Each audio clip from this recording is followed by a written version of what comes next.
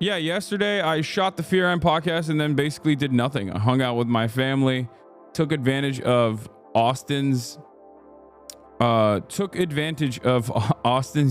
TV account that he left logged on to on my television, and I watched the Super Bowl. And the irony, of course, was that we thought the Super Bowl was at 6 p.m. Pacific time. Turns out it was at 6 p.m. Eastern time. Understandable misunderstanding.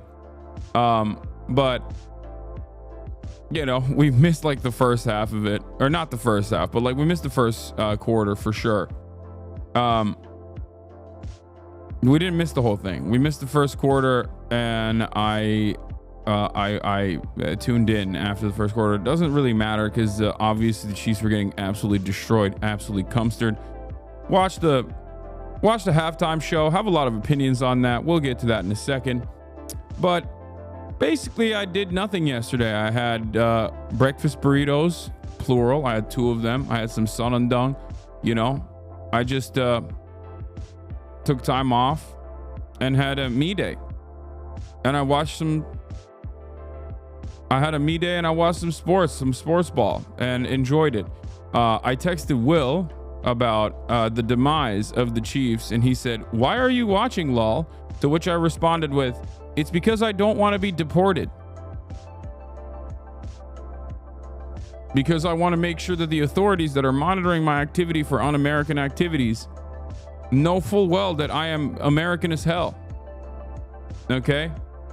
I'm so goddamn American. I said to myself, I can't understand what that Kendrick is saying. I don't even know. It seems it was an awful halftime show. What an awful halftime show that was. That's what I said. That's how American I am. Please don't deport me.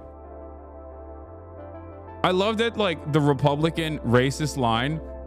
No matter who it is, if it's a black person, they will always find something. Like, they'll be like, "Oh, this was too sexual." And if it's not sexual, then they'll just be like, "I don't understand what he's saying." It's like, how? How is that like, what do you mean you don't understand what he's saying? That's like a you problem, I think.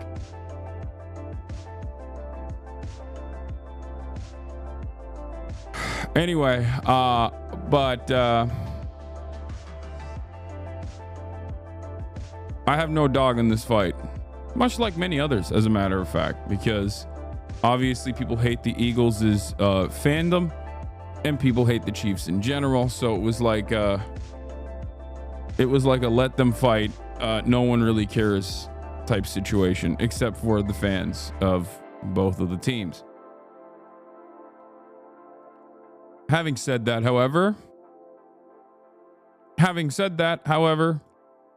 fun stuff, fun times were had. I spent a good deal of time watching that, and honestly, here we are. I feel American as hell. Okay. Meanwhile, the United States of America is collapsing. Things are worse than ever before, and we're gonna get to talking about that, of course. We'll react to the Super Bowl commercials and maybe the halftime show. Obviously, this year's Super Bowl meta is AI, as was last year. The year prior to that was, of course, NFTs, or 2 years prior to that, I believe, was NFTs. We'll be talking about how Donald Trump said the Palestinians won't have a right to return to Gaza under his plan. They're still in Gaza, by the way. Like, he's saying he's going to ethnically cleanse them from Gaza and then not let them come back to Gaza. Did March help you with the lighting and help adjust the camera for the flashbang in the background? No. March is in Japan still. He has not come back from Japan. I am so annoyed that people don't understand that I also know, unlike many of the other streamers that you probably enjoy, I have a decent understanding of the technical stuff behind the background. Like, I know how to use these cameras. I know the only thing I don't know how to do, which many streamers also know how to do, and that I don't know how to do, is putting a computer together. Even though I have taken it, broken it down in the past before. That's it. I know how to use the cameras. I know how to change I know how to tweak these cameras, even though they're very complex cameras. Unfortunately, they're unnecessarily complex. Nothing is as simple as a Sony FX, like the camera that I use basically for my regular IRL streams. These are studio cameras. They're Lumix. They're incredibly complex in a studio where the lighting is not fixed. So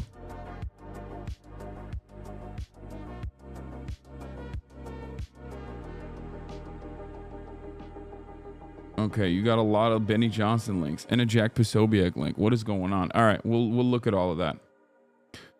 But folks, that's neither here nor there. Basically, I'm very excited to be back. Took that one day off. Feel a lot better. Feel pretty good. Putting a computer together and yet plays Marvel Rivals is peak gaming. Very sad, shaking my head. Marvel Rivals is a great game.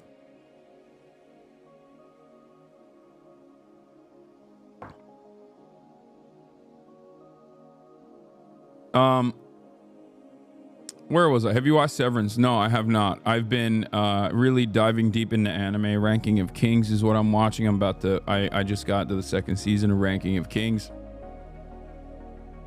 Some India lib said you were equal to Andrew Tate on India Twitter. You were mentioned in an Indian article about the growing rise of Andrew Tate in a manosphere among teens. They were presenting you as a contrast to Tate. Wait, do I pop off on Indian Twitter? I didn't know that. It's understandable that they present me as a contrast to Andrew Tate because I am. It's pretty simple. He is misogynistic. I am not. Or at least nowhere near as misogynistic as he is, and actively try to combat misogyny. In any case, I was there for his downfall. But yeah, I played a little bit of basketball yesterday. I forgot to mention that. And let me tell you, folks, I played basketball yesterday, and I have obviously walked quite a bit while I was in Japan, and I did a decent amount of physical activity. On the last picture on it, Will said you texted him in the middle of the night telling me you were going to kill yourself. Are you better now? No. What? I'm not, like, that's not serious, man. It's not like I'm not actually suicidal. Or what the fuck?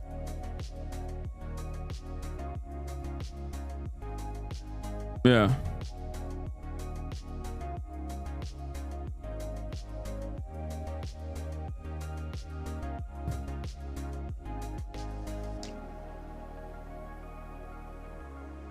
Arun responded to the journalist. Okay. Where's your sweater from? I have no idea. I got it. I thrifted it. So I don't know.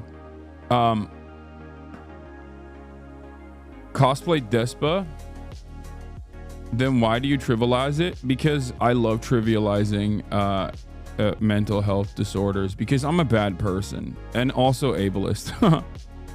I do like that there's still a desperate attempt here as like the entire government is falling apart and people unironically think it is due to the direct resentment that people have towards this sort of thinking. There are still corners of the internet where there are people that are like, well, why do you trivialize mental health issues? It's like, I don't know. Maybe because I'm fucking joking, you know? It's just weird. No, dog. What's weird is you're holding on to something that everybody pretty much sees as like annoying, like virtually everyone. But I like it. Keep up the good work. Keep up the woke. We're fighting the good fight out here. All right. Anyway, also chatters, don't yell at every single person that comes in and chirps and is being woke. You know, we shouldn't be hostile to them. We should be cherishing them. They're a dying breed. Okay.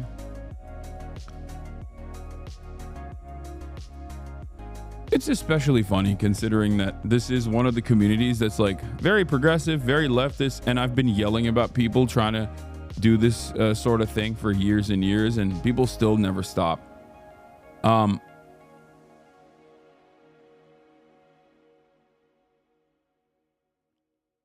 But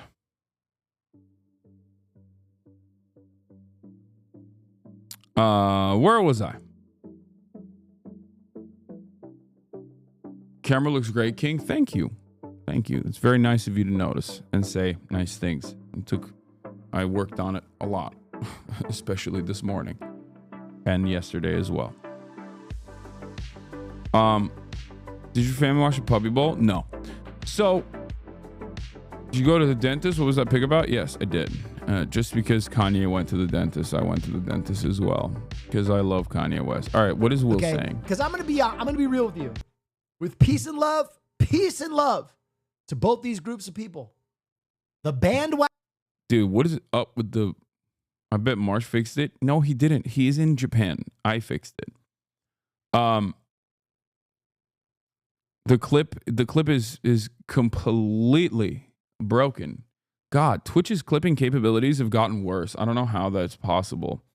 But nowadays, I feel like anytime I watch a Twitch clip, it's just like it's desynced every time. Because I'm gonna be real. Oh, here it is. It's working. Peace and love to both these groups of people.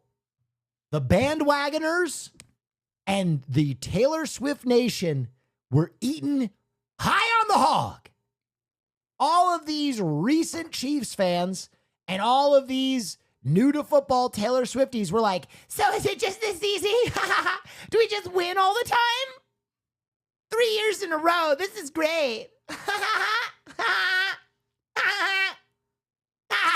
They learned a valuable lesson.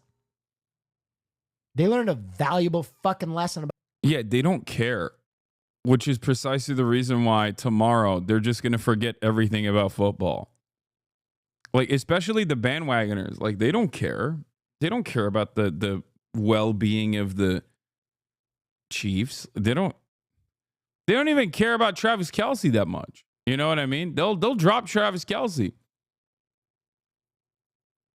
Valuable fucking lesson about football. Any given Sunday, this is a tough game. Every time you pause, the clip it don't matter breaks. If you're Patrick I agree. King Kong football Jesus. When he pulled a Ted Cruz and decided to No. Any given Sunday, you can get your ass beat in front of everybody. You can get, okay? Because Yeah, Twitch clips suck. When you pause, it just like bricks it. Yeah, that is what happened. I mean, it was pretty crazy.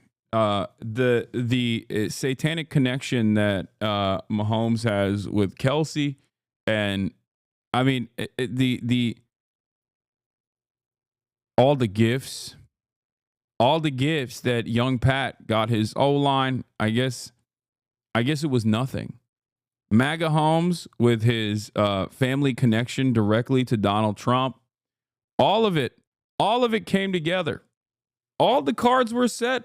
The Trump administration is winning. They're winning so much, you're going to get tired of winning. And it turns out,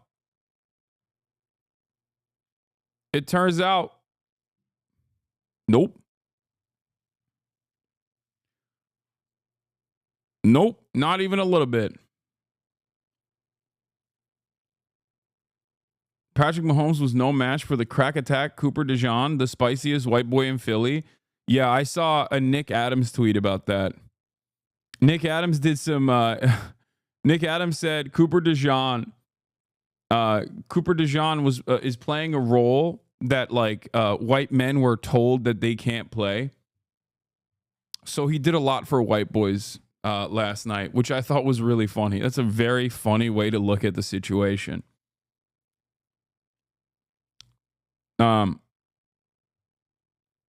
Anyway. Yeah, we'll get into it. Let me blast off and then we'll get into it. There's obviously the halftime show.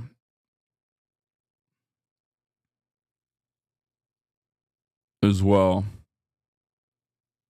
Cooper DeJean gets back when he gets back to Philly.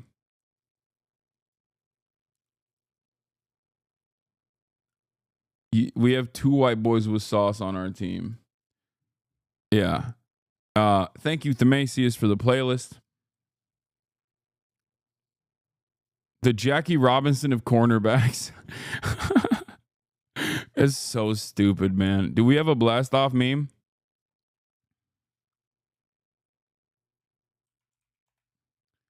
All right, I'll just probably use this one. All right, let's blast off. Let's do it. YouTube media literacy is slowing us down. Tools to fight back in the attention economy.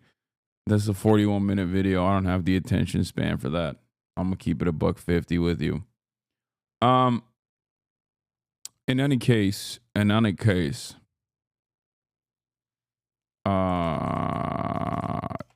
on. Will mentioned Kojima Studios fell through. Did they not want to stream or something? No, it just fell through. I don't know. They're working real hard on their new game right now. All right, let's do it. Let's blast off.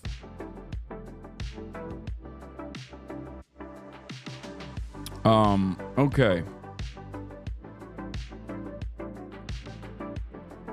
Gazans have no right to return. Hamas postpones hostage release due to Israel violations. Overzealots came out with a banger. How rich countries keep poor countries in poverty and why. Nice. This channel is increasingly becoming one of my favorite channels. We'll definitely watch this video as well. Trump says Gazans have no right to return. Hamas postpones hostage release due to Israel violations. Super Bowl drama. Conservatives mad at anti-pedo sentiment.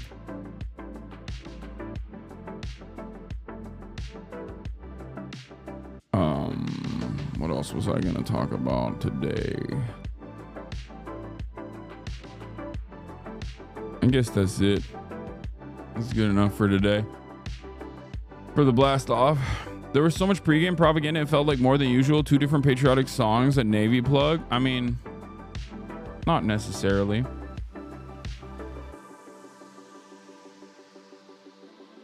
That's just the Super Bowl, you know? It's an American institution. And it often gets... Talk about Montoya? I did. I talked about Montoya on the podcast. I think it's pretty funny that they did a flyover over a dome, over the Superdome. Like the roof is closed. What are you flying over? And it's Ospreys too. So I guess that's the reason why they did Ospreys. Because like the dome is at least like there's a high likelihood of falling. But they were like, hey, even if it falls, there's at least a dome to protect the people. Okay.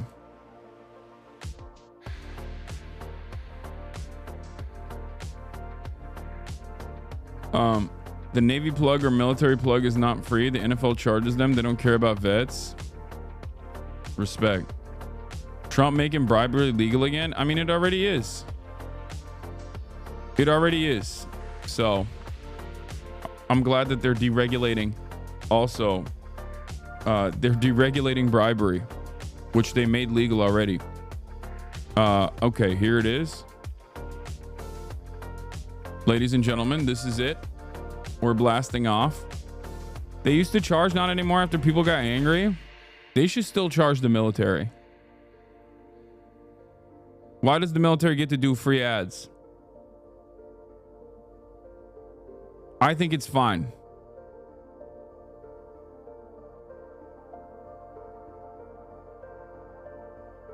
NRP mentioned how CFPP brings more money than it costs, Lamau. Did you see the Canadian ads of the Super Bowl? No.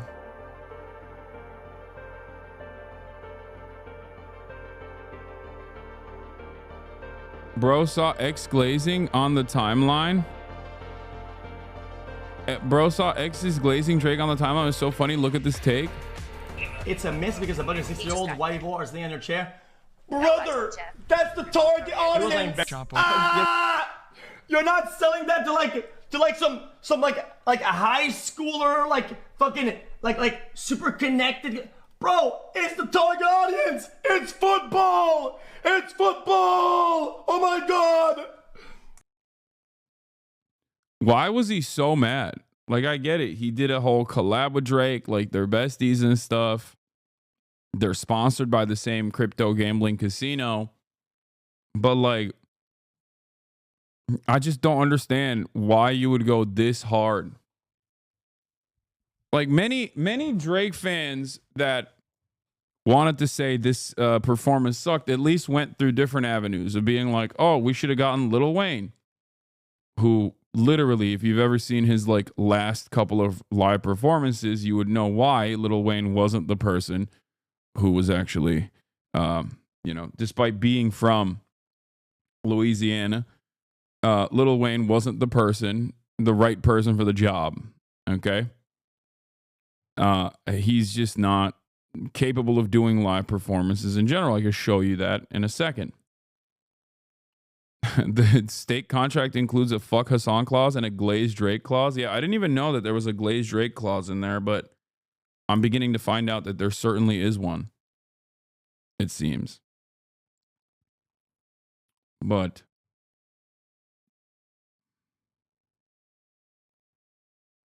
you don't even look at us when you talk anymore?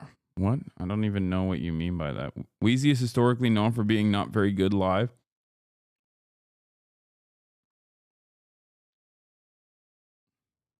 Drake is red pill adjacent? I don't even think he's red pill adjacent.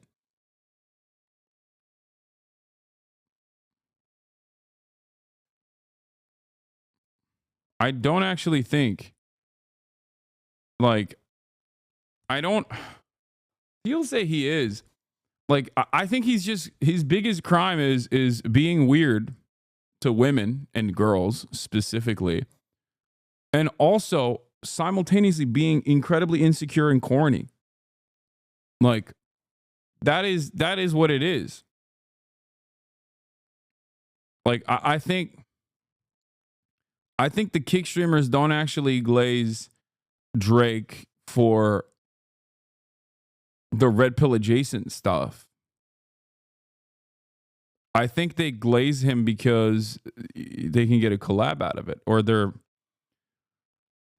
hired by the same company pretty much.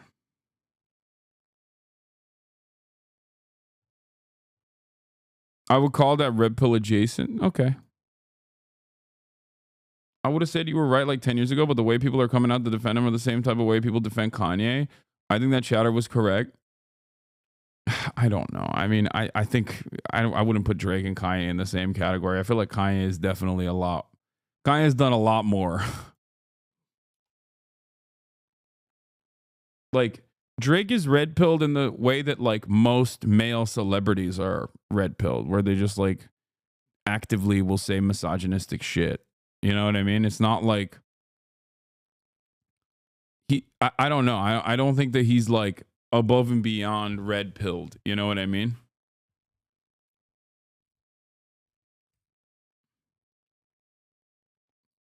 Yeah, Drake is coworker adjacent, not Kanye red pill adjacent. Okay, fair.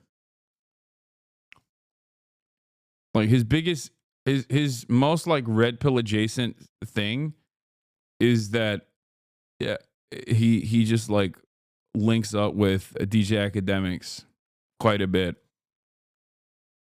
Like, that is the most red pill you can get. Oh my god, oh my god, oh my god, oh my god. Hey, bro, I'm gonna lose my fucking does rap, and it played on the radio a fuck ton. He gained that status.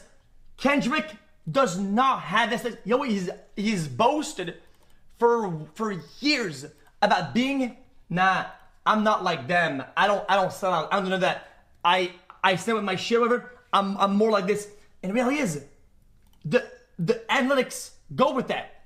People that are outside the scope of hip hop and rap, they barely get a glimpse of Kendrick. So the fact that you guys think that, like, oh yeah, it's a great fit, guys, everybody knows Kendrick, everybody knows his new song, whatever. No, they don't. They barely heard about it. Like, you are insane. And either you're. He's trying to say that Kendrick is not mainstream, and that most people don't know about his music, and that Drake is a more mainstream artist, and that Drake would have been a better person to play at the Super Bowl in comparison to Kendrick Lamar. And he's also saying that people don't know Not Like Us. Now, of course, that part is completely wrong. I think a lot of people know who Kendrick is. And he also just, I guess you could say like Grammys are not an indication of a mainstream popularity. You could still make that argument, I guess. if you want to. It wouldn't not be the best argument to make, but you could make an argument. You can be a commercial success and not win any Grammys, so you can kind of say that, I guess.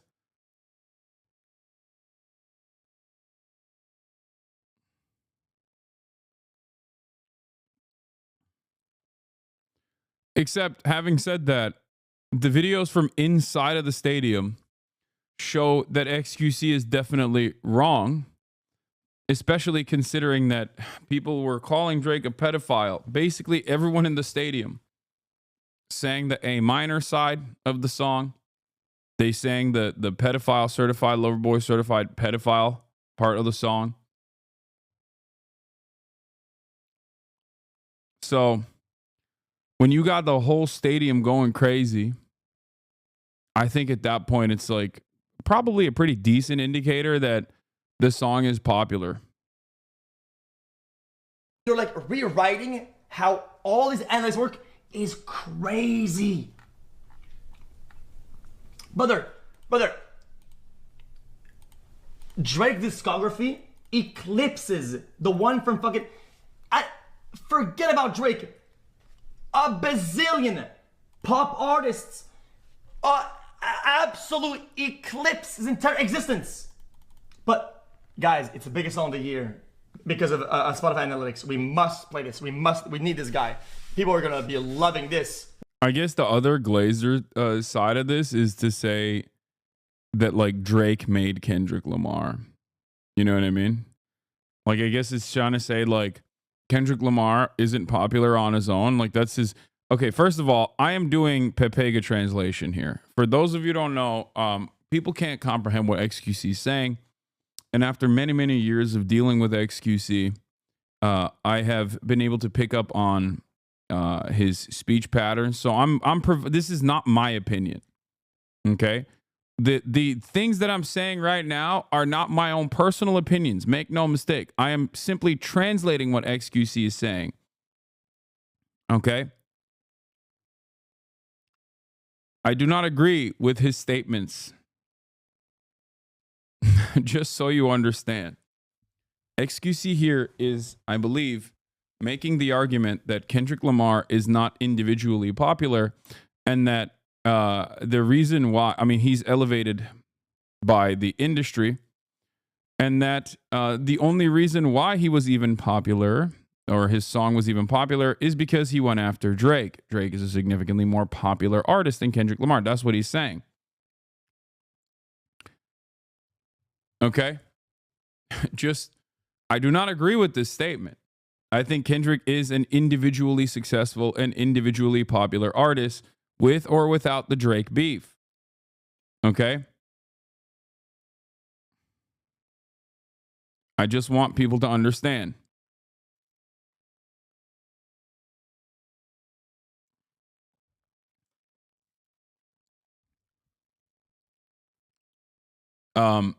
I do not think that, I mean, while I do think that They Not Like Us, classic anti-Semitism against a successful Jewish rapper. I'm surprised I haven't heard that yet. I guess the Snoop Dogg Stop Anti-Semitism ads did not take.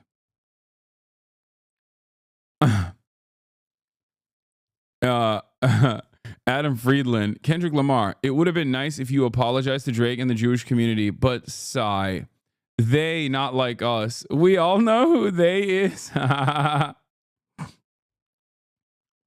That's amazing. That's true. Drake did claim it was anti-Semitic in a lawsuit. He did say that. What's really interesting is that,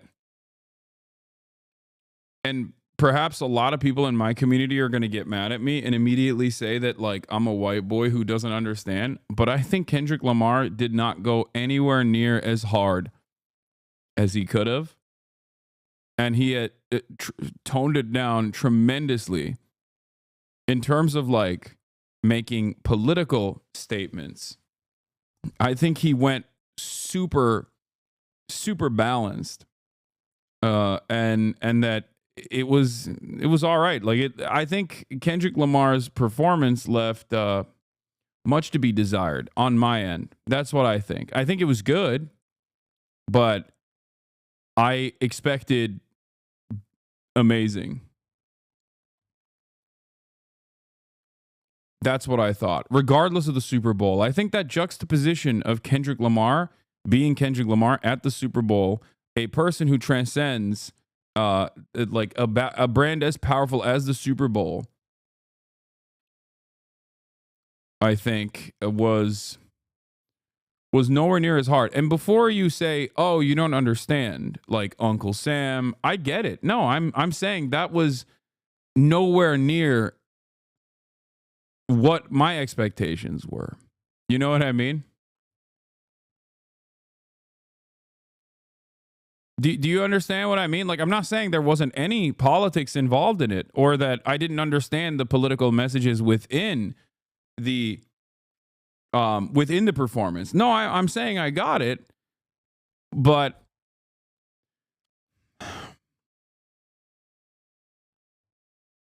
it was less than I expected. That's all I'm saying. Here's the breakdown. See, if you want. You wanted that performance to have been about Drake. You want to highlight A minor, which was a minor part of the performance. Yeah, I that's not what I'm talking about. I was not. I thought he wouldn't have even talked about Drake. Maybe, like, I thought that would have been a message in and of itself. I thought he was going to go ham on just politics. Like, you got to do, obviously, Not Like Us.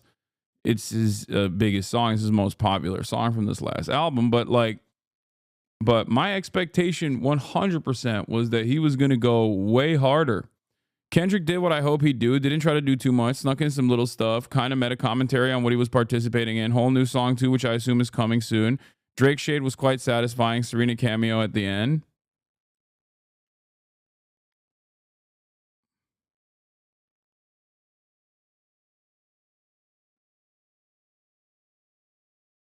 Kendrick is not that profound. What?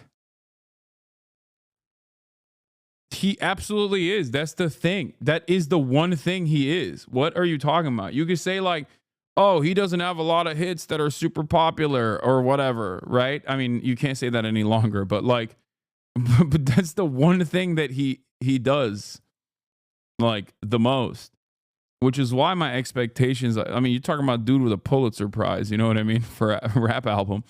But normally he is. And in this situation, he also had some subtle nods, but overall, I think that my expectation was that he would go way harder, like the divided United States flag, and I guess like I guess like part of it is all the Uncle Sam, obviously, or the fact that like the United States flag was divided. You had like there was a lot of subtle political statements.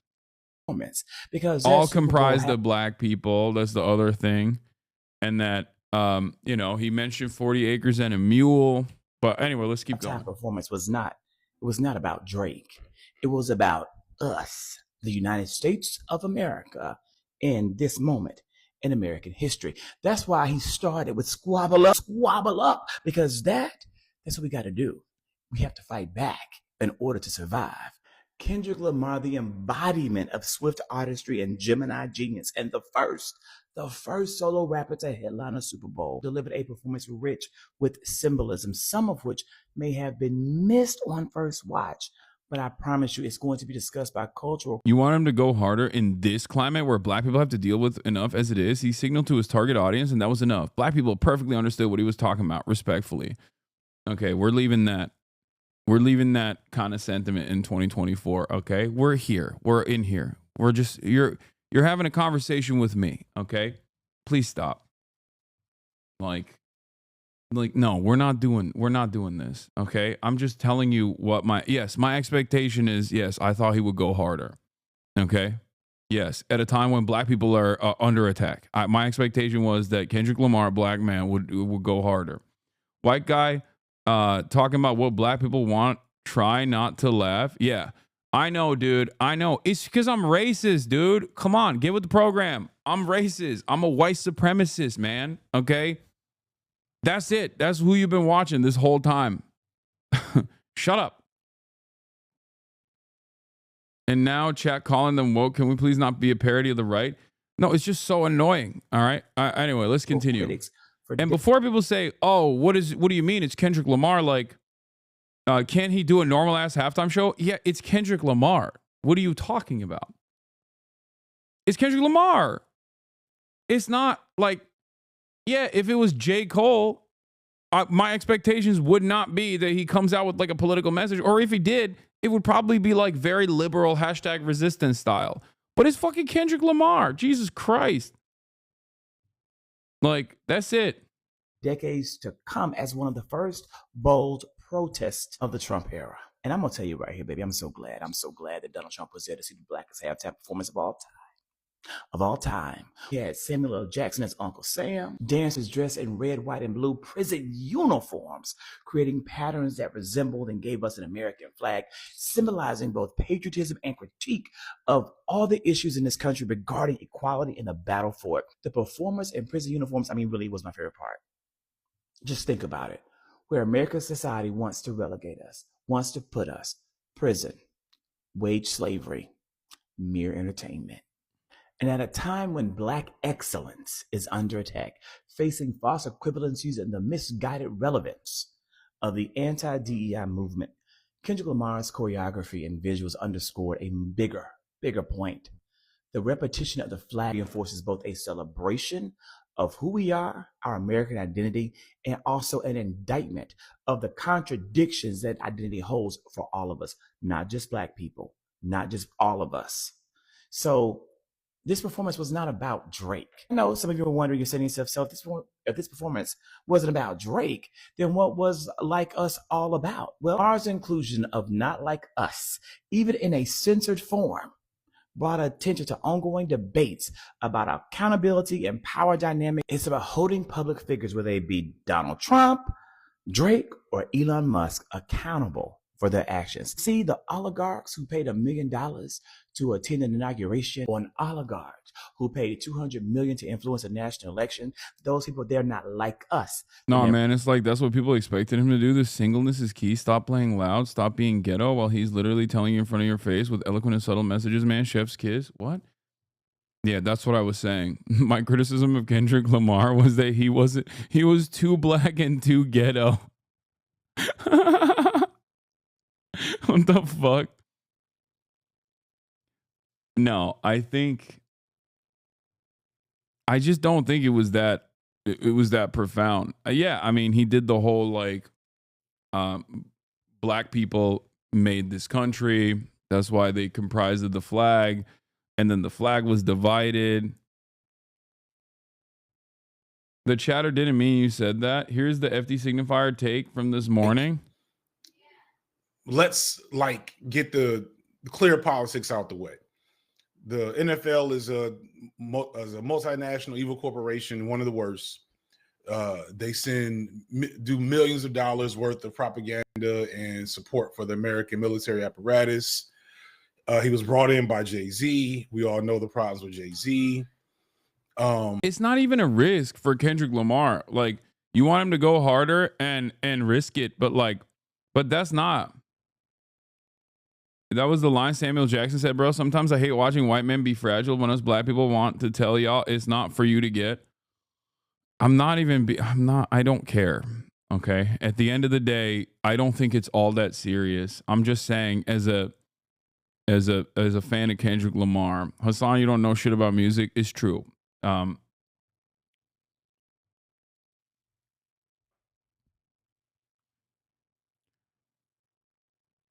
There are a lot of artists out there that engage in political messages that are way above their pay grade. Okay. or they try to do political messages, and oftentimes they swing and they miss as a consequence of not having a fully flushed out worldview. Kendrick Lamar is not one of these artists. So my expectation there is not for Kendrick to be like, oh, we got to resist, something along those lines. But instead, my expectation there from Kendrick Lamar is to, at least with the imagery, invoke more anger, potentially, at the administration, at all, the entirety of the government, from a perspective of like where we're at in this moment in time, where American white supremacy has never really gone away, but at this stage, it's becoming even more overt than it was before. Okay, there are throughout America's experiences with liberalism, there have been times where white supremacy has gotten on the back foot, even though it has very much been a fundamental aspect of American societal development. It's been there. It's never gone away, except now it's being used offensively, more so than in the past couple of decades. That's why I said I think Kendrick Lamar's performance was good, but my expectation was like mind-blowing. Because it is Kendrick Lamar. You know, that's it. You talking lib, not going to lie. I'm talking lib for saying that white supremacy is fundamentally important to American societal development. You think this is a lib take? Anyway. But yeah, there was a decent amount of Drake stuff in there. There was a decent amount of like blackness in it, and the celebration of blackness in it. And I'll just say it like this. It was, I guess, my opinion that Kendrick Lamar did not go hard enough is kind of reaffirmed by the reaction to it. Because the reaction to it was basically Republicans doing the same thing that they always do, to be like, well, there's a black person there. This is DEI. Whereas, like, if he had gone way harder, Ben Shapiro would be having a fucking aneurysm. Instead, he basically turned around and said, I can't understand what he's saying. Classic racism. Okay? You can't say that while dressed like that, buddy. True. I am wearing the worst outfit for this. But let's continue. He would not be allowed let's see what Unc had to say. Do much or say much, excuse me, as the halftime performer. And so what ends up happening is we get what Beyonce did, which is we're going to symbolically do something radical. And what that ends up really being is just a co-option of that radical imagery. You know what I'm saying? Where'd it go? What it ends up being is a co-option of that radical energy. And that's really, I don't like that shit. And I'm happy Kendrick didn't really do anything. I didn't really like the, you know, so there's a possibility that there's things about the halftime show that I don't fully get yet, and I'll be waiting for other. Yeah, one of the other funniest parts about this, by the way, is that they also didn't understand, like a lot of right-wingers, understandably, did not understand the Uncle Sam reference or the American flag, and they actually thought that it was positive. Like, they thought that it was actually America finally, you know, one of the blackest rappers out there at the Super Bowl had the main stage and was like, I'm a patriot. I love the United States of America. Like, obviously that wasn't the point. He wasn't doing that at all. And that point was lost on many Americans because they're very stupid. That's not what I'm saying either. But having said that, I think that there was, I don't know, he could have just like hung a Klansman or something.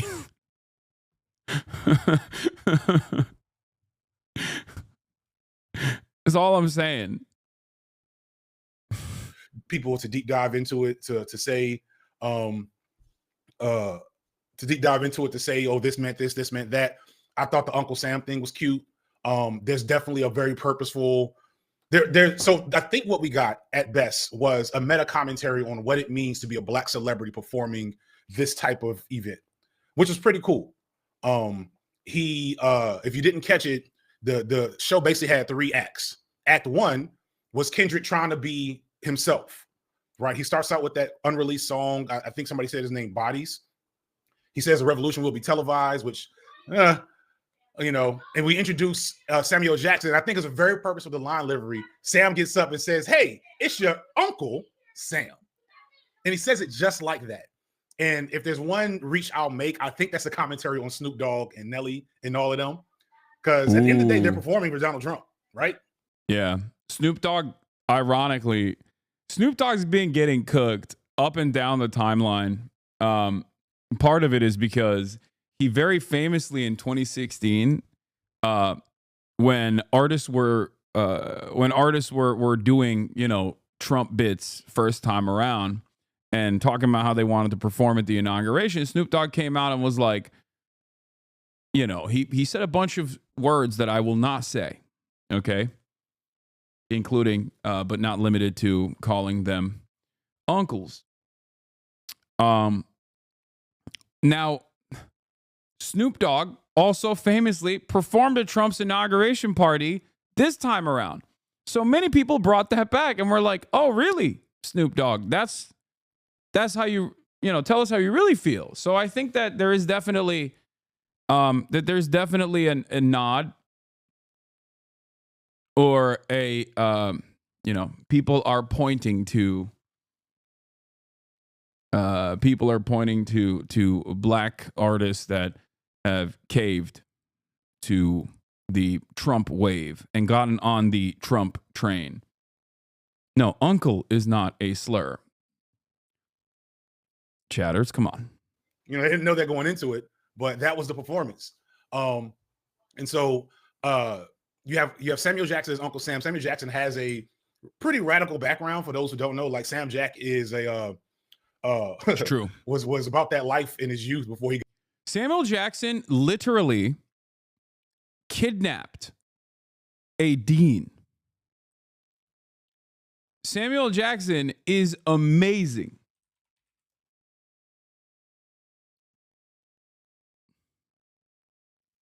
Samuel Jackson, when he was in college, was insane. I mean, he's awesome. Yes, he was expelled from Morehouse in the 60s for holding Martin Luther King Jr.'s father hostage. They locked board members in a building for 2 days in the protest of the school's curriculum and governance. Included in this group of people who were held hostage was Martin Luther King Jr.'s very own father, Martin Luther King Sr. In 1966, during the height of the Civil Rights Movement, Jackson enrolled at the historically Black Morehouse College in Atlanta, the alma mater of Martin Luther King Jr.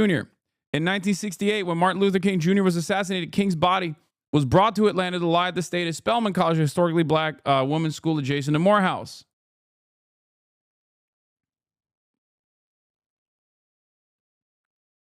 Yeah. Samuel Jackson in his youth was, let's just say, YouTube drama tubers would be making a lot of videos about how he's a terrorist. Yes. Before you shit yourself, chat. No, they didn't do it directly to kidnap MLK's father. Yeah. Why is that celebrated? I'm uneducated in this regard. Why is that celebrated? Because militancy coming from the Black Panther Party and the Civil Rights Movement, regardless of how much the American education system tries to whitewash it, was on the right side of history.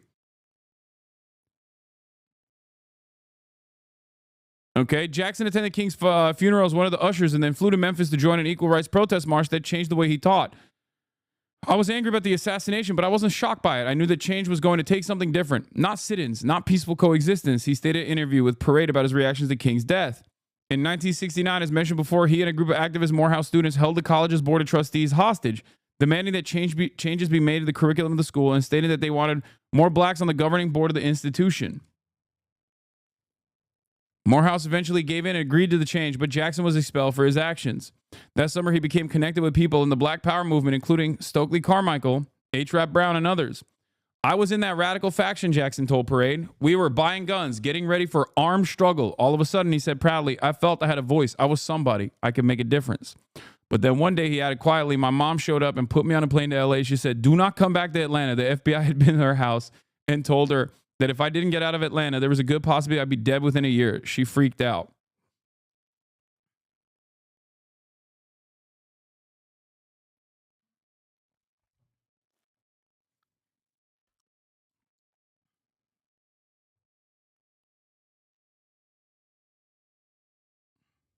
Anyway.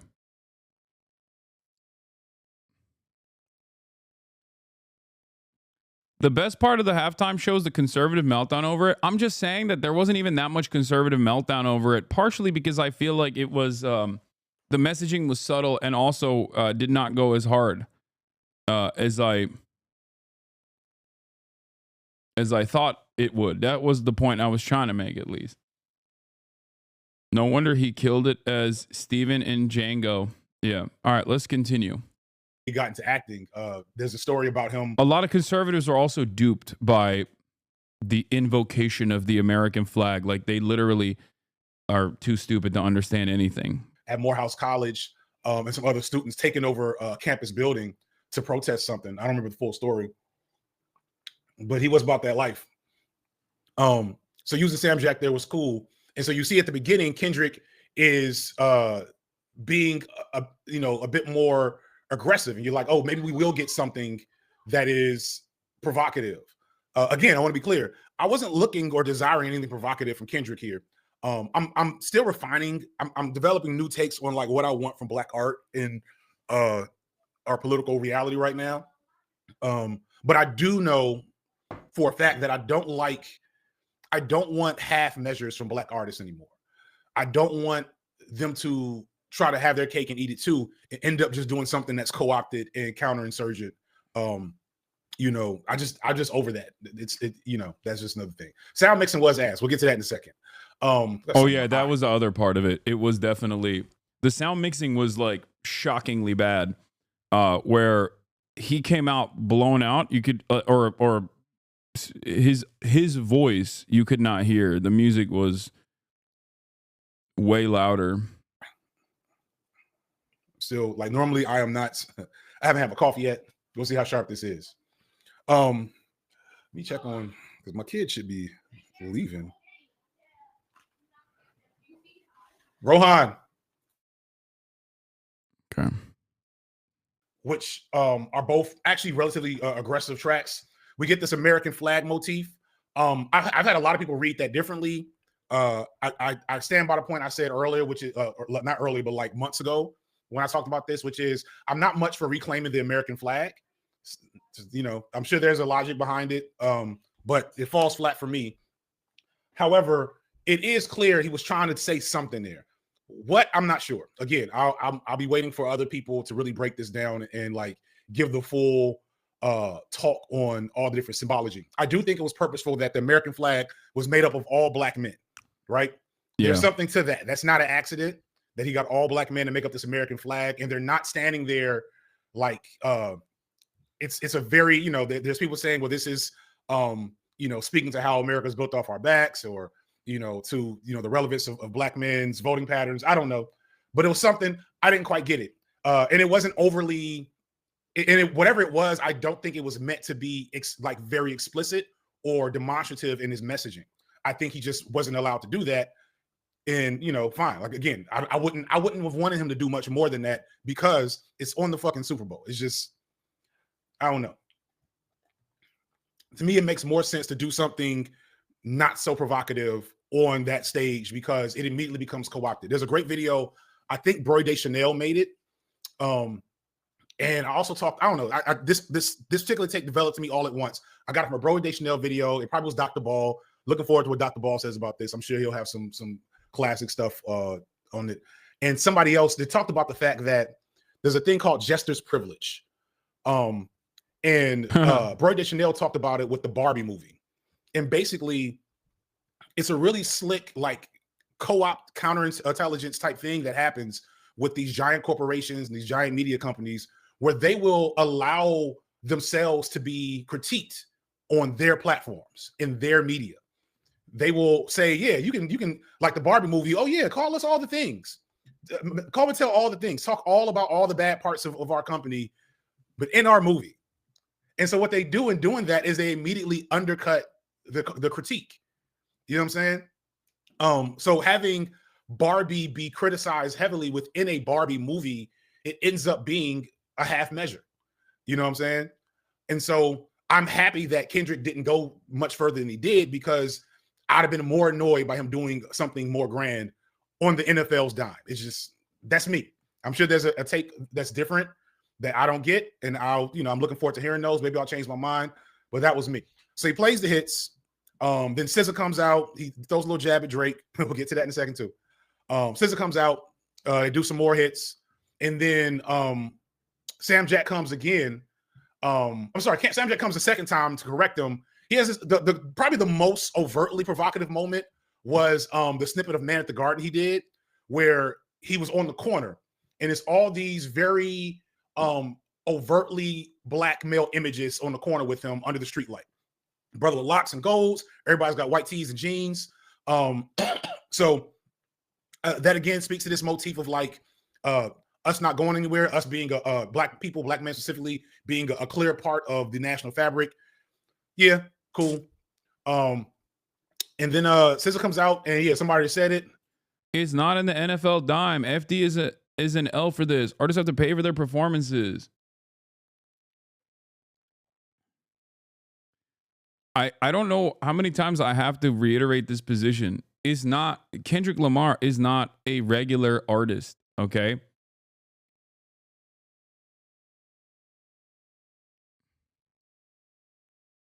Like, I understand.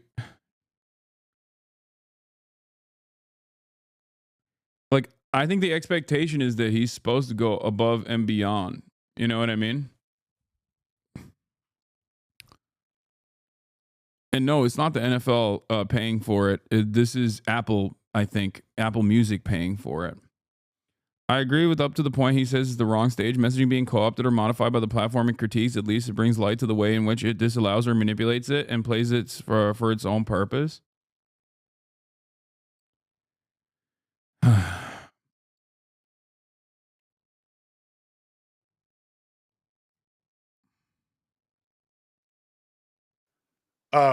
No, I don't agree with this. Everybody's mic was trash. SZA's mic, SZA did not feel ready for the spotlight at the moment. I don't know if that was just mixing in the thing, but the sound was so much louder than her. It was so much louder than her. Like I could barely hear her on All the Stars. It's just, at least we can all agree that the sound mixing was bad. I'm glad that we can at least agree on that front, because everyone is yelling at me saying you don't understand. He did an insane amount. He was basically Che Guevara. And I don't think he went that hard, but cool. Then Sam Jack comes out. But I don't think SZA was blown out in the same way that Kendrick's audio was definitely quiet.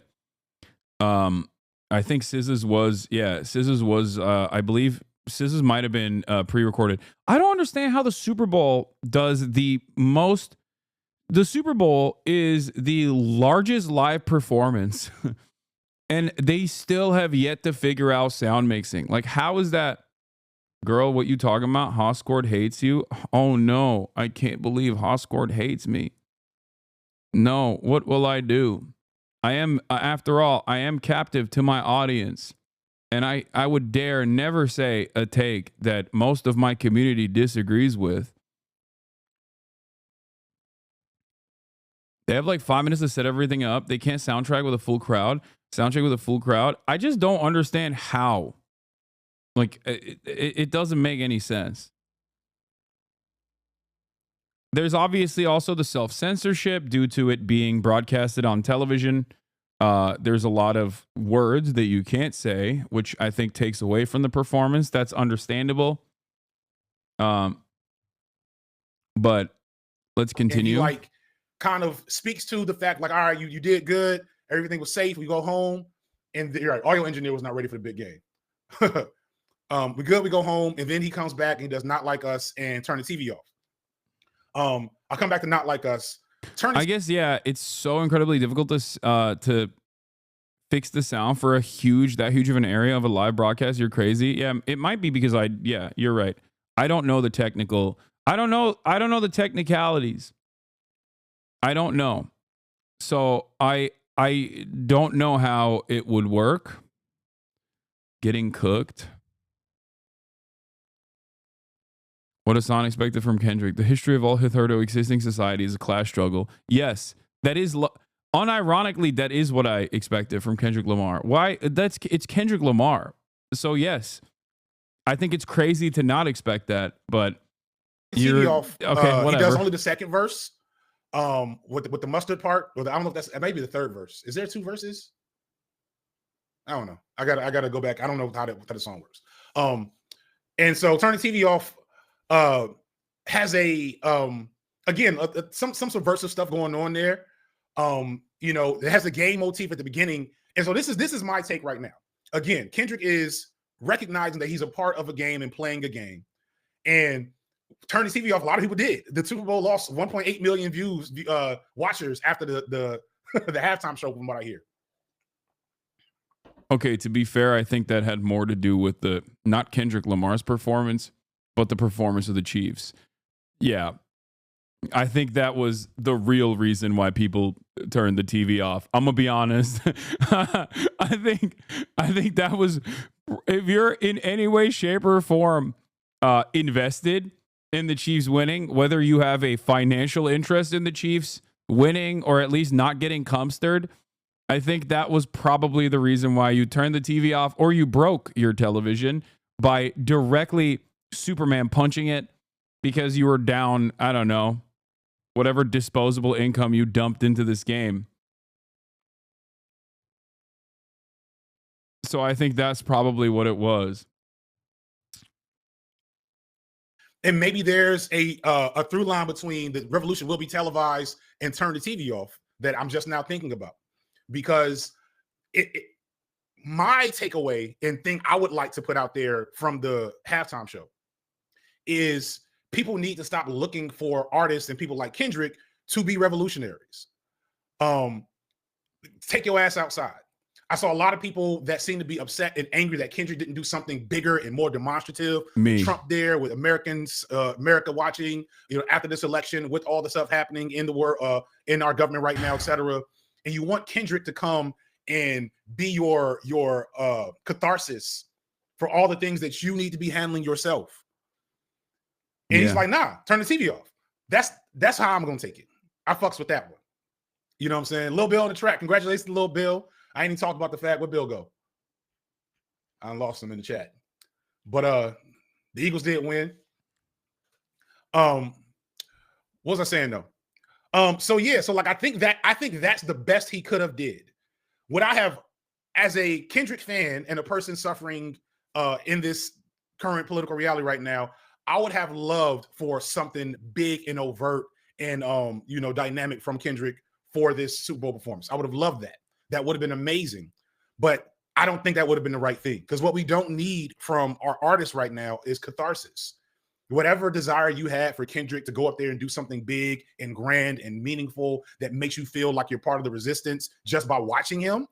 A different black person expecting activism from from Kendrick, when he also gave us Mike Brown would have not been killed if we respected ourselves and didn't loot, is goofy, and people expecting him to be a voice for black people's corny. Malcolm X said something about this, like, why do our activists have to be musicians and athletes?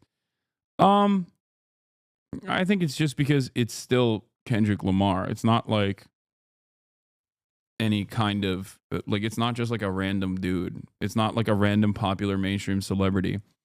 That's it.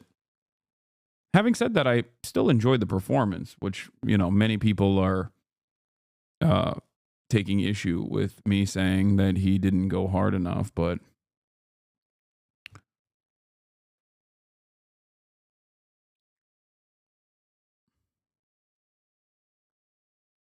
Stat Nerd, Super Bowl viewers is very meh as a metric. It depends on the game.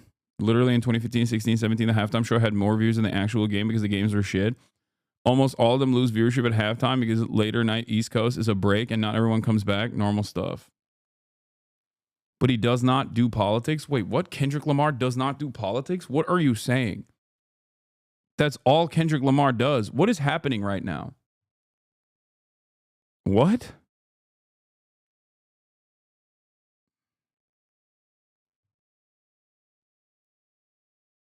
This is crazy.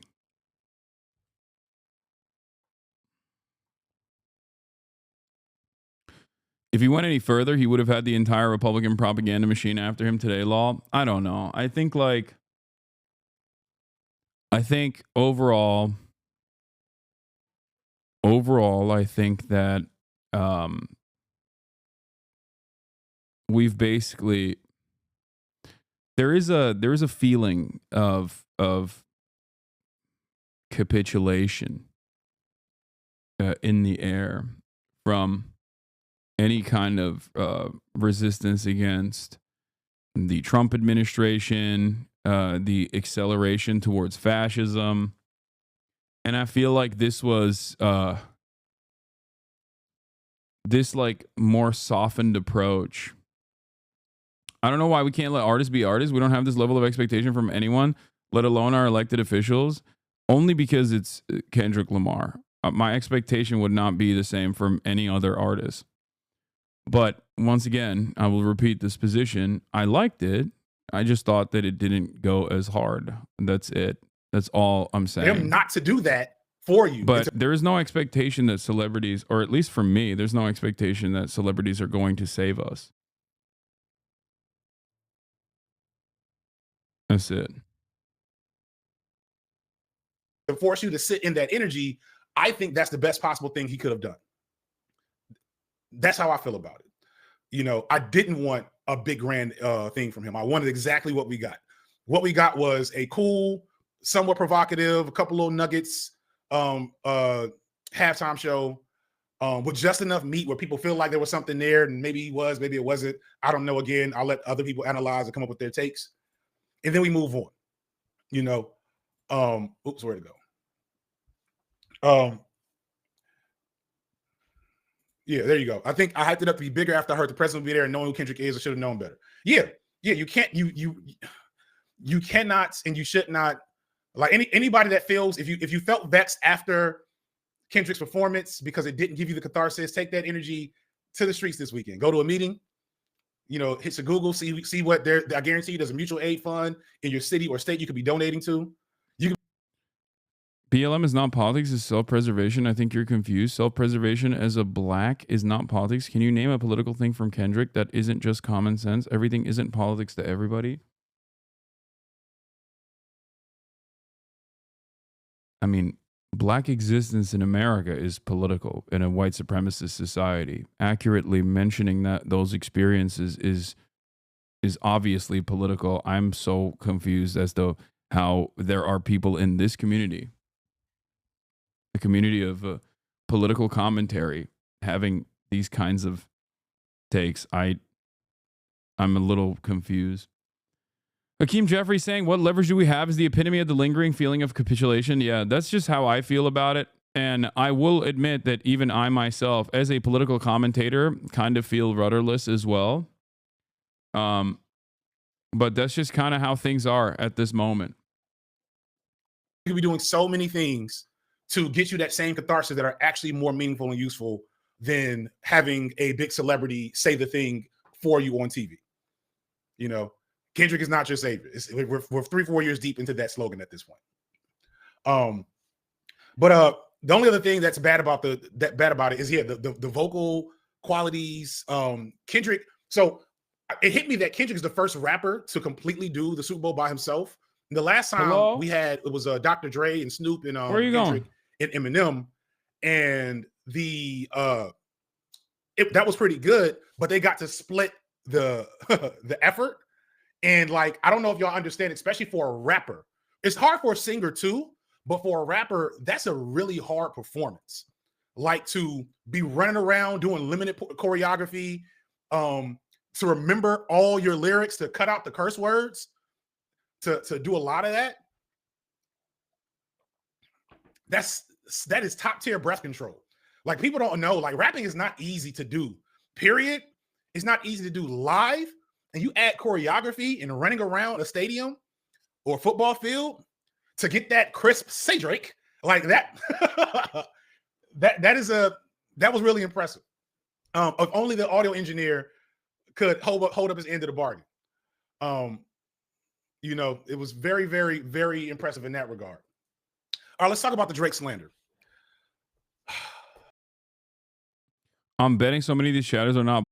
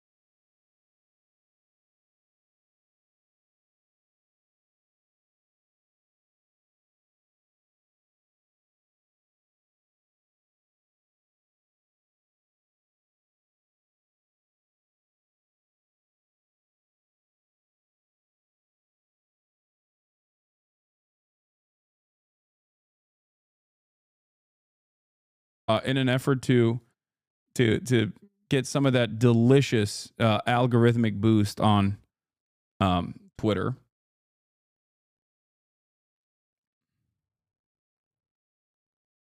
Once again, the Surfs actually comes out with a good take here as well.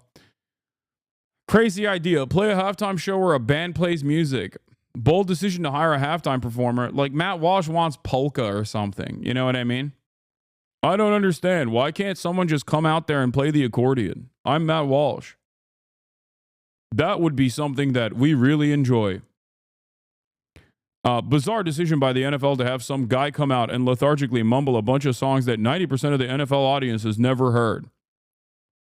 Bold decision to hire a halftime performer who doesn't actually perform. And the Surfs is right. The right has complete and total control, and they're still annoyed and upset. They just love to complain.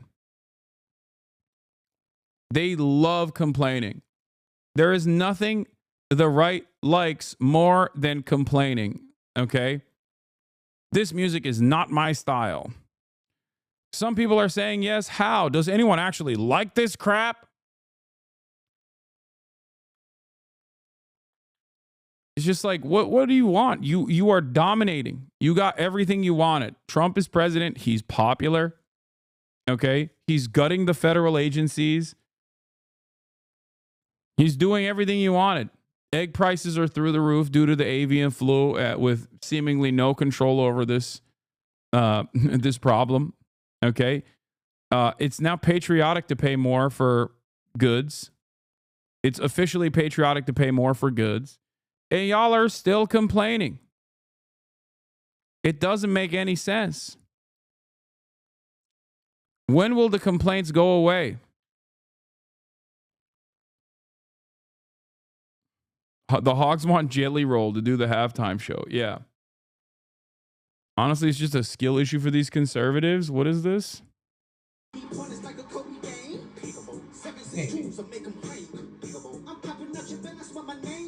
Amazing.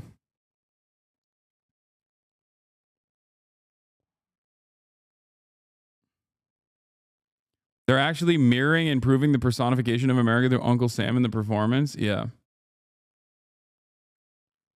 Conservatives know they will never win the cultural war. They desperately want liberals to think they're cool and it will never happen. Yeah. The problem with that is that Andrew Breitbart once famously said, politics is downstream of culture, right? It's almost like the reverse of a Gramscian analysis, if I understand it correctly. Okay? The issue there is that conservatives do believe it. They don't want to shape culture in a way where it suits their political goals, because their political goals have nothing to do with popular mobilization anyway. So while they dominate every aspect of the government, okay, they still basically want to complain, because the one aspect that they truly want is broad recognition and popularity. They want to be loved.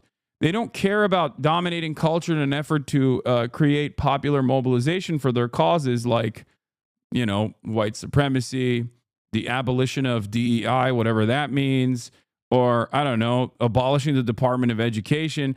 They simply want to be liked. Okay? They want to be liked. They want to be popular for their opinions. That's it. And it's very stupid, because, yeah, on the one hand, like, sure, liberalism is the domineering attitude in most aspects of media, and yet liberals have nothing. They have nothing. They ain't got no emotion right now. They're losing everywhere, and conservatives are still mad. They can't even celebrate their victories, because their victories to them mean nothing. They don't care about actually advancing a right-wing agenda, because at the end of the day, I think that right-wing agenda is inherently harmful to broad swaths of the working class anyway. Okay, we went from, and then you have the other side of the conservative spectrum, by the way, people who don't have any media literacy whatsoever, who saw the American flag and thought, oh, this is good. We went from kneeling during the national anthem to a halftime show showcasing USA flag colors. We're so back. A few years ago, they were endorsing burning the USA flag, and now Samuel L. Jackson is Uncle Sam at the Super Bowl. Hollywood is desperately trying to get America to pay attention to them again. Yeah, definitely. This was actually a positive figure. Like, Kendrick Lamar put Samuel L. Jackson in an Uncle Sam costume, which was, I believe, was it Bodie or Marnie? Regardless, beautiful. The outfits were amazing. That's a totally separate thing. Like, Kendrick Lamar's pants are so fire. Holy moly. Anyway, I haven't even, it's Bodie, right? Uncle Sam was Bodie. Kendrick Lamar was addressed by, I forget. Kendrick's pants are Celine. Was it Celine? All right, chill.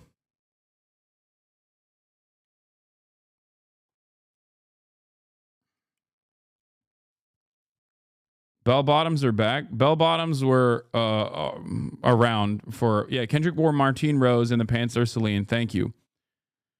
So, no, they were not Amiri. I don't think Kendrick Lamar would wear a Miri. Please.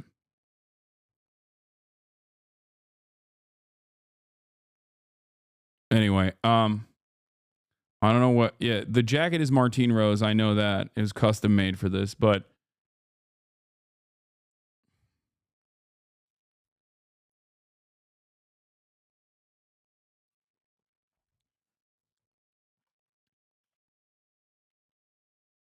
anyway, when you speak designer, it sounds like gibberish to me. Don't think you can save yourself with saving his pants for good that take earlier about Kendrick's performance. Yeah, I'm really worried that people don't like my criticism or my commentary on it. I'm so scared. Yeah, here. A breakdown of everything Kendrick Lamar wore during the halftime Super Bowl show. 24 hours since the performance. Much has already been discussed about the possible meanings behind his massive lowercase A chain, but I think that A is the PG Lang logo A that has been around for quite some time, as well as his custom varsity jacket, not to mention those bootcut jeans. Here, Vibe hosts, the A minor, the most discussed item in Kendrick Lamar wore during the headlining Super Bowl halftime gig was a lowercase A. Viewers who have been following his feud with Drake immediately recognized it was a reference to Not Like Us, A minor, which was sung by the massive stadium as he performed his hit diss track. Except this article is wrong. The A is a PG Lang logo. So sorry to Vibe.com. As a matter of fact, that lowercase A is a double entendre in this situation, but it's actually the PG Lang logo. No, it was an Amazon ad. No, it wasn't. Even though, yes, Kendrick Lamar's label is, I think, signed to Amazon in general. Lamar's jewelers like Eliante, thanks to the iced out piece, they're responsible for blinding it. Diamond Eye ring over black gloves. The Diamond Eye ring Kenny sports over his black little gloves, also by Eliante, with the jeweler sharing an up close look at the stunner weeks ahead of the show. The denim was from Celine.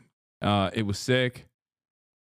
The varsity jacket was custom made by Martine Rose. The Compton kid also wore a Martine Rose bespoke leather varsity jacket with the production company PG Lang sprawled across the back, while Gloria, a reference to GNX song of the same name, is placed across the front. He had a black New Era fitted with diamond brooches, and he had Nike Air DT Max 96s. What is this? Kendrick has clearly read the psychosis of race, drawing together Lacan's object, A, and the effects of its non-mediation and psychosis. We can begin to determine the psychotic's unique position. Kendrick Lamar wears a chain seemingly referencing the Lacanian object petite A during a Super Bowl performance. Yeah, Kendrick Lamar is a Lacanian.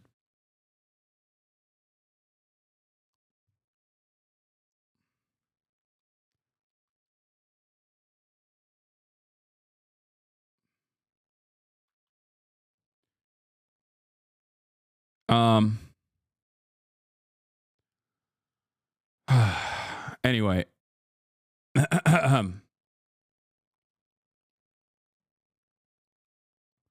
But yeah, getting back to the conservatives failing to understand any kind of political messaging, even if it's not very, even if it's like subtle or light. Talking about designer clothes that a millionaire is wearing is very socialist of you. Yes. I like fashion. I've liked fashion when I didn't have any money, and I still like fashion even though I have money. If this is anti-socialist, then so be it. I am anti-socialist. I love capitalism. It's cringe. I know. I should be talking about whatever your personal silly hobby is, which is, I don't know, maybe Warhammer 40K figurines. You'd be in here salivating if I was talking about that instead. But I'm not. Okay? It's fine. Everybody has a type of commodity that they enjoy.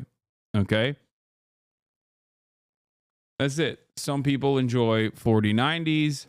Some people enjoy Warhammer 40K figurines. Some people enjoy Pokemon card packs. Okay? There's nothing wrong with that. I'm not shitting on Warhammer 40K figurines, okay? Especially the level of detail that you have to put in, the amount of hours that you have to put in to creating these tiny figures that are looking as lifelike as possible. I think it's fantastic, okay?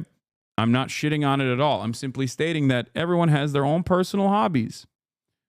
This is mine. This is something that I like and enjoy. And as I always tell people, allow people to enjoy things. Okay? I'm going to call you the U.S. Air Force with your instances of friendly fire. Once again, I'm not shitting on Warhammer 40K figurines. I'm simply stating that, to each their own. Didn't that Japanese fashion chick like your stuff too? Yes, she did. Consume high fashion rags sewn by Bangladeshi slaves. Ironically enough, most high fashion stuff is not actually made in Bangladesh.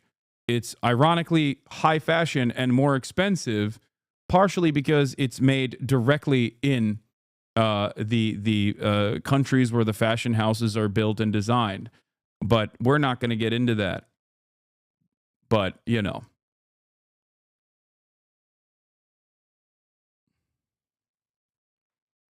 Yeah, high fashion is literally the only clothing made in West Italy mostly. Yeah. But that's besides the point.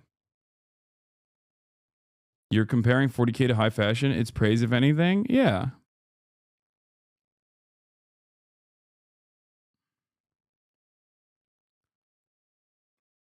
So,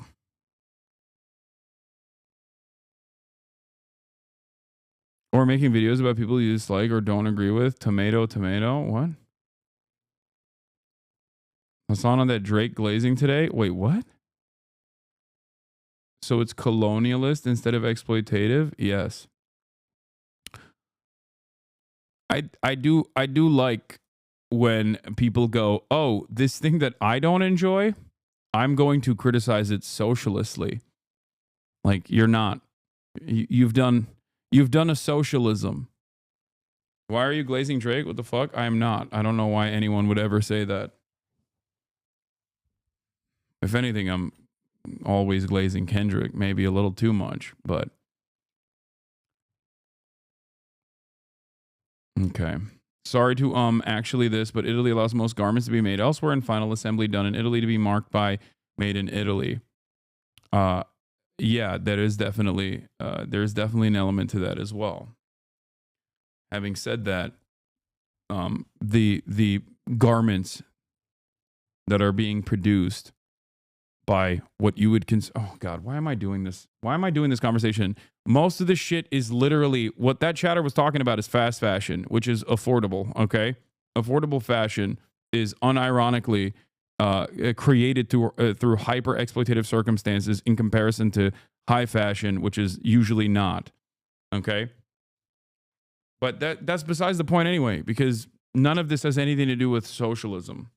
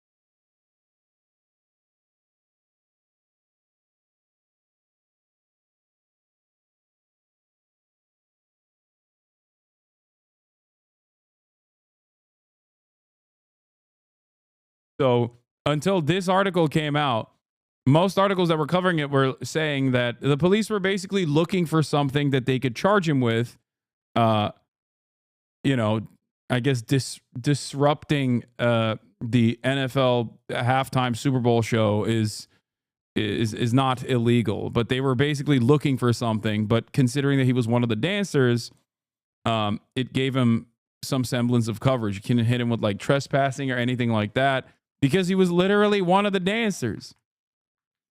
The banner combined the black stripes with the flags honored by the Sudanese and Palestinian peoples and also the word Sudan on it. The cast member, one of dozens of dancers clad in identical black sweats, held it high while standing on the roof of the car that was the centerpiece of the hip-hop artist's performance, and then jumped off the stage and ran across the field before being tackled by several men in suits. The cast member had hidden the flag, and no one was involved in the production was aware of the individual's intent, the NFL said Sunday, adding that the person has earned a lifetime ban from league stadiums and events. Rock Nation, the entertainment company which produced the halftime show, said in a statement provided by the NFL that the flag display was not planned. President Donald Trump was in the stadium for the game, but it wasn't clear if he saw the protest. Trump's comments asserting that his government is committed to buying and owning Gaza have been widely rejected by the Palestinian people, upending discussions about the enclave's future. So I guess I wasn't the only one who thought Kendrick wasn't being political enough. It seems like there was at least one dancer in Kendrick's crew that also thought the same and thought that he would take matters into his own hands. So this leads me to believe that if there were no charges for him, that he was falsely tackled, it seems.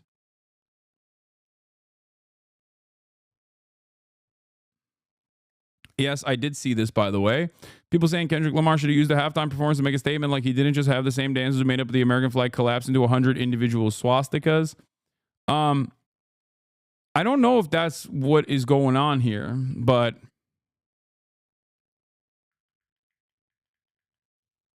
you're really dying on this hill. It's not a hill.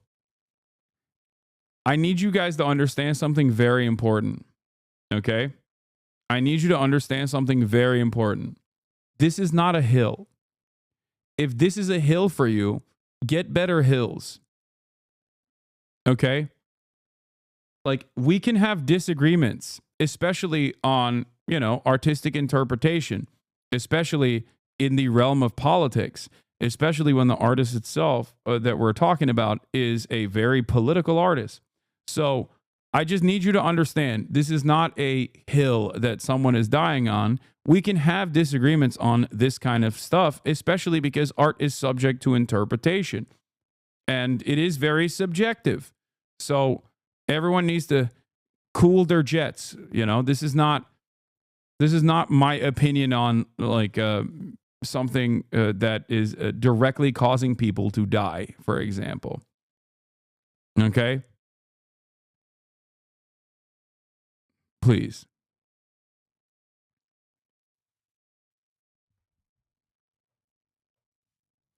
Having said that,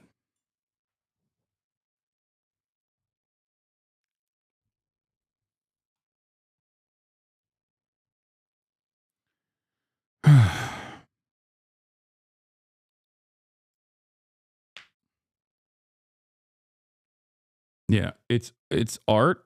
Art is not supposed to have, all art is supposed to be subjective in both the reception of it.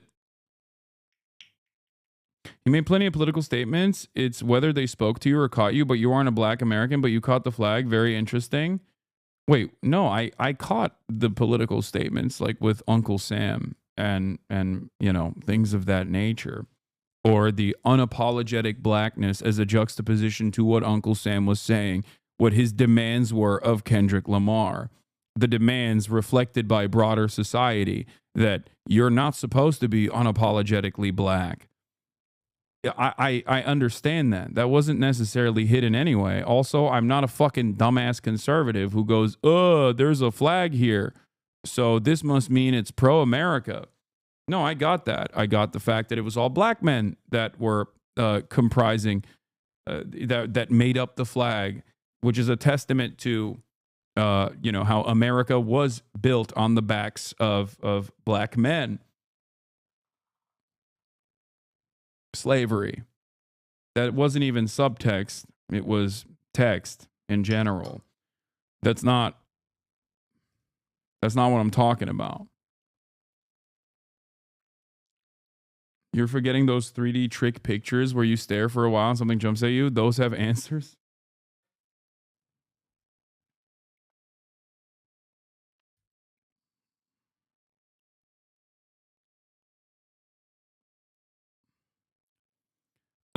I also thought that it was interesting. The revolution will be televised, but he is the wrong guy. I thought that statement was an interesting one in general. Maybe that was him basically saying, like, it could be something that people consider about Donald Trump potentially. Or maybe he was saying you picked the right time but the wrong guy as a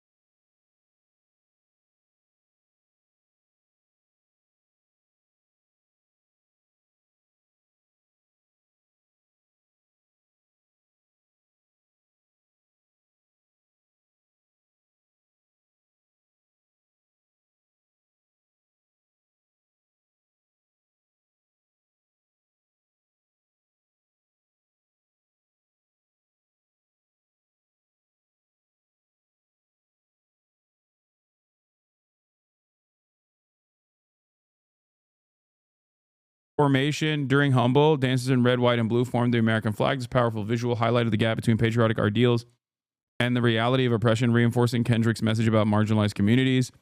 Uncle Sam, Samuel Jackson played Uncle Sam, symbolizing the U.S. government in a star-spangled suit. He criticized Kendrick for being too loud, too reckless, too ghetto, telling him to tighten up. This role highlighted how black artists are often pressured to tone down their voices and message. Yeah. These weren't very hidden. These weren't like subtext. I would say these were just text. But yeah. Wrong guy. Kendrick confirmed Biden or Buster. Yeah, that's what I think he was saying. He's a big Biden head, just like me. He's a Brandon head.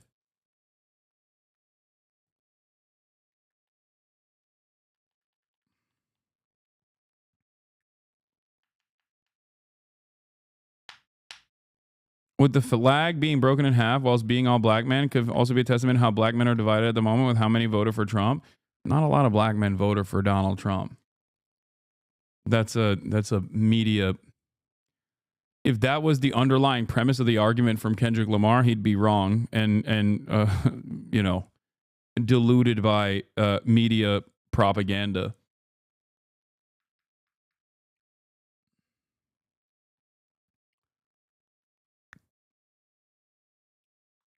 Yeah, maybe he was a Bernard Sanders fan. He's saying that our revolution will be televised, but you got the wrong guy. That's what I think. Yeah, over 80% of black men voted for Kamala. Yeah, I know. I've been a long time critic of this false notion that like one, that black people are supposed to play the role of loyal servants of the Democratic Party unconditionally, and also simultaneously when there's like any sort of marginal changes that happen in terms of voting patterns with black men, they make a massive deal about it when other groups, other demographics in this country go by way wider margins to the Republican Party than black men. It's the tiniest shift. And it's something that I was very annoyed by, especially when Barack Obama came out and was like scolding black men and saying, maybe you guys are misogynistic. And there were chatters in here also telling me once again, this is a black people conversation. Your white ass doesn't understand.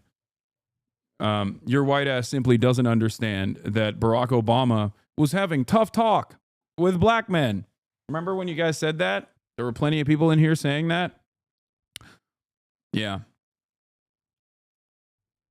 Just saying.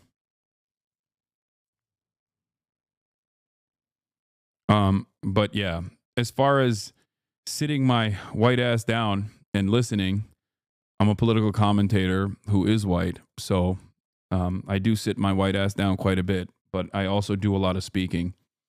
Stop acting like chat's a monolith. No, chat is not a monolith.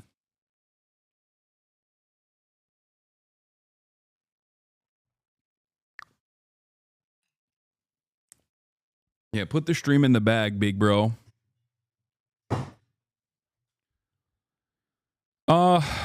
Ben Shapiro's halftime show review. Actually, it's a beautiful voice and a beautiful accent. The only problem is I can't understand a word you're saying. But I just say this. Good luck. Live in peace.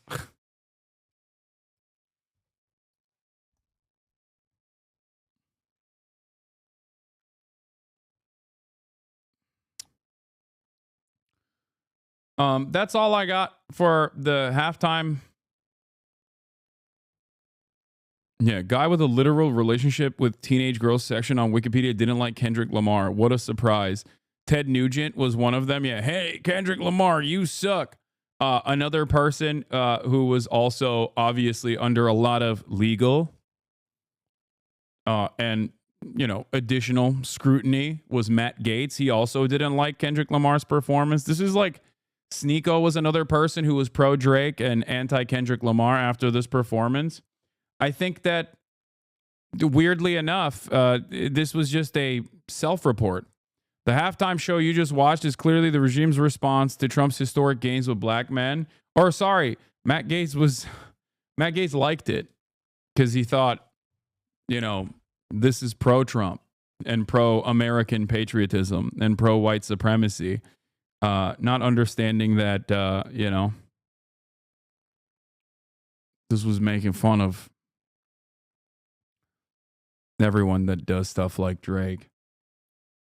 Edinger Mentum got the Matt Walsh supercut. Yeah, you never stop fucking complaining. The only people looking forward to this halftime show are the people who refer to their teams by their jersey colors.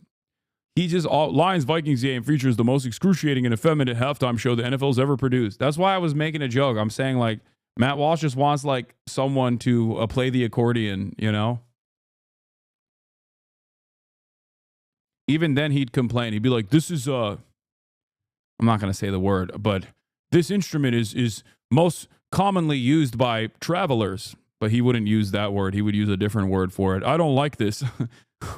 Matt Walsh is such a pro-racism kind of guy. He's like getting on board with European racism, even though Americans don't even know that that's like a bad word.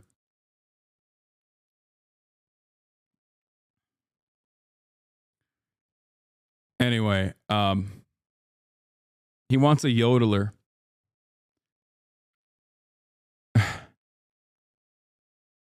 Yeah, we want Tom McDonald, please.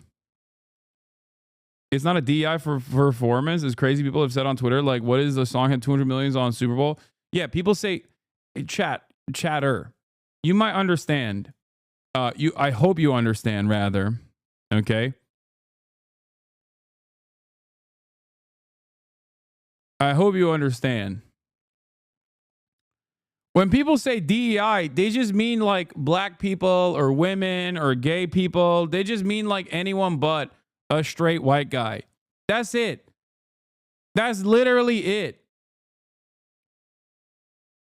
That's it. That's and now disabled people too is also DEI. That's what they're talking about.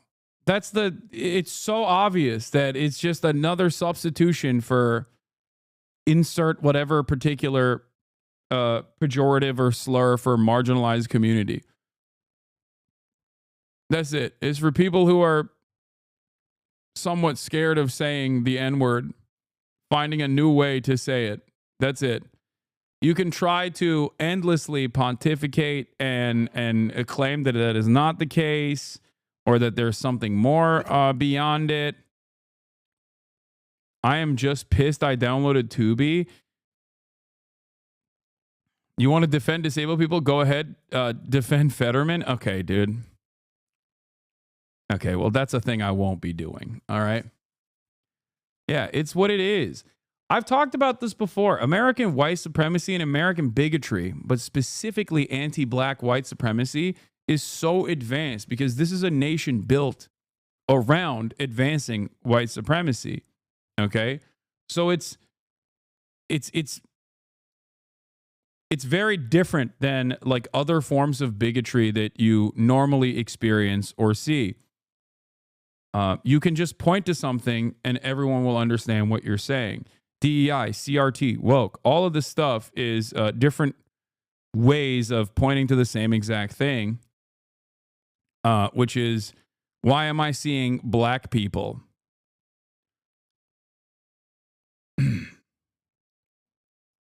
Okay? That's it. They don't have to say the N-word for people to understand exactly what the message is behind their criticism and their complaints. Okay? Cringe take? Why is that a cringe take? It's just the correct take. That's what it is. Thug is another word. Ghetto.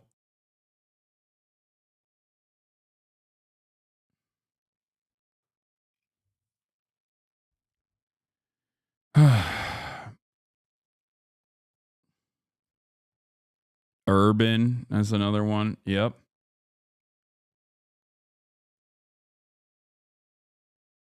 But overall, there were a lot of ads, as always, in this long and convoluted process. And let me tell you, okay, the meta this year is AI, as it was last year as well. Very much so. Remember when NFTs were popping and all the Super Bowl ads were NFTs? So many AI helper ads were popping off. .com has something for everyone. Yeah, she sells. You got anything more boutique? Oui, right this way. Yeah, we're talking. What about something more family friendly? Maybe a resort with a water park? Or somewhere less family friendly? Yep, one Vegas hotel for the bride-to-be. What if we hate everything? We have free cancellation. Find exactly what you're booking for. Booking.com, booking.com. You wanna go fishing tomorrow? I got a colonoscopy tomorrow. Fellas, I accidentally threw a lame party. Okay, Ted. They're on their way. They're here. You call this a party? I do hate that this ad was kind of cool. I thought it was like stupid, but it was kind of fun. Sack party. Launch. These beers are a metaphor for an invitation. Is that our leaf blower? Party at the sack. You are cordially invited to the end of the cul-de-sac. This is incredible. Your mower smokes meat? Oh, a smoker cuts grass. Hell yeah. I spent most of my money on this. New rig? Fully custom. Is the top of the hour in here? No, as you know, at the HasanAbi broadcast, this is an ad-free broadcast unless we're looking at ads that played at the Super Bowl. Okay. I thought Bud Light was woke. It's no longer woke, dude. They got Shane Gillis on there. They got Post Malone on there. It's no longer woke. Bud Light is back in. Okay. You can still subscribe if you would like to support the show or send me links. There's no assurance that I will actually watch those links that you send me and use emotes all around the platform. You can subscribe for $6 or for free with a Twitch Prime. Twitch Prime is still free.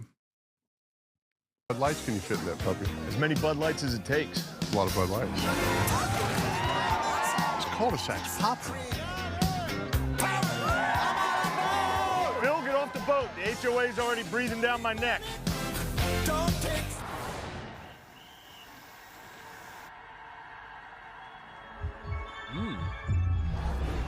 Thank you, Vil Moragar, for the 10 community gifted subs, and Patty Pegan for the 5 community gifted subs.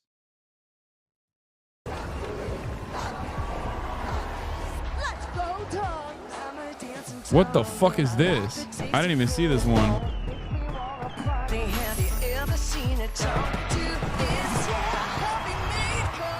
Adrian is online. Thank you for the 10 gifted.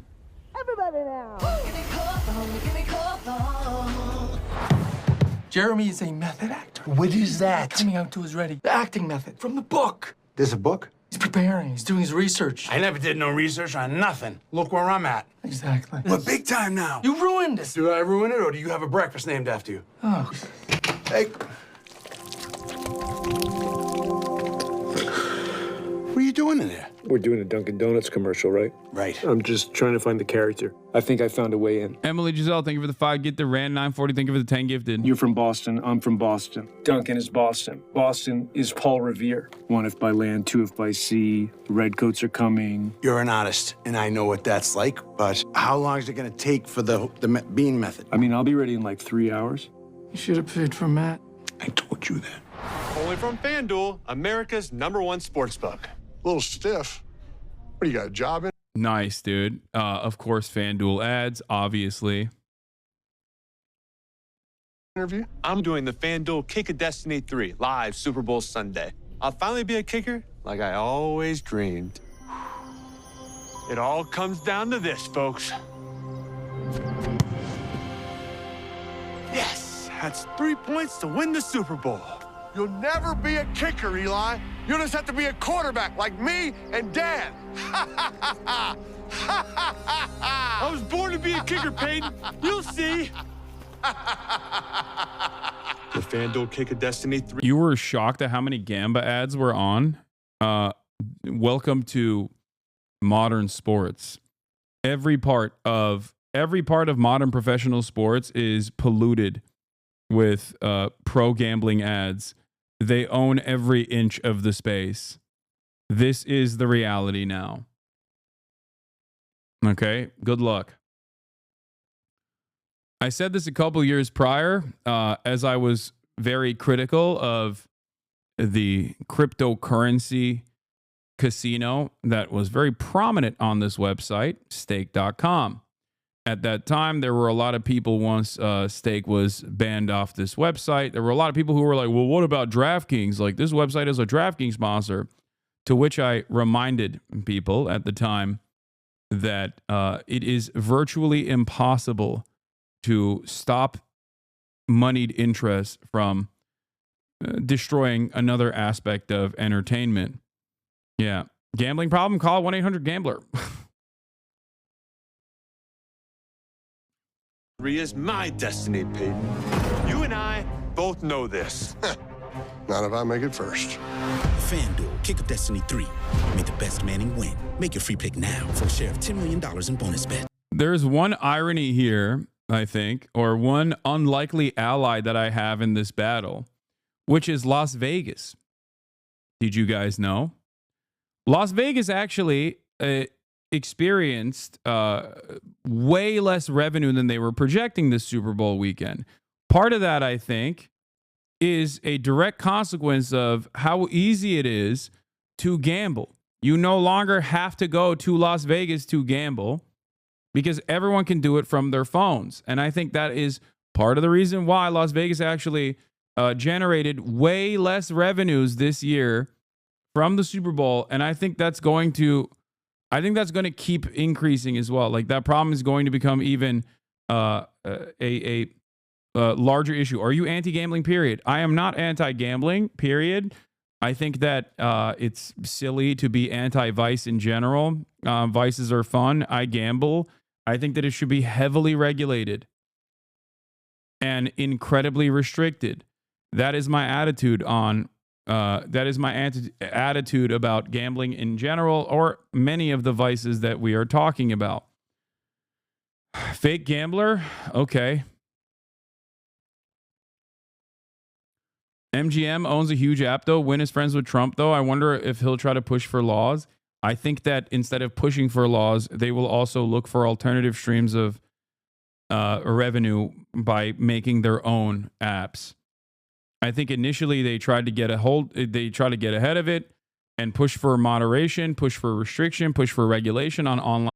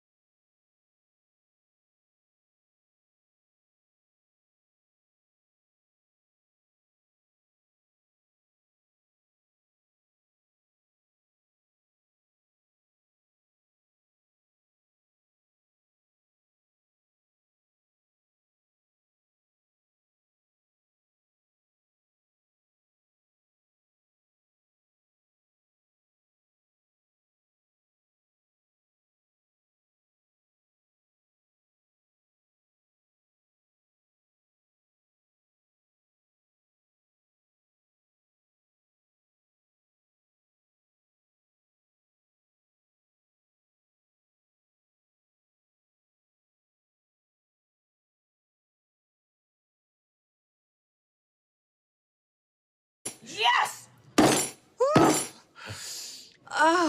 Lunch and a show. Is this a Cats? It looks like Cats. Huh? How about that? And that is a sandwich. I'll have what she's having. I'm competing with a condiment. We've made contact with a new alien species, and apparently they're foodies. Oh. It's from When Harry Met Sally? No, dude. I'm talking about the diner that they're at. It's a Jewish deli. It's Cats in New York. It's a famous delicatessen. They actually have incredible cuts. Anyway. Food is the worst. Mr. Ramsey, we'll need you to cook for them. You'll have access to everything the Area 51 I know it's from When Harry Met Sally. Oh my God. Boomers, calm down. I get the reference. kitchen has to offer, including top secret alien cooking technology. Wait.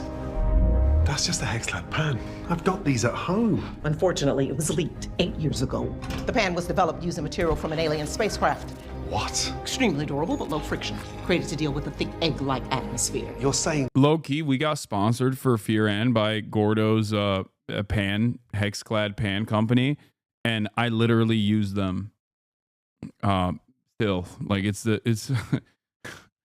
hashtag not an ad in this moment, even though it was technically a hashtag ad.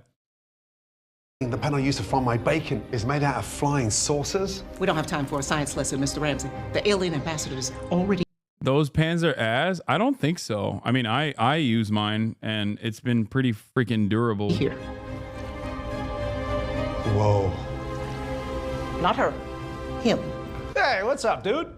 You're an alien? All famous people are aliens. I'm not. I meant like really famous people. Seriously? Oh, yeah. Huh?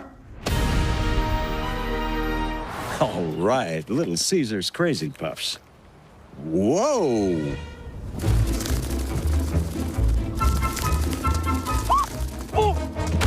Is this little Becky?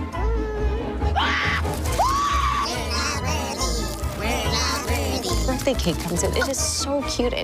My dad's eating Crazy Puffs again. Don't ask. Whoa.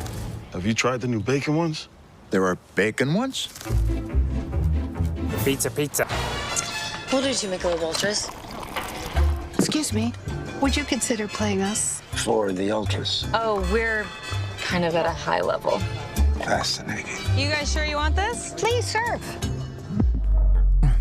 My goat. It's always fun seeing Willem Dafoe in things, though. That is my goat.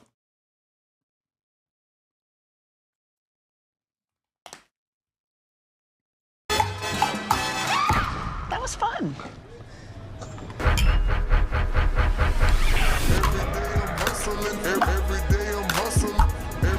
Playing for those ultras. They got ultras. Whip it real hard. Whip it real hard. You know we're professional athletes, right? What sport? Every day I'm hustling.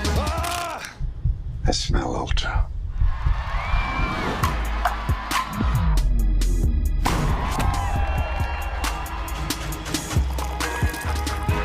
Player for an ultra?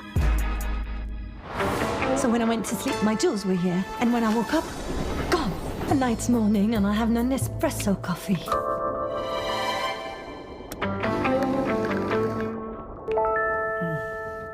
Unforgettable.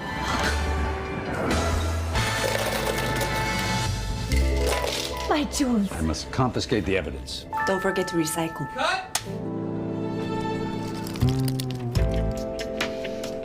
Nespresso. What else? We're out of Pringles. Wow. Everybody loves Nespresso.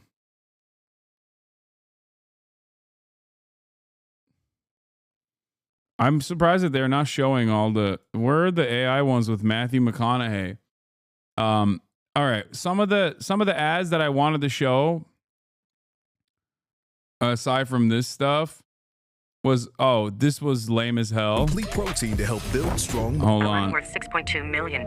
This was another incredibly lame ad, which is the Meta glasses, Ray-Ban glasses ad. Hey, Meta, what is this artwork? Comedian by Mauricio Catalan, worth $6.2 million. What? What? That's a $6.2 million banana. Are you kidding?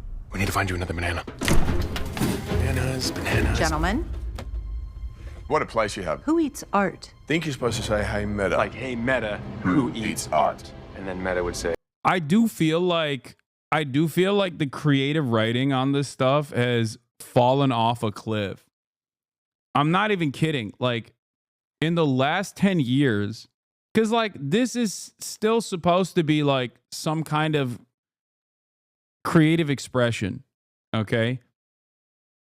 And they have dropped off of a cliff, dude. I don't know who's scripting this stuff, but they're just basically slamming celebrities, which has always been the case for a lot of Super Bowl ads.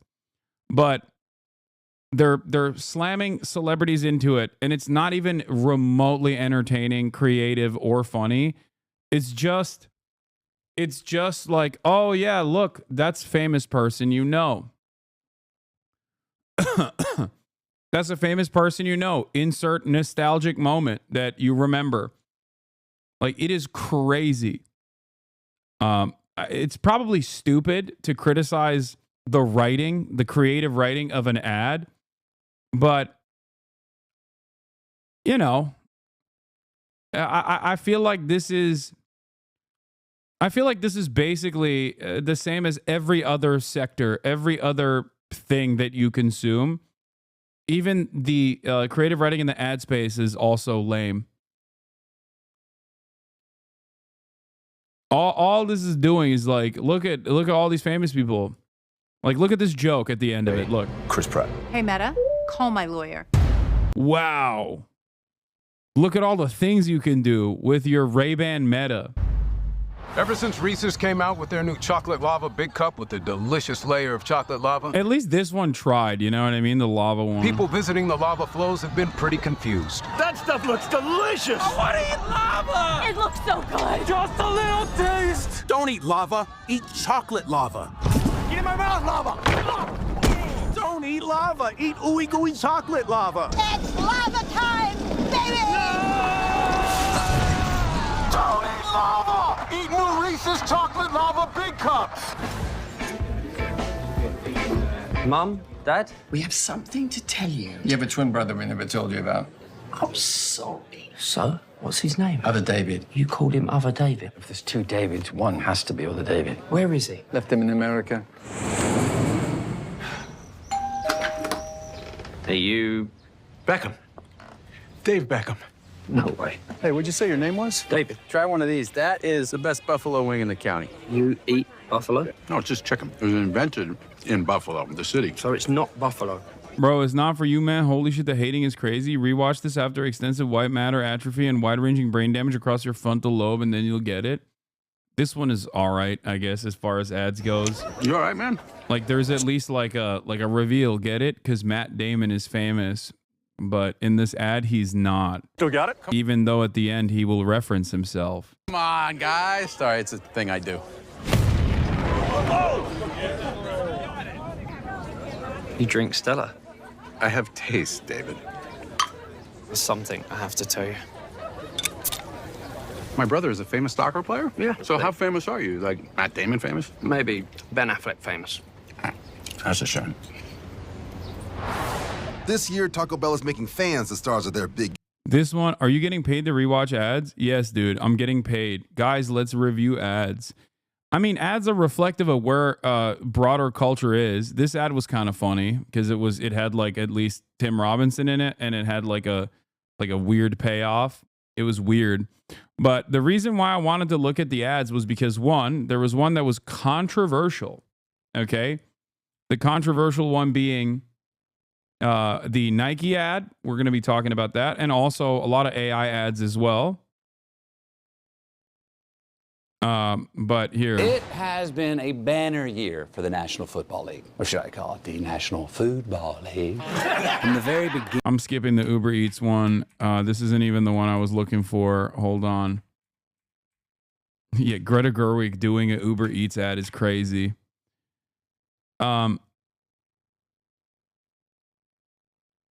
I don't like raw dogging American culture without HasanAbi. American culture sucks, full stop.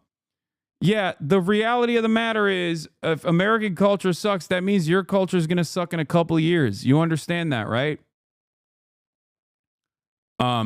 Couple things that I wanted to talk about with respect to the ads. Obviously, there's the Hims ad is about the GLP-1 agonists that they're selling on Hims.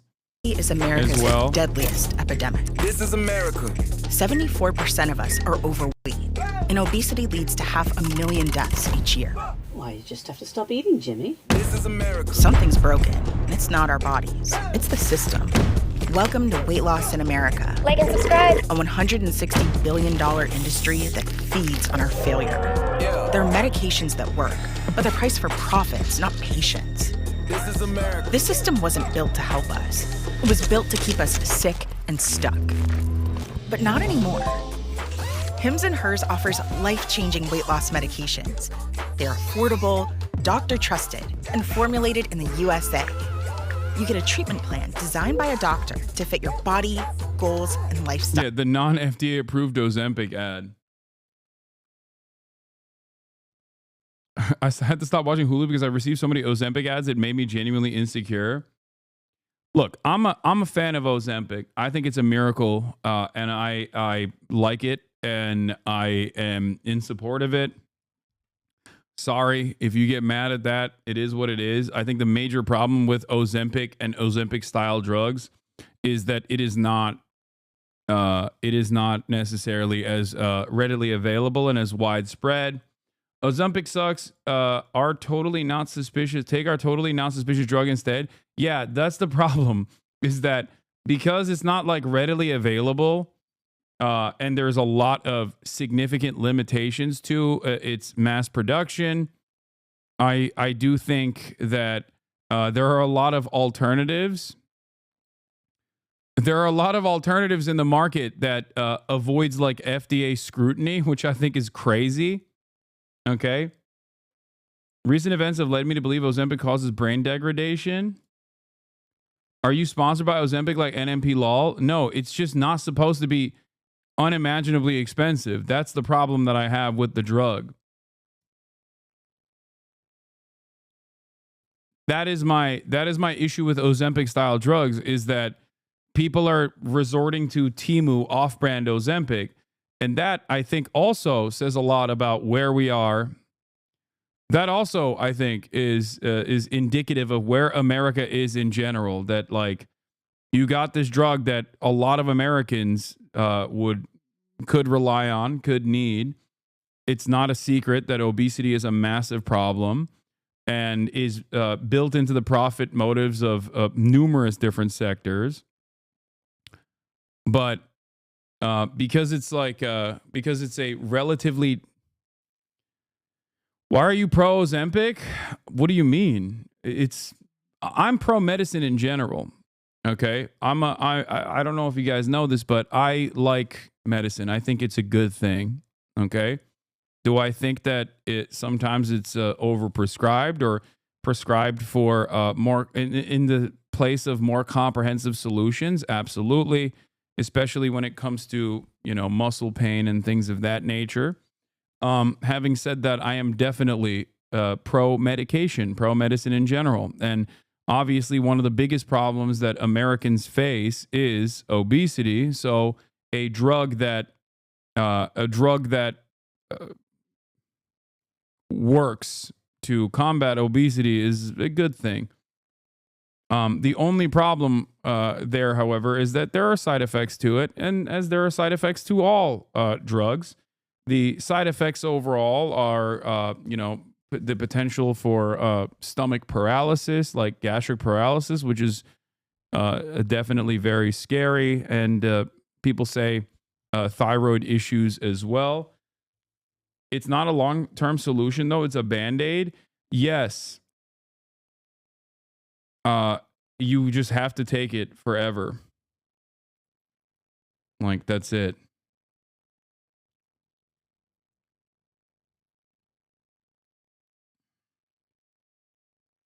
And when you get off of it, you will bounce back and eat way more than before. But I don't, how would I ever take issue with a fucking, technically it's like a miracle drug. How would I take issue with a drug that's been incredibly helpful in preserving people's life expectancy, extending people's life expectancy in a country that is in the throes of serious issues with obesity? This conversation annoys me because the loudest opponents of these drugs also fucking hate fat people. Make up your mind's law. Also, none of your damn business, people. Like any other medication. Yeah. I'm not entirely familiar with like the ways in which you trail off of Ozempic and still maintain your weight. Okay. But overall, I think one of the major issues with Ozempic in general is its price point. Like, there are additional complications that come with the consumption of this drug, as there is with every other drug. Having said that, I think the benefits are tremendous.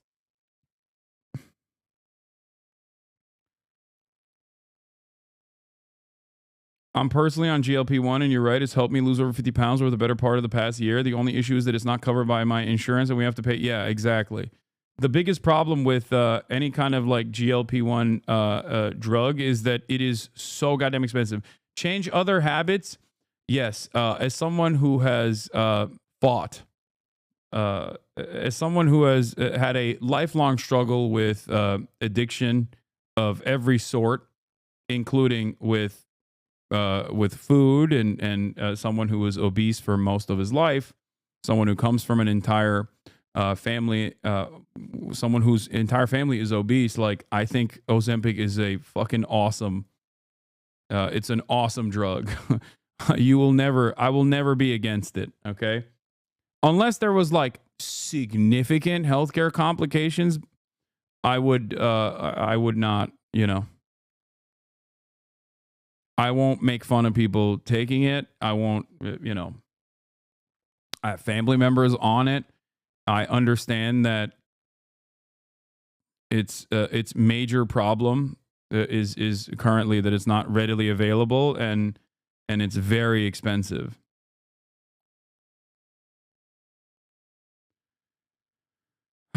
It's a tool to make you less hungry. If you use it to lose a lot of weight easier and make efforts to change your lifestyle, it's awesome. Yeah, I don't know how easy it is to do the second part.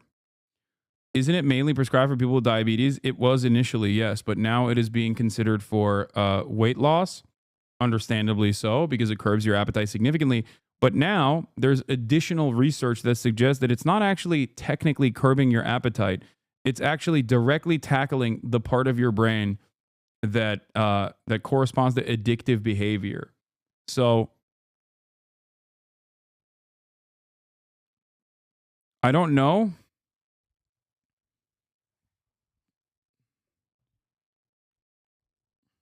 I don't know how, how valid that is, but yeah, it curbs your impulsions, including alcohol, sex, etc., is what I've heard as well. But I mean, obesity is a major issue. Obesity is a major problem that causes additional health complications. So tackling obesity like this is, you're not gonna hear a lot of criticisms from me on that front. Although I am still, worried about potential side effects. I'm a health researcher who helped ensure semaglutide and liraglutide were safe for human consumption. I'm honestly just disheartened that it's not as accessible for the people who need it the most. Yeah. A Cunning Pigeon, thank you for the 10 gifted subs.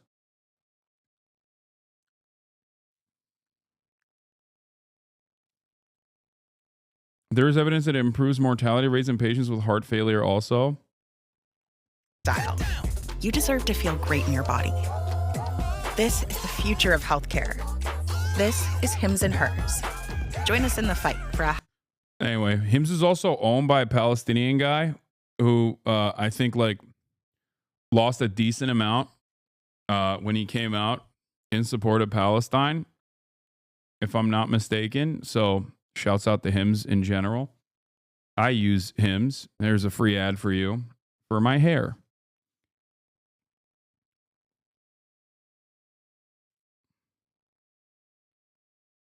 No thems? Yeah.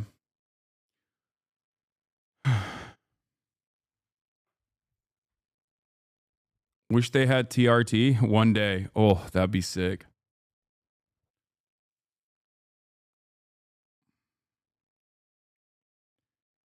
Every aspect of American culture, especially for those who come from a poorer background, is designed to make you obese. Any kind of medicine that helps combat that is not the worst thing.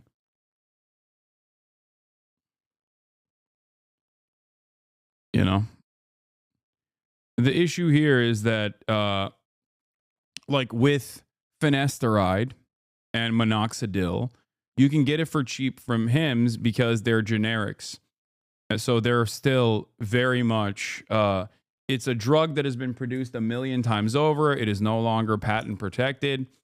So obviously on that front, it's definitely a lot safer to consume. But on this issue, it is a little, I feel like it's a little sketch.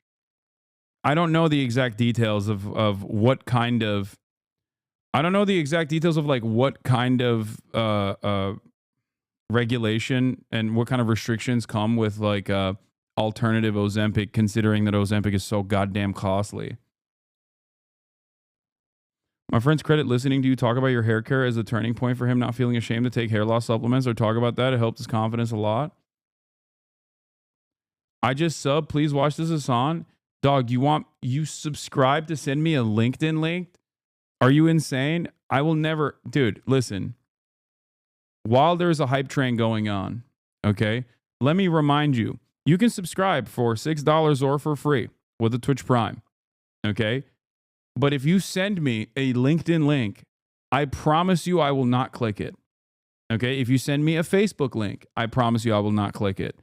Those are two links that I'm definitely never going to click. Okay? You might as well send me a phishing link, and I'd be more interested in clicking on that than a Facebook link or a LinkedIn link. Okay? But yes, for $6 or for free, you can subscribe.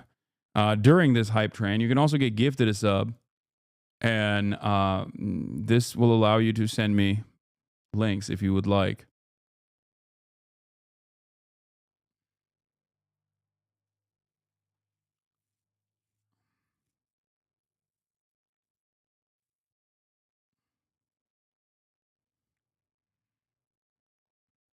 Legendary first time chatter though. Yeah.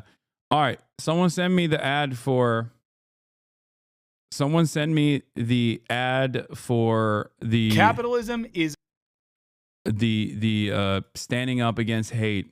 Snoop Dogg did a standing up against hate ad, or standing together ad, I think. That was one thing I wanted to talk about. The other one, obviously, is the Nike commercial that got a lot of people upset. Snoop Dogg and also Google boobs. Trust me. No, I'm good, man. Thanks.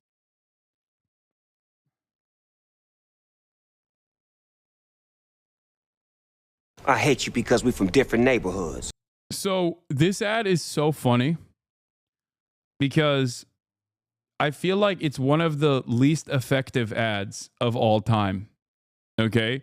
Not only is it corny, but it doesn't even get across the initial message that it wants to. And it also has people that have aligned with Donald Trump. I don't know if actually Tom Brady is pro-Trump or not. I wouldn't be shocked if he is. Like, Anyway, this is the What's Up with Hate ad that was designed for the Super Bowl, 30-second slot. Now, the actual ad is supposed to be about anti-Semitism. The group itself is designed around combating anti-Semitism.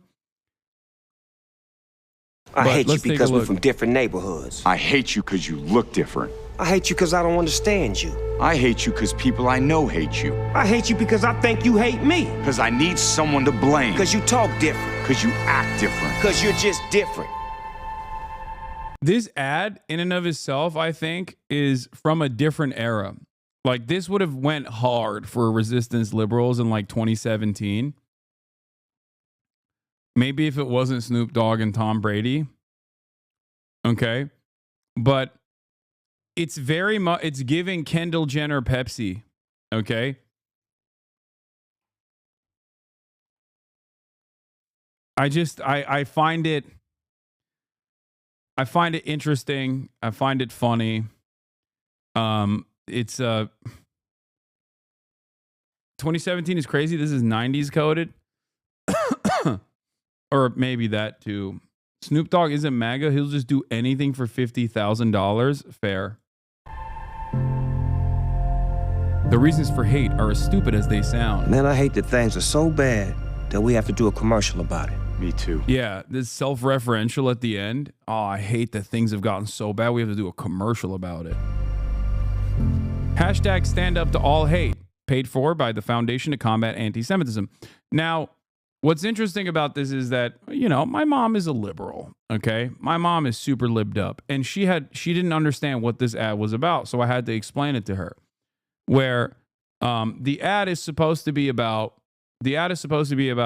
combating the rise of anti-Semitism for the progressives out there who, in the eyes of the Foundation to Combat Anti-Semitism, are turning a blind eye. Even though they're against all forms of bigotry, it seems like they're not against anti-Semitism. That's like what the ad is supposed to be referencing. But instead of directly saying that, or instead of directly mentioning anti-Semitism, they're saying like, well, there's a lot of anti-Semitism out there. Can you please also, combat anti-Semitism? So that's what the ad is supposed to be. It's supposed to be like, stand up to all hate, guys, including anti-Semitism. And not just all the other forms of hate. But of course, it's ironic on multiple different fronts, considering that these are both like pro-Trump celebrities who are super famous, and also I think like a lot of the the message itself is just like so ridiculous to be like, I hate you because of this reason or that reason, and it doesn't actually critically examine the ways in which anti-Semitism or any kind of hatred and bigotry manifests in American society. It's also coming at a time when Donald Trump is the president, and his fan base have basically gone above and beyond. But last but not least, something that I also pointed to, so what's up, guys? Was the fact that there was another ad that played in between many of these other ads on the Super Bowl, and that was Kanye West, who, as you guys know, as of yesterday, is officially off Twitter. Kanye West bought this ad to go to Yeezy.com, where he's literally selling Adolf Hitler merchandise. Guys, I spent like all the money for the commercial on these new teeth. So once again, I had to shoot it on the iPhone.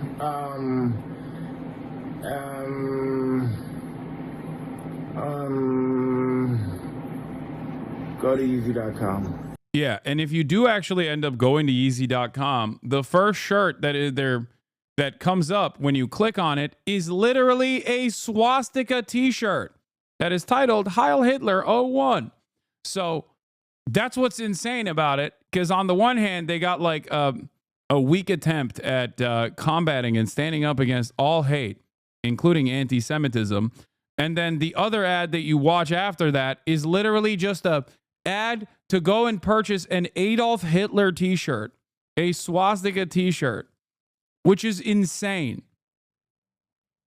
Kanye West has officially also deactivated his Twitter account after blasting a lot of pornography on the timeline, including some old Choice Lana Rhodes videos as well. Once again, obviously, Norm Finkelstein was correct when he said that gooning is fascism.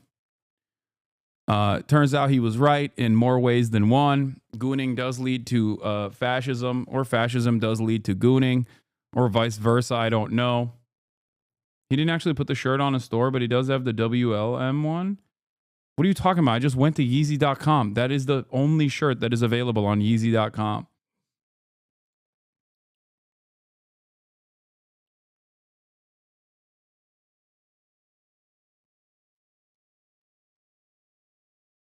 So that's what Kanye West is doing.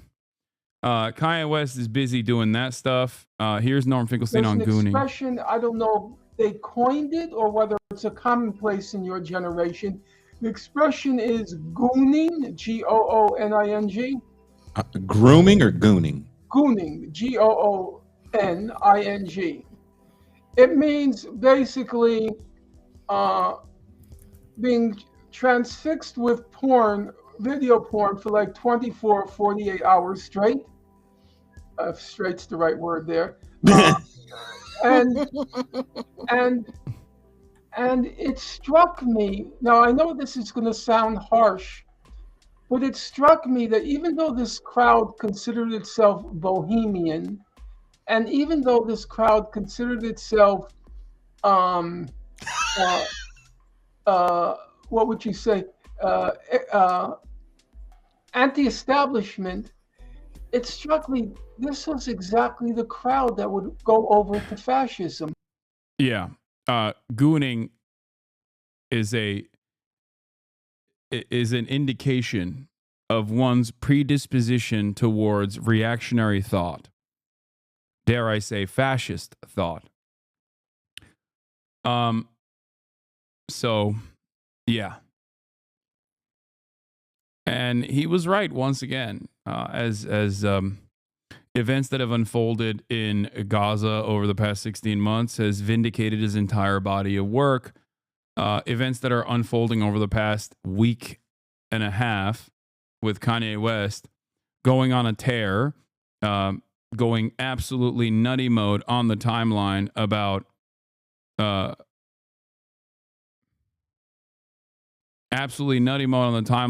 how his adoration for Adolf Hitler has ended up with Kanye West posting a whole bunch of porn and then inevitably shutting off his Twitter account. Katie Halper had Norm and a founder of Identity Politics, Barbara Smith, and walked some of his positions back, by the way. Is this satire? Yes, I don't think gooning is an indication that you are fascist, okay? God damn, I didn't realize so many people would be actually hurt by this. However, as I've stated in the past, I think that there are some people who don't respond to porn positively and can't consume it in moderation and actually do lose their minds. It feels like they just completely lose themselves with easy access, readily consumable porn. While I have always been someone who doesn't have any issues with porn, I do see that there are some people, like maybe Kanye West and some others, who probably should wean off of porn to the best of their ability. Ye is a fake gooner. His consumption is too vanilla for gooner. Yeah. Keep thinking about it. What is this? When Daft Punk worked with Kanye, he watched so much pornography in the studio that it made one of the dudes in Daft Punk start hallucinating. Can you even imagine a beginning wrap your mind around what kind of pervert you have to be to traumatize a French DJ?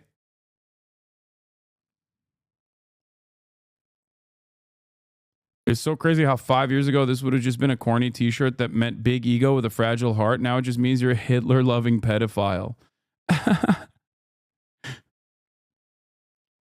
Yeah, making a French DJ hallucinate due to the unlimited amounts of pornography that you're blasting on their into their faces, into their brain, into their collective consciousness is crazy. Yeah.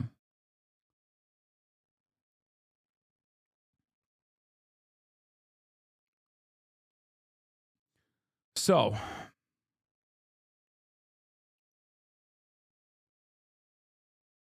porn is just entertainment. It's just like saying you lost your mind and addicted to watching movies. Yeah. But if there was someone who was losing their minds and getting addicted to watching movies, I'd be like, yeah, you should probably stop watching movies. That's my point. Okay. I don't understand it, but I've seen far too many people who lose their minds. They get more annoying as a consequence of turning nofap anyway, which is also weird. There's no salvaging these people. Anyway, let's continue.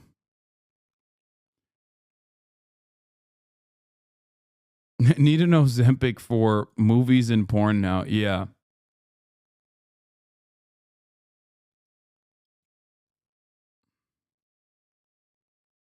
You're addicted to politics? Shut the fuck up. Yeah, well.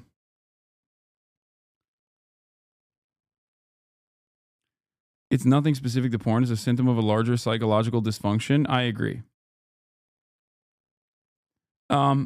Anyway, where were we? So yeah, Kanye West went on the timeline and blasted a whole bunch of pornography and then basically came to a crashing halt and is no longer going to be on Twitter for, until he decides he wants attention again, I suspect. Bianca Sensori? Is this actually Bianca Sensori's real Twitter account? What the hell?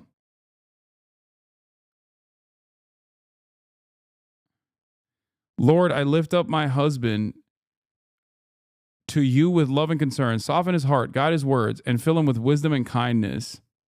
Protect him from trouble. I don't know if this is real or not. Lead him towards understanding and respect for all people. Despite our differences, I love him unconditionally. Strengthen our bond and help me be the source of patience and encouragement. I trust in your grace. God bless Israel and all the good Jewish people. Amen.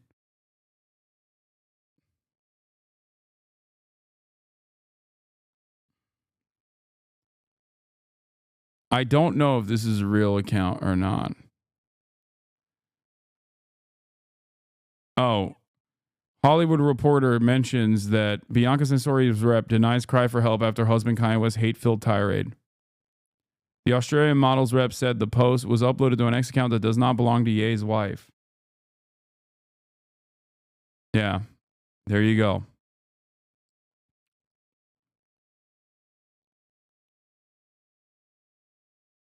Read the bio, not our profile.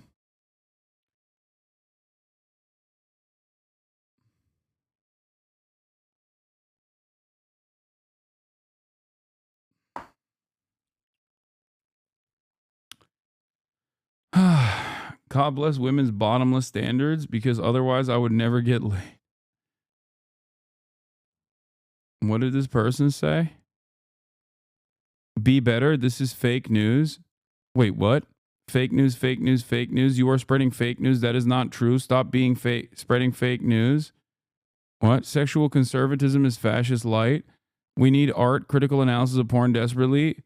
Wait, you do realize that I looked at it for 1 second, read the tweet, and immediately assumed that it was not a real account.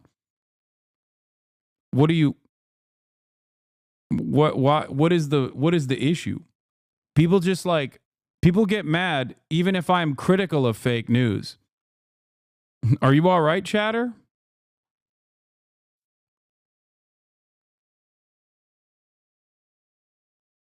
Porn inoculates white supremacist tropes. Porn is extraordinarily white supremacist. Social media is a serious fascism pipeline. Please watch his take. Please watch his take on the halftime show. Kanye West has an excellent take on the halftime show. Oh my God.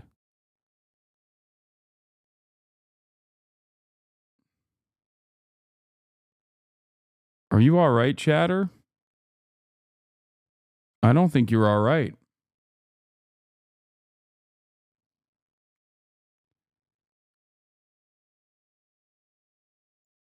Bell bottoms are back 4 years ago. Bell bottoms are out. His pants are super whack, man. I don't like jovial accusations of pedophilia. I think progressives have been getting way too insensitive on Twitter and Reddit recently. It feels like a profound rightward shift.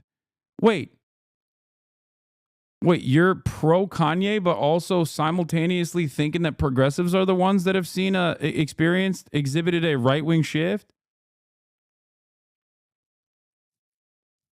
How does that work?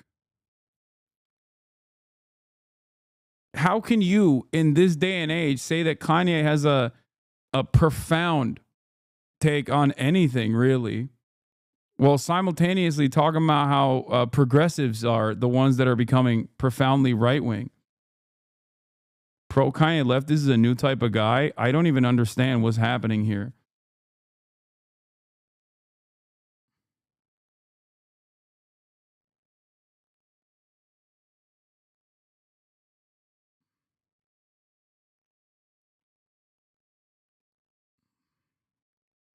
New type of person unlocked. We got it all at the HasanAbi broadcast, baby.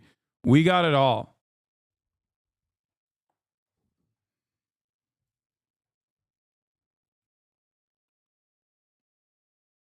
Anyway.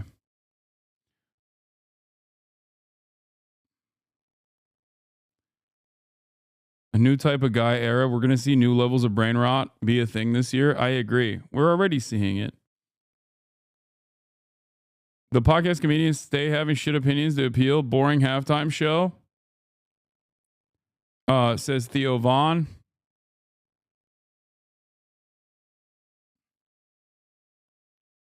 Yeah, I don't think it was a boring halftime show. But anyway, all right, let's get to this one other ad that people were upset about. You can't be demanding.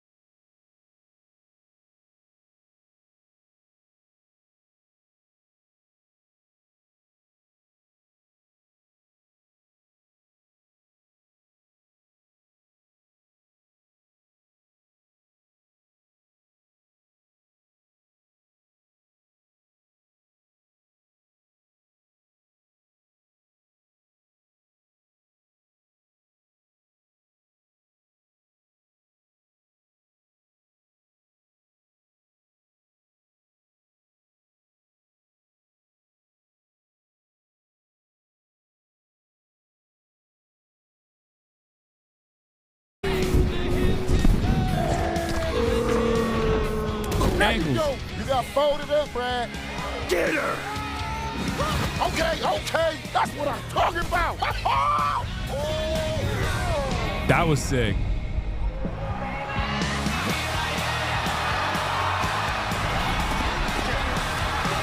I thought it was also kind of funny because it was like the Brad archetype is so awesome. Back in the day when they used to make, TV shows like this or movies like this, there was always like a dude who's very clearly 38 years old and he's supposed to be a high school senior. Yeah. And it's just like, no, dude, that man is 30. That man is balding. You know what I mean?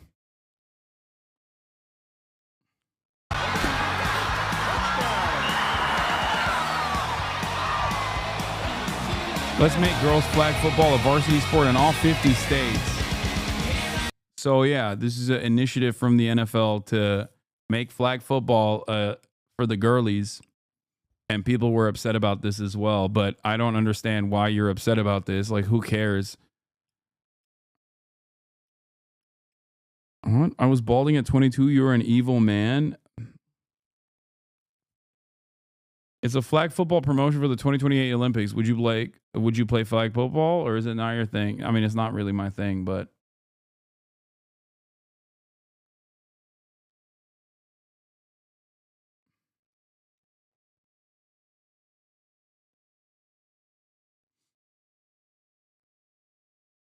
didn't MAGA Republicans really care about girls' sports? Yeah, surprise, surprise. They actually don't care about women's sports at all.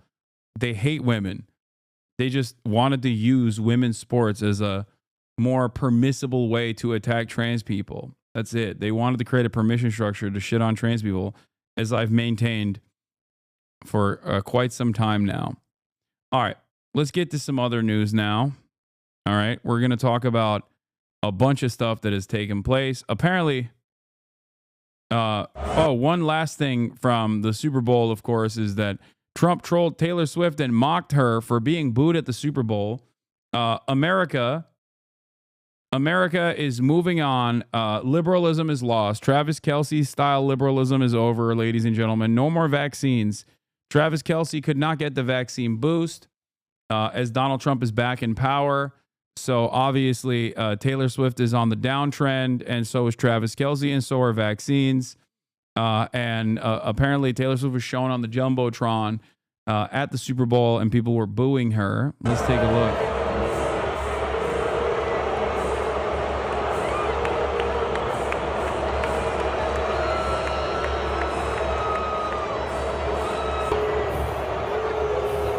Donald Trump tweeted out, the only one that had a tougher night than the Kansas City Chiefs was Taylor Swift. She got booed out of the stadium. MAGA is very unforgiving. When does the Houthi propaganda start? Don't worry. We'll get to doing some pro-Houthi propaganda in a little bit, okay? I love that is your subtle when does the Houthi propaganda start? I've heard this is the number one spot for Houthi propaganda. And got him. Got him. Now, what's interesting about this also is that Donald Trump is pro Kansas City Chiefs. Okay? He's pro Chiefs. So why is he dookie on the Chiefs here?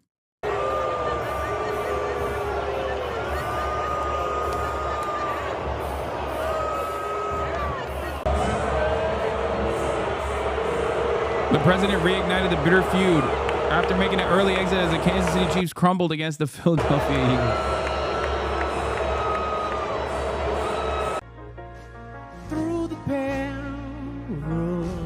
Trump shared videos of Swift being heckled alongside this one of him receiving huge applause.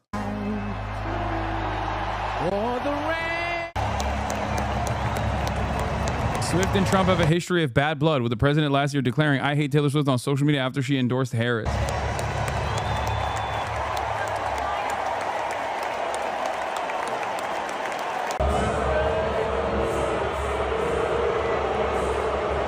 So I don't know if this is directly a consequence of Taylor Swift. It could literally be. So Taylor Swift getting booed is a combination of different things. One, because there's a lot of like football gatekeepers out there who are like, oh, Taylor Swift brought a bunch of chicks to like this sport. I hate them. Then there's also the Eagles fans that will boo anyone and everyone that they've decided is against the Eagles.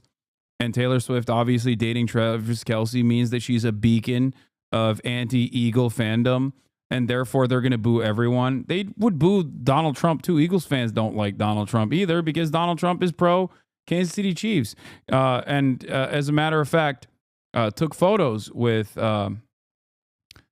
wished the Kansas City Chiefs well, wanted them to win, predicted that they would win.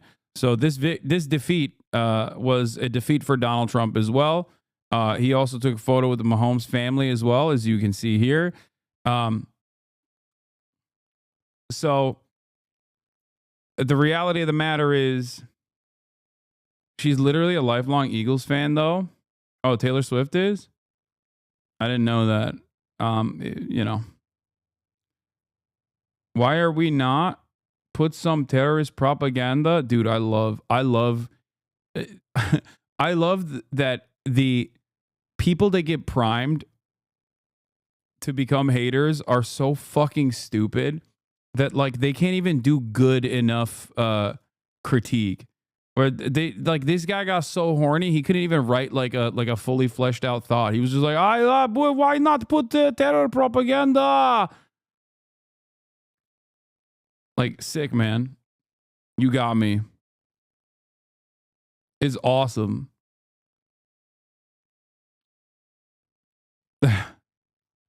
I heard this is place for terror propaganda. Very nice.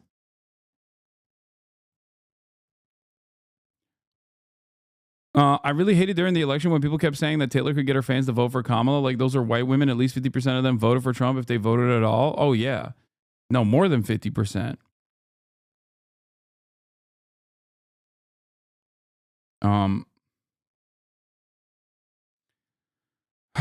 But here it is. That chatter has been falling for almost 3 years and then said that. Yeah, we activated the sleeper cells. Asmongold fans. But yeah, Donald Trump is the reason why the Chiefs lost, I think, and the Eagles actually destroyed them. I will continue saying that over and over again. Okay? What is this? Is this Lib Cope? Trump at the Super Bowl was soundly booed and hissed, heard clearly international coverage and commented on in multiple countries. US TV networks overlaid canned cheers instead. Oh my God, that's amazing. Liberals are so funny. Donald Trump is literally more popular than at any other point in his career, in his tenure, okay? That's wild.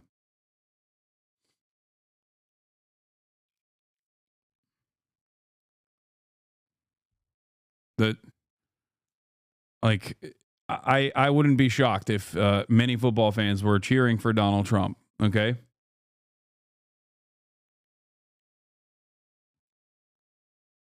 I'm getting tons of fake booing clips on TikTok. It's gross. I mean, who cares? Who cares?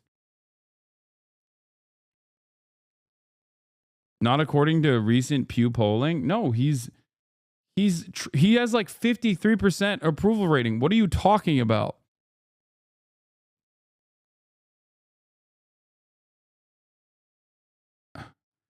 Interesting numbers in the new CBS poll. Trump is up 10 plus in approval with voters under 30.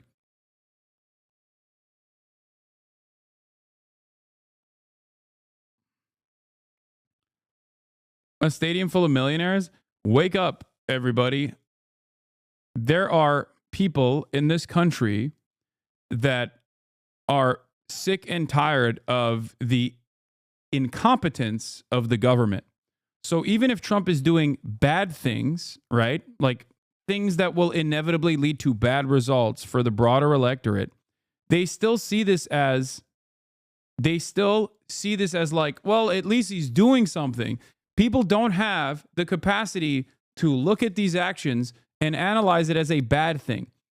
And especially when you don't have any counter messaging, and that the party that is supposed to be the counterbalance to Donald Trump's actions are incredibly unpopular and are not really doing anything, seemingly, okay? Especially on the heels of a decrepit carcass leading the momentum, leading the Democratic Party, okay? Yes, a lot of people just go, oh, well, he's doing something. I don't know what he's doing, but he's doing something, and I like it. That's it. Okay? People have a lot of anger and resentment towards gridlock. They hate it so much. No, it's just that America's naturally right-wing. That's ridiculous. Okay? No country is just naturally right-wing.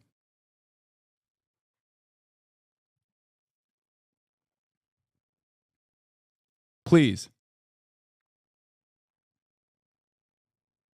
When you say decrepit carcass, do you mean Biden or Schumer? I mean, all.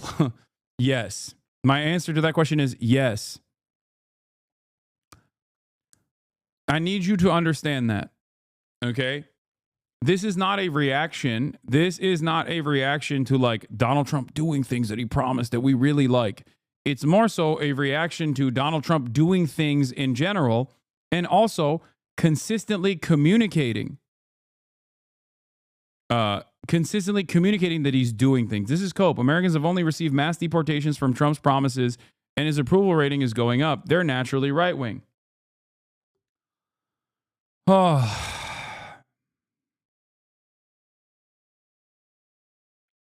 I don't know. I really don't think our political positions are as popular as you think they are. Heard this was the place for leftist woke pedophilia and massive disappointment. What? Heard this was the place for woke leftist baby murder. So far, I am very underwhelmed. What is going on here, man? What is happening? Okay. Number one, there is no such thing as like a naturally reactionary disposition that would require you to just completely cast aside any sort of materialist analysis. That would require you to assume. That would require you to say that like these people are unsavable, unsalvageable. Americans need to be left in the dust. They are just evil. It is inherently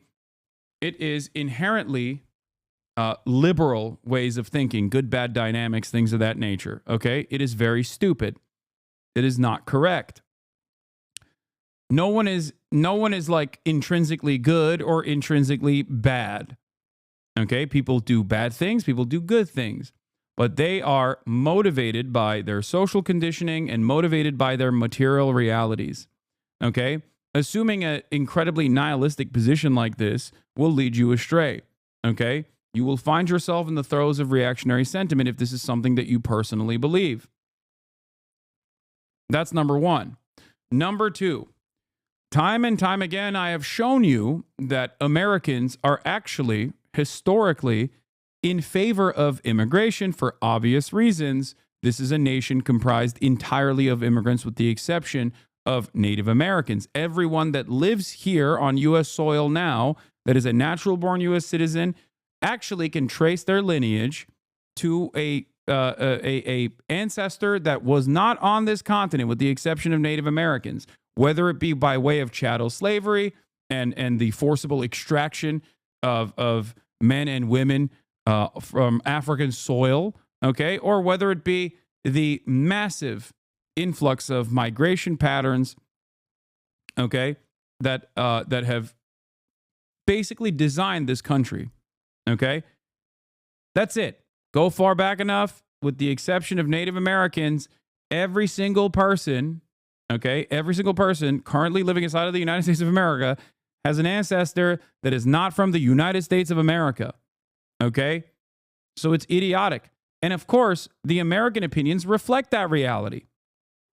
That is precisely the reason why I kept maintaining the position over and over again, that if you scratch the surface of all of the information that shows, 60% of Americans want mass deportations or whatever, if you actually read after that initial point, almost all of these studies show that Americans, when given two different positions, will always take the more pro-migration position.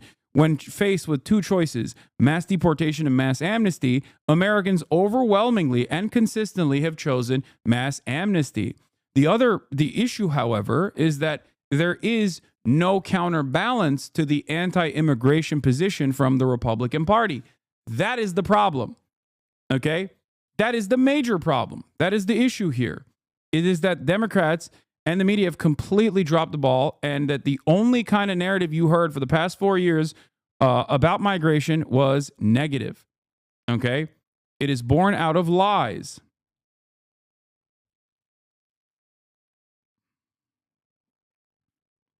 It is born out of abject lies. The idea that undocumented migrants are actually causing a lot of crimes or anything like that. Okay? And yet, if lies are the only thing that you hear and there is no counterbalance, no actual counter to this misinformation from a competent party that is supposed to be addressing these lies and combating them by saying the truth, then yes, people are inevitably going to believe that. Okay? That's it. Democrats caving and capitulating to the Republican lies surrounding immigration and the dangers of immigration is directly responsible for Americans assuming that every single person is just like an abhorrent, morally repugnant monster that just wants every migrant to be killed. Okay? That's it. Are we pretending like Dems are in support of this, like Biden and Obama didn't exist? What do you mean? No, I'm currently explaining to you how the Democrats' incompetence on this issue and caving and capitulating to the right-wing sentiment that undocumented migrants are responsible for a larger share of crimes than they actually are is quite literally the reason why Americans are left to believe that immigrants are a negative, a net negative to this country when it's, the exact opposite.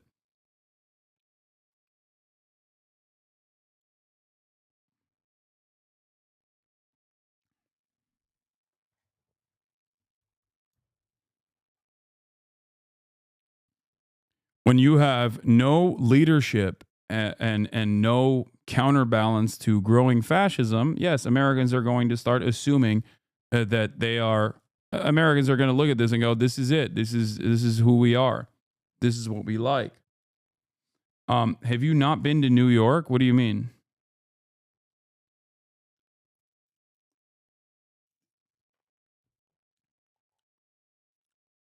Affects economy for 10 years negatively? That is also profoundly untrue.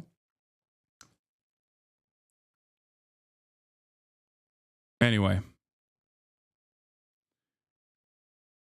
So.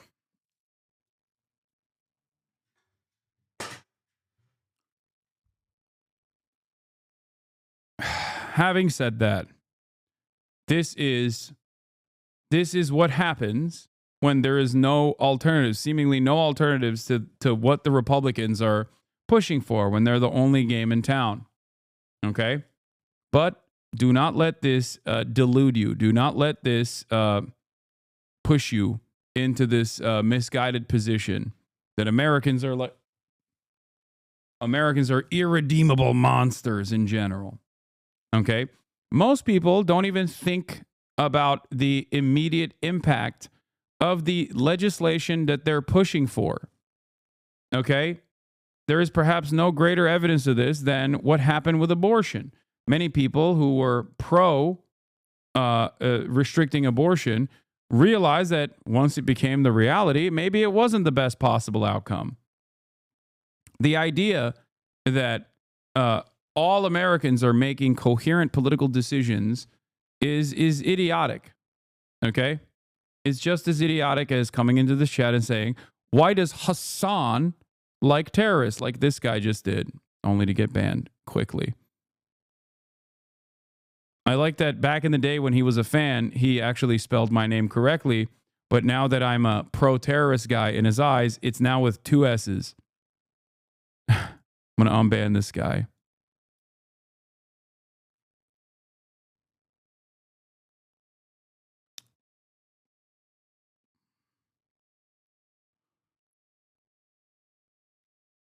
Anyway.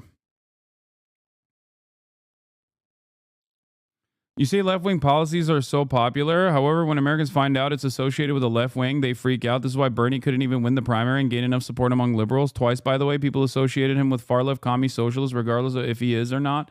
Yes, you're right. That's why Bernie Sanders, who is an open socialist for his entire career, has been the most popular, singularly most popular politician in this country in perpetuity. You're right.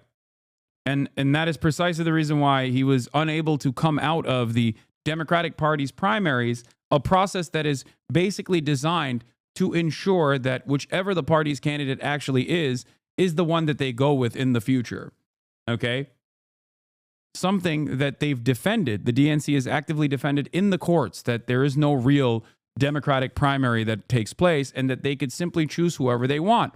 As a matter of fact, I don't know if you recall, but in the last primary structure, there was no real opponents for a literal carcass. And the ways in which they removed that literal carcass from the top of the ticket was also done behind closed doors, which the Democratic Party has every right to do so, mind you. Whether you like it or not doesn't change that reality.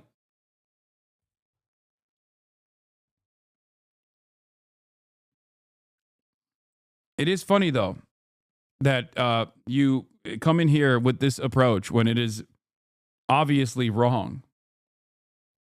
You don't like Israel, end of story? Wait, what?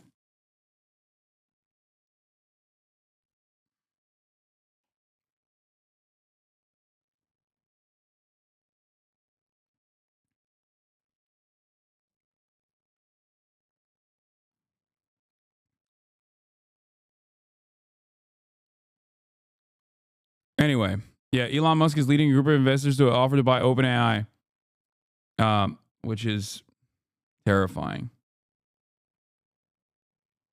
But let's get back to this.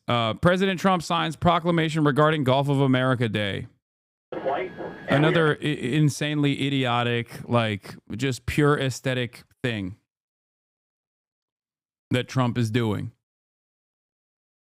Now about to head westbound to Super Bowl 59. Find a secretarial order from standing next to my goat. Bergamaniacs rise up. Bergam taking an active role in this administration is something that only I am excited about. Aren't you one of those college kids? You are brainwashed. I can't trust anything you say. Ismail, please. There's enough people who are coming in here with idiotic takes. You don't have to LARP as one, okay? I'm going to give you a day off for that. This is your second warning. There's already enough people in here that unironically come in and organically say those things. You don't also have to fucking LARP as one. Okay? Oh, they don't LARP. They're just like that.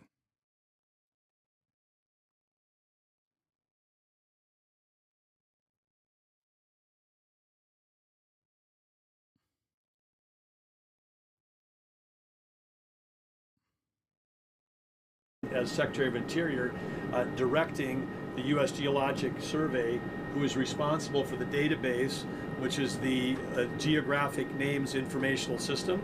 And so just prior to this signing, if you will, the button was pushed. It became official with this proclamation to call today Gulf of America Day.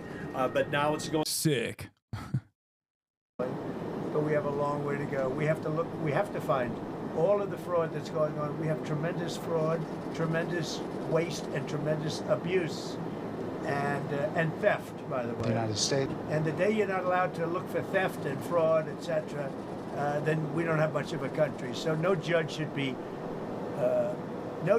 frankly be allowed to make that kind of a decision. It's a disgrace. Mr. President, Gulf of America, Canada, Greenland, Gaza, all these are very muscular foreign policy. How does this align with America first? Because it makes us bigger, stronger, and better, and more protective. We need Greenland because of national security, international security, world peace. And we'll have to do that. Canada, we'll see what happens with Canada, but the people of Canada would be paying less than half of the tax. If you look at the tax, they're going to be paying less than half the tax. You know, they don't pay very much for military, and the reason they don't pay much is they assume that we're going to protect them. That's not an assumption they can make, because why are we protecting another country? Now, I love the people of Canada. We have a great relationship. But if they became our 51st state, it would be the greatest thing they could ever do. It would be unbelievable. It would be a cherished state. And think of how beautiful that country would be without that artificial line running right through it. Somebody drew it many years ago with a ruler, just a line. You look at how beautiful that is, wow, it would be very exciting. But if you look at Canada, it would be cherished as a 51st state. They don't pay their share of military in NATO. They pay very little for military. They're not protected at all. And the reason is they think we're going to protect them. The other thing is we subsidize them to the tune of about $200 billion a year. If we stop doing that, if we stop allowing them to make cars through tariffs and other things, cars, trucks, etc., what they make, they're not viable as a country. So would you agree that it's a more aggressive foreign policy than your first term? And why is that? It's more aggressive. It's better. Why? Because I think I've had a lot of experience. And in my first term, I was fighting everybody because they were very aggressive toward me. I always said survival and taking care of the country, not necessarily in that order. But I had to take care of the country, but I had a bunch of lunatics like Pelosi and all of these people. They fought me, and we won. And, you know, I had a lot of other things that were going on there. I love being the peaceful dove president who said we have to do ethnic displacement, ethnic cleansing in Gaza. No new wars, but also we have to do a permanent military installation in Gaza. And also simultaneously, we have to forcibly annex Canada and maybe Mexico and Panama and also Greenland.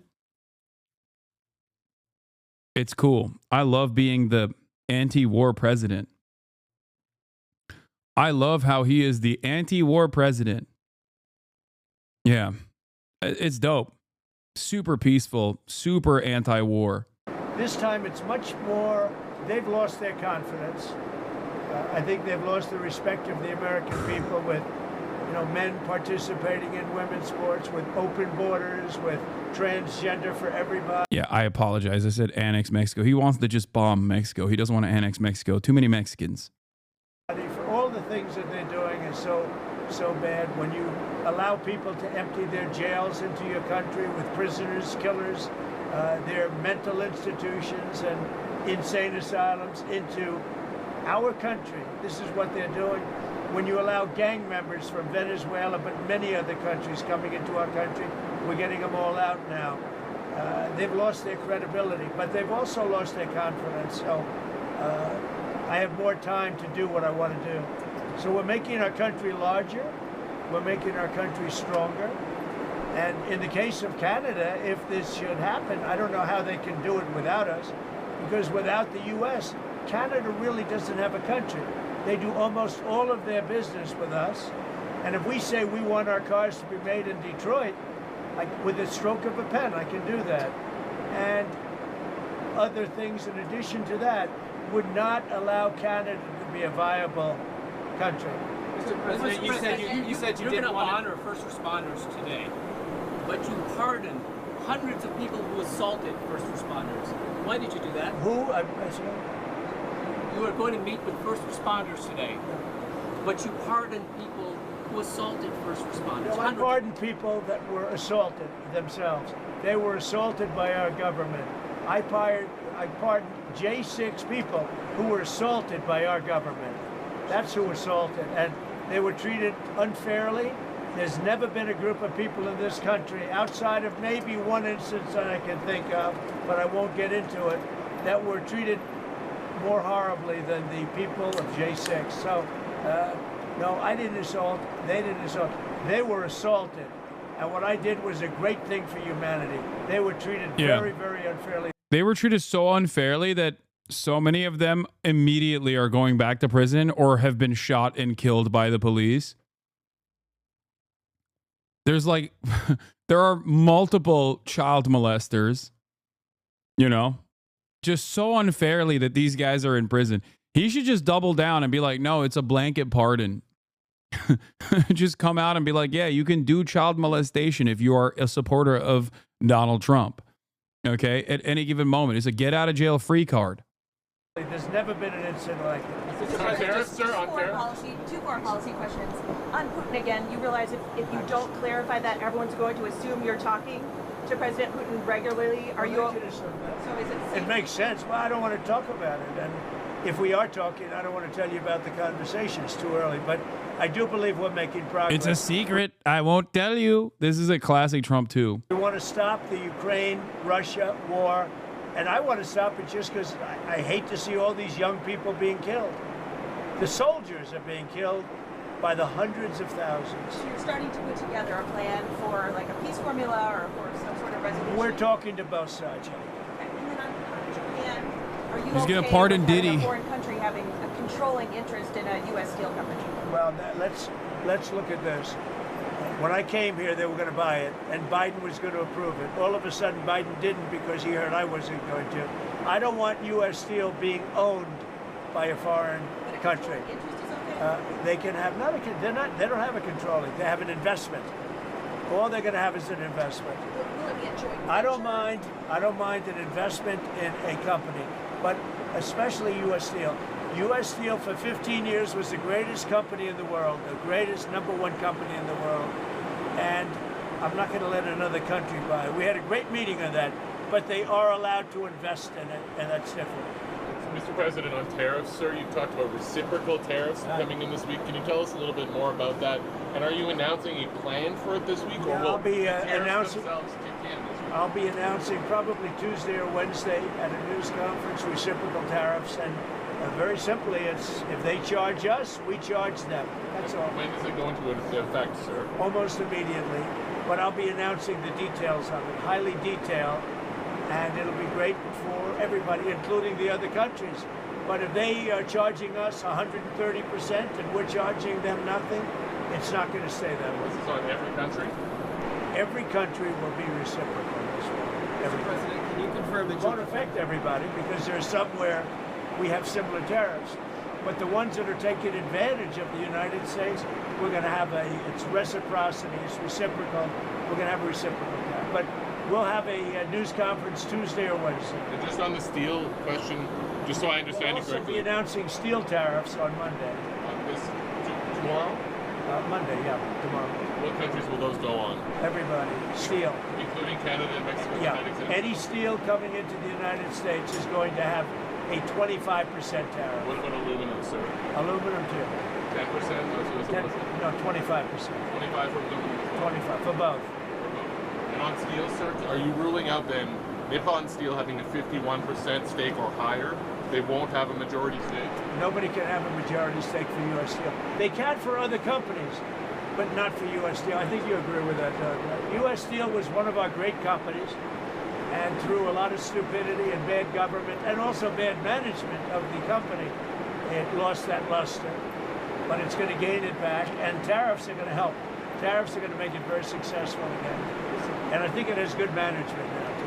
Yeah. Sorry, may I ask one, please? Can you tell me, can you confirm that you'll be meeting with MBS and Sisi of Egypt soon? Will that be at the White House, or are you going to speak? Well, I'll be meeting with all of them numerous times, by the way, but I'll be meeting with all of them. And yeah, I think that it's a big mistake to allow people, the Palestinians or the people living in Gaza, to go back yet another time. And we don't want Hamas going back. And think of it as a big real estate site. And the United States is going to own it and will slowly, very slowly, we're in no rush, develop it. We're going to bring stability to the Middle East, to a totally war-torn part of the Middle East. A part of the Middle East that has caused tremendous problem, the Gaza Strip. And we'll own it. It's totally demolished right now. It's a demolition site. It'll be reclaimed. It'll be leveled out, fixed up. There won't be anybody there. Hamas won't be there. We'll be building through other of the very rich countries in the Middle East. They'll be building some beautiful sites for the people, for the Palestinians to live in. They'll be living in harmony and peace probably for the first time in hundreds of years. And just to clarify, I know you don't want to tell us about your conversation with President Putin, but can you clarify whether you had that since you've been in office, or whether it happened before you became president? I've had it. Let's just say I've had it. And I expect to have many more conversations. We have to get that war ended. It's going to end, and we have to get it ended. And we have to get it ended soon. Should have never happened, would have never happened if I was president. Mr. President, a couple of years ago, your vice president said that suggested that if the Supreme Court rules in a way you don't like, just let them enforce it. Do you agree with that? Say the last part. The vice president suggested that if the Supreme Court rules in a way that you don't like, they could just enforce it by themselves. Do you agree with that? I don't know even what you're talking about. Neither do you. Who are you with? HuffPost, sir. Who? HuffPost. Oh, no wonder. I thought they died. Are they still around? I haven't read. You literally gave them access to the Pentagon alongside Breitbart. After cycling out the New York Times.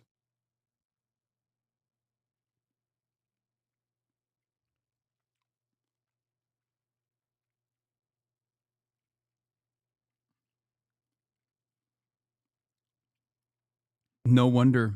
No wonder you're with Huffington Post.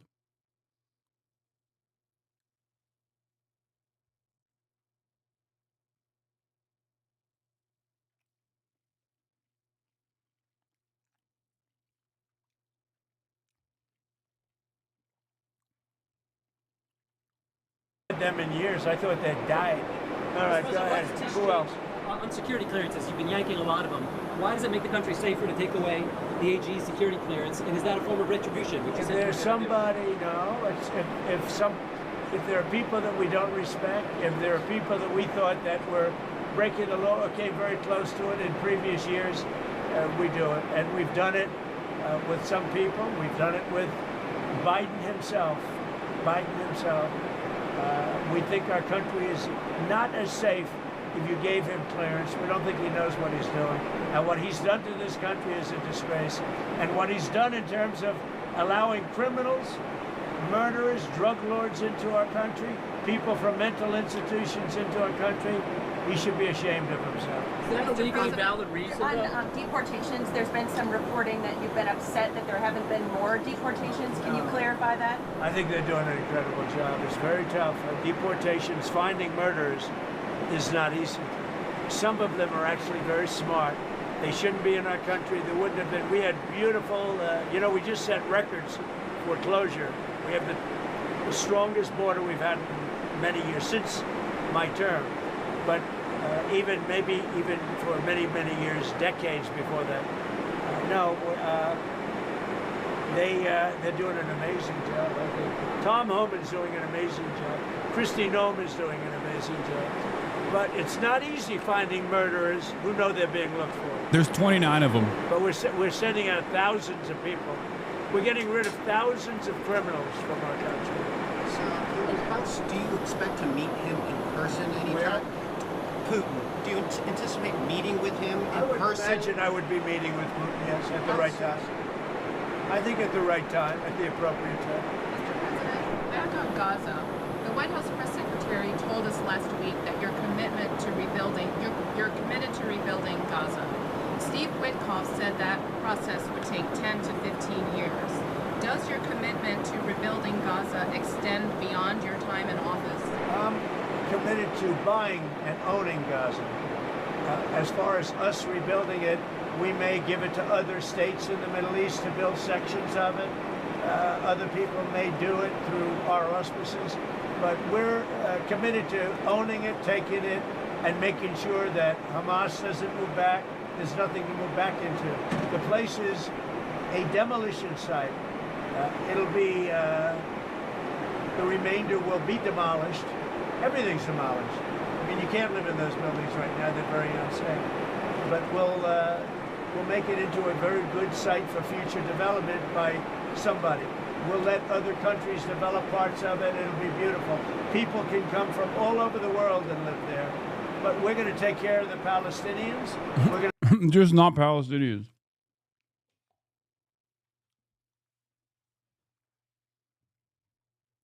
People from all around the world can come and live in Gaza, just not the Palestinians that live there. Okay? They're there already. We're going to kick them out. And also, you eating Korean food, my guy? Yes, I am. Insane stuff from Donald Trump.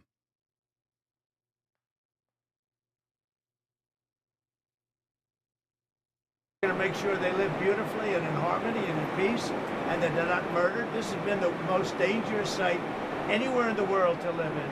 Hamas has been a disaster. And by the way, I have to tell you that I watched the hostages come back today, and they look like Holocaust survivors. They were in horrible condition. They were emaciated. It looked like many years ago, the Holocaust survivors. And I don't know how much longer we can take that when I watch that. I know we have a deal where we're supposed to they dribble in and keep dribbling in, but they are in really bad shape. They have been treated brutally, horribly. Even the ones that came out earlier, they were in a little bit better shape, but mentally they were treated so badly. Who could take that? At some point, we're going to lose our patience. When I see that scene that I saw today with people coming out of helicopters and airplanes that are emaciated, that look like they haven't had a meal in a month, no reason for that. And I don't know how much longer we can take it. Do you mean you want to recast the I don't know how long we can take it. When I watch people that were healthy people a reasonably short number of years ago, and you look at them today, they look like they've aged 25 years. They literally look like the old pictures of Holocaust survivors. The same thing. I mean, the same thing. And I don't know how long we're going to take that. Mr. President, have you gotten some advancement in your proposals for some of the Gulf or Arab nations to take some of the Palestinian people? And if not, what do you think the reason is for their hesitance? Is there some very honest reason that they've even told you privately, or that you think why they're hesitant to take the Palestinian people? Why are they hesitant to take them? Because they never spoke to me. They spoke to other people. They didn't speak to me. When they speak to me, they're going to take them. Is it because they think that you would not allow them to return to Gaza? Is that part of it? They don't want to return to Gaza. If we could give them a home in a safer area, the only reason they're talking about returning to Gaza is they don't have an alternative. When they have an alternative, they don't want to return to Gaza. If they had a home that was safe, where you don't have Hamas threatening them, killing them, torturing them. Yeah, it's Hamas. They'd rather not return to Gaza. It's definitely not Israel that blew up the entirety of the Gaza Strip. As far as the other regions, the only reason they maybe don't act enthusiastic is they haven't talked to me. They talk to other people, but not to me. When they talk to me, they'll be enthusiastic. And then on spending, you found some maybe questionable expenditures, or Elon Musk has found them? Some questionable. The whole country looks like it's a fraud. It's fraud, waste, abuse, but it's a tremendous fraud. And what Elon and his group of geniuses have found is unbelievable. It's unbelievable. And that's just in USAID. Soon we're going into education. You'll find the same thing, but bigger. Soon we're going into the military, and you're going to find a lot of bad things happening there. You'll find it because our government has not functioned properly for many, many years, and we're going to make it function properly. We're even looking at treasuries. There could be a problem. You've been reading about that with treasuries. And that could be an interesting problem, because it could be that a lot of those things don't count. In other words, that some of that stuff that we're finding is very fraudulent. Therefore, maybe we have less debt than we thought of. Think of that. So a lot of things are happening, but Elon's doing an excellent job. We started with 12 guys with high IQs, and now we have 100 guys with very high IQs. Do you think Congress has failed to do their oversight, or do you think your first administration, some of your cabinet agencies failed? I think everybody failed. I think everybody failed. Why does Elon's financial disclosure remain secret? Because Breaking news about Gaza. Trump, if all the hostages are not released by Saturday at 12 noon, the ceasefire should be called off and all hell will break loose.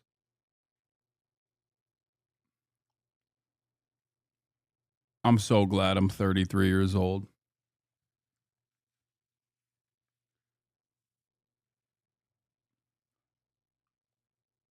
And he's talking about all the hostages, not just the ones that were scheduled for release. As in, Donald Trump is going back to the hostage negotiation and saying, after spending the last week talking about how he's going to own Gaza personally, and how he's not going to let any Palestinian remain there, and that they have no right to return, even though they haven't left yet. They haven't been forced out yet. Now he's pulling the lever off the hostage negotiations and saying, actually, never mind. You're just going to release all the hostages, and there's nothing you can do about it. And if that's not the case, all hell will break loose. Which I suspect Israel at this stage is not capable of going back into Gaza on its own.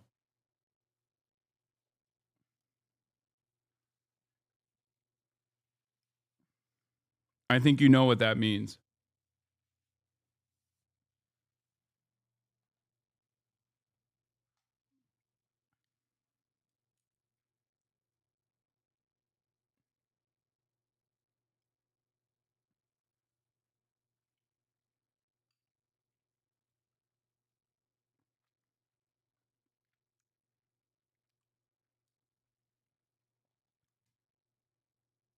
You should take back the credit you gave him for stopping the war. You have to be very stupid if you think that I said Donald Trump is earnestly stopping the war.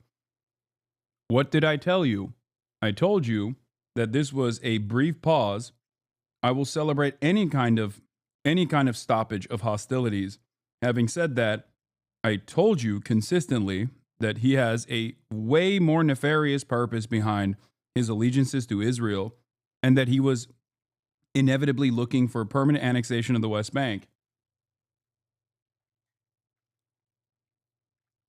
It's not exactly a prophetic take either. It's the obvious one.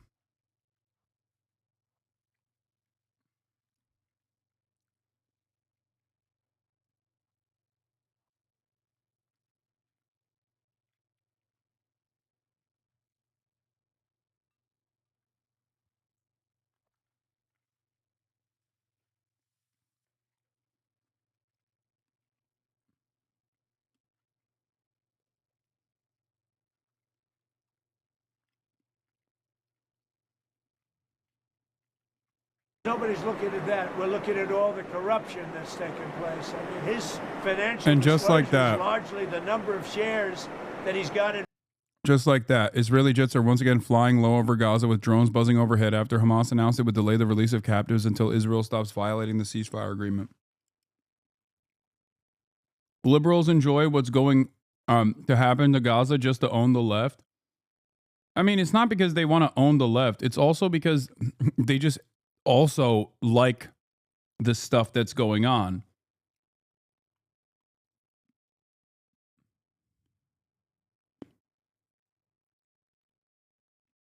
Here is the reasons as to why I was going to cover this earlier. The reasons as to why Hamas was postponing the hostage release delay was because of the many different violations of humanitarian agreements in Gaza. They were agreed upon for 12,000 aid trucks. Only 8,500 were allowed to enter. 50 fuel trucks per day was agreed upon. Only 15 fuel trucks were allowed to enter. 60,000 mobile homes were agreed upon. No mobile homes have entered the strip. They agreed upon 200,000 tents, and they only got 20,000 tents. The violations were a shortfall of 3,500 aid trucks, a shortfall of 35 fuel trucks per day, complete absence of mobile homes, and a shortfall of 180,000 tents. Why'd you say you're happy to be 33? I'm not likely to be drafted. It's not even just that. They've also continued bombing. So that's the other side of this as well. Israel not only did not follow through on allowing these aid trucks in. But Israel also simultaneously kept up bombing.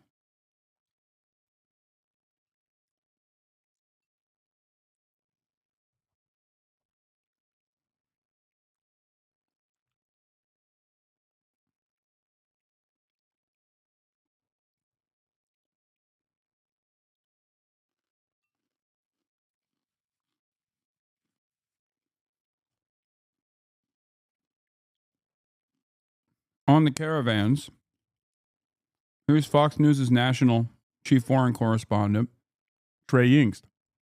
One of the 4 key ceasefire issues right now is that of the caravans, temporary homes for Palestinians in Gaza.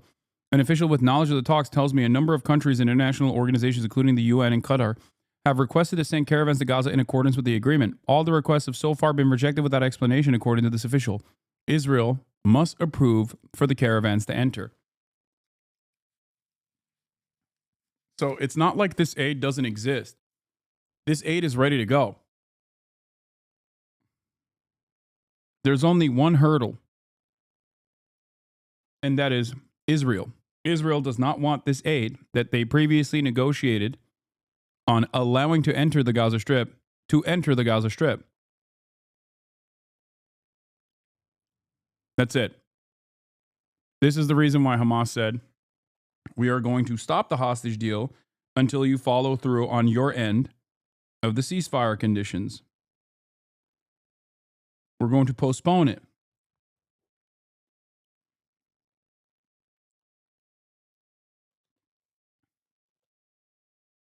It's crazy that Israel's situation is so black and white that you have Fox News' own chief foreign correspondent, Trey Yingst, who is not exactly a friend to the Palestinians, actively, seemingly defending Palestinians, because defending Palestinians at that point is just defending the truth. What's also insane about this process is that when Donald Trump says we are going to destroy if Hamas doesn't release the hostages, or the conditions of the hostages are horrible, and that's why I can't bear it any longer. What he's saying is we're just going to kill all the hostages. That's what he's saying.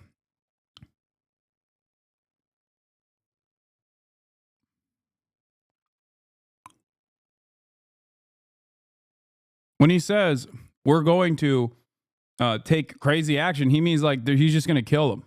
He does not care.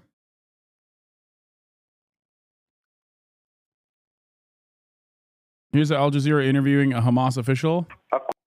Hamas official Bassem Naim tells Al Jazeera that Israel's Prime Minister Benjamin Netanyahu is intentionally sabotaging the ceasefire deal, continuing to block aid, kill Palestinians, and delay negotiations on phase 2. To all observers, including the mediators, that we have done all what we have to do along the last few weeks, but the Israelis until now, they are still blocking the humanitarian aid. They are still shooting on Palestinians and killing Palestinians. They are threatening by returning back to war. They have, for example, they have postponed the negotiations for the second phase have to start on the day 16 of the first phase agreement. Netanyahu intentionally have postpone the start of the negotiations until he visits Washington, and he is now returning back. He sent yesterday a technical delegation, a very low-profile technical delegation, who is not authorized to negotiate anything, especially from the second phase. Therefore, until now, we didn't start the second phase negotiation, which has to be started 1 week ago. Therefore, he is intentionally planning, and he publicly stated that he is looking for prolonging the first phase and postponing the second phase negotiations. Therefore, they are violating, I think, every observer, every neutral observer will clearly see that the Israelis intentionally sabotaging the deal and undermining the agreement. So just for the sake of clarity, and now that you're mentioning the phase 2 negotiations, are you saying that the phase 2 negotiations now are stalled? They didn't start. We cannot talk about stall.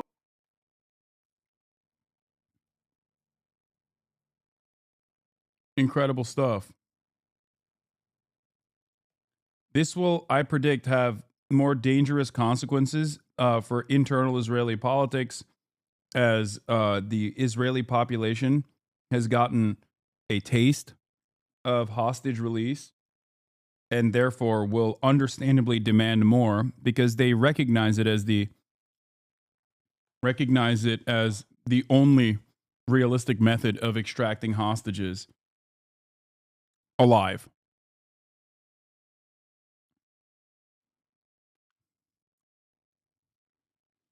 Meanwhile, the protests that have started taking place, it seems, are what? Settlers in Tel Aviv blocking roads demanding that the government implement the entire agreement? Wait, what? No, these are not settlers in Tel Aviv. These are the protesters that are already started. They're the pro ceasefire protesters.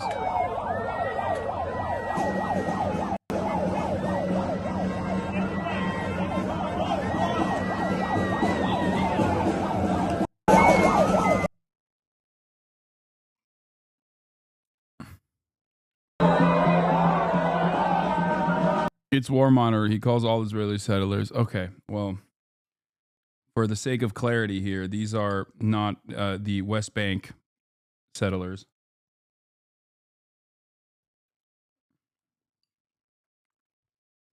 These are the immediate family members of the hostages, usually.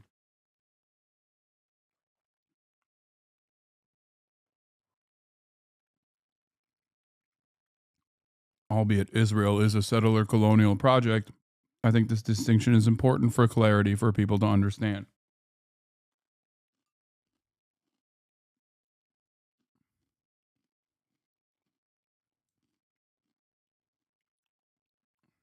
Very stupid for people to disagree with me on this in this moment.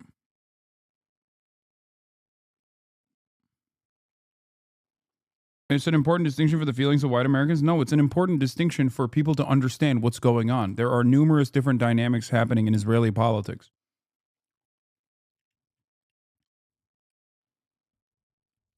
It's like it's like referring to Americans as settlers when you're having a conversation about American citizens is technically true, but probably unhelpful when you're trying to have a normal conversation. They are. I know they are. I know I am. I know.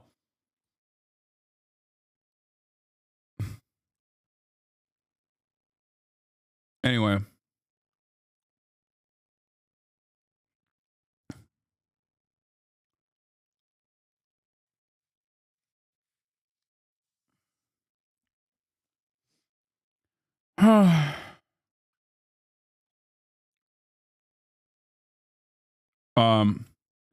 There is the Fox pregame interview that we were going to watch, but you know what? Actually, we'll start here and then we'll go back to Israel Palestine. Thanks for having us. Thank you very much. Happy Super Bowl. Thank you. You know, you are going to be the first sitting president to attend a Super Bowl. It's a big day for America, always is. What made you want to do it? Well, first of all, I'm very surprised to hear that. I would have assumed many presidents came, but I think just the spirit of the country's taken on a whole new life. I thought it would be a good thing for the country to have the president be at the game. I mean, it's an iconic day. It's an iconic day. It's going to be a great game, two great teams, and let's see what happens. You know, it seems the first days of this administration are like a no-huddle offense. You know, plays going down the field, one after another. There's a long list of things you've already got done in 3 weeks. Big border policy changes, ICE crackdowns on criminals, taking biological men out of women and girls' sports, big energy policy changes. So what's different with you and your administration? The difference between the 45th president and the 47th president? Well, with the 45th, I had tremendous opposition, but I didn't know people, and I didn't have the kind of support that I needed. I put people in office, some really great ones, but I had some that I wouldn't have put. I would have, known better if it were a couple of years later, or if I had a little more experience in D.C. I was a New York person, not a D.C. person. And I had a lot of opposition. I just noticed, I looked on the stage for the recent inauguration, and I'm looking, it's like a who's who of Washington. Well, if you look on the stage for the first one, it was just the opposite. So some of your plays have raised some questions and had some pushbacks. Okay, Brett. Dial it back on the fucking football analogies. We get it. You love football. Jesus Christ. 19 states' attorneys general filed a lawsuit, and early Saturday, a judge agreed with them to restrict Elon Musk and his government efficiency team, Doge, from accessing Treasury Department payment and data systems. They said there was a risk of irreparable harm. What do you make of that? And does that slow you down on what you want to do? No, I disagree with it 100%. I think it's crazy. And we have to solve the efficiency problem. We have to solve the fraud, waste, abuse, all the things that have gone in the government. You take a look at the USAID, the kind of fraud in there, And you where found the money's significant going. things. Well, we're talking about hundreds of millions of dollars of money that's going to places where it shouldn't be going, where if I read a list, you'd say this is ridiculous, and you've read the same lists, and there are many that you haven't even seen. It's crazy. It's a big scam. Now, there's some good money, and we can do that through any one of a number. I think I'd rather give it to Marco Rubio over at the State Department. Let him take care of the few good ones. So I don't know if it's kickbacks or what's going on, but the people, look, I ran on this, and the people. Yeah, they're not abolishing U.S. aid. They're not like undermining American imperialism. They're just centralizing it, making it directly, bringing it back directly into the hands of the government.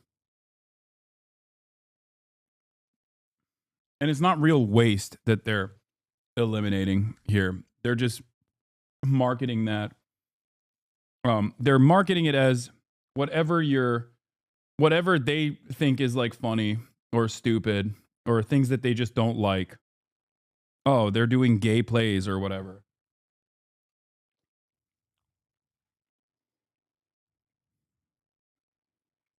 There's new parts of the interview that are being aired right now on Fox News.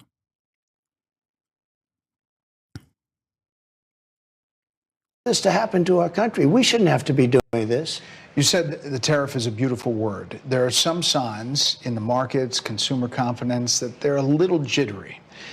So if all goes to plan, when do you think families will be able to feel prices going down, groceries, energy, or are you kind of saying to them, hang on, inflation may get worse until it gets better? No, I think we're going to become a rich. Look, we're not that rich right now. We owe $36 trillion. That's because we let all these nations take advantage of us.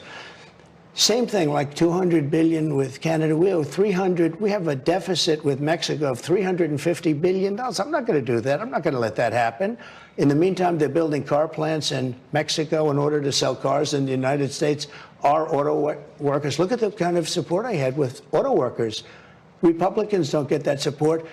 I got record support with auto workers. I won the Teamsters Union. I mean, no Republican wins the Teamsters Union. I had support like nobody's ever had because they know I'm right.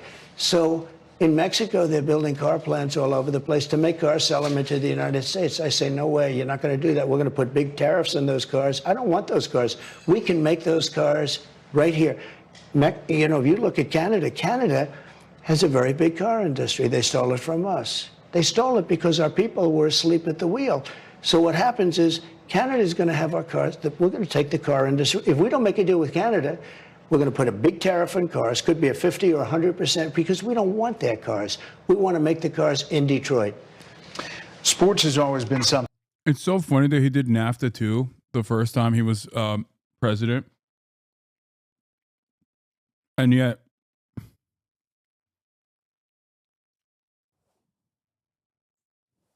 he gets to act like it's totally a separate trade negotiation that happened without his influence. Thought about how to try to bring the country together, to reach out or to find common ground. Have you thought about that or how that might go? I'd love to do it. And I can tell you, just prior to COVID coming in, we were doing so well. The greatest we've ever done. There's never been an economy like ours. Anywhere in the world, we were doing so well. We're eating China's lunch. I tariffed China for $700 billion over a period of years. We were doing so well. And then we had the COVID. We had to worry about that, and we took care of it. We did a great job with it. And then it was back to business. But I would say this. We have to come together, but to come together, there's only one thing that's going to do it, and that's massive success.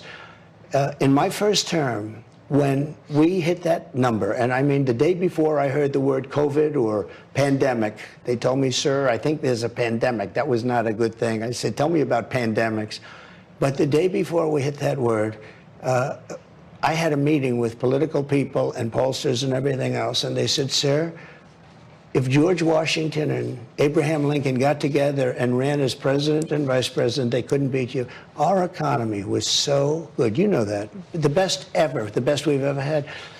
And everybody was coming together. I was getting a call from very liberal people, senators, congressmen, people outside, people that normally weren't speaking to me.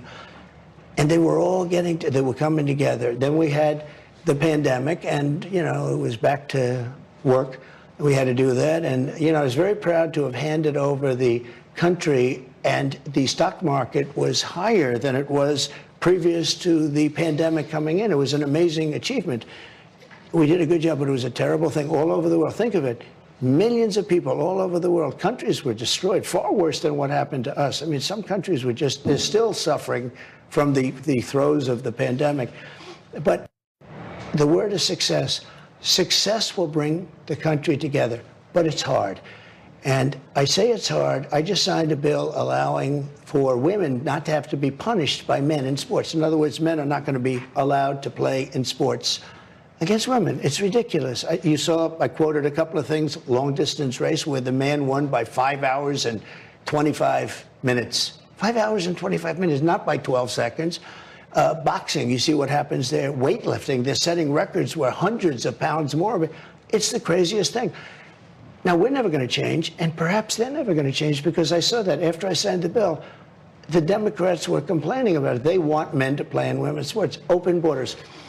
I don't want to have open borders. I want to have very strong borders. I want people to come in, but they have to come in legally, and they have to love our country. They have to be capable. They have to be merit. You know, we won a big Supreme Court case. It's called merit-based.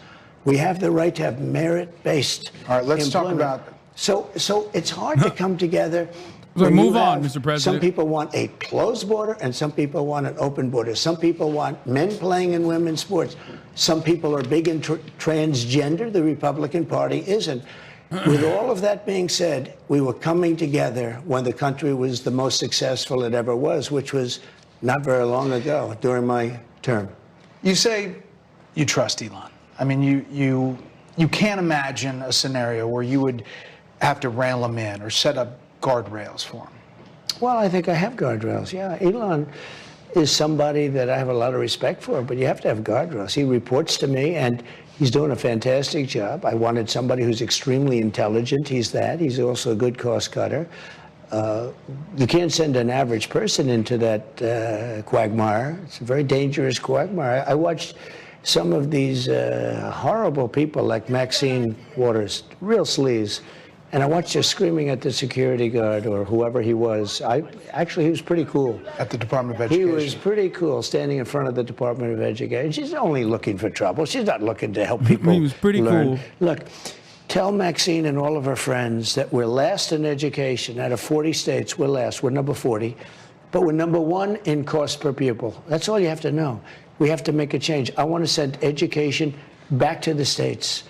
You know, if you send education to Iowa and to Indiana and to a lot of these states that are so good, to Idaho, they have no debt, they have no crime, they have no this, they have no that. It's like perfect, because the best states are, if you look at the list of the top, the best countries for education, it's Norway and Sweden and Denmark and Finland. And by the way, China's right up there in the top 5, which is pretty amazing for those that say it's too big for that.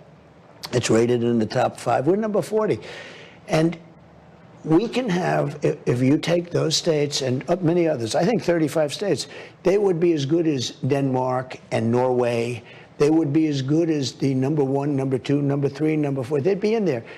But on a countrywide basis, I think we have 35 states would be in that category. Then you'd have 5 or 6 that would be mediocre, and then you'd have the same ones that are bad on crime and bad on everything probably would be bad on education, but they'd almost be forced to get better.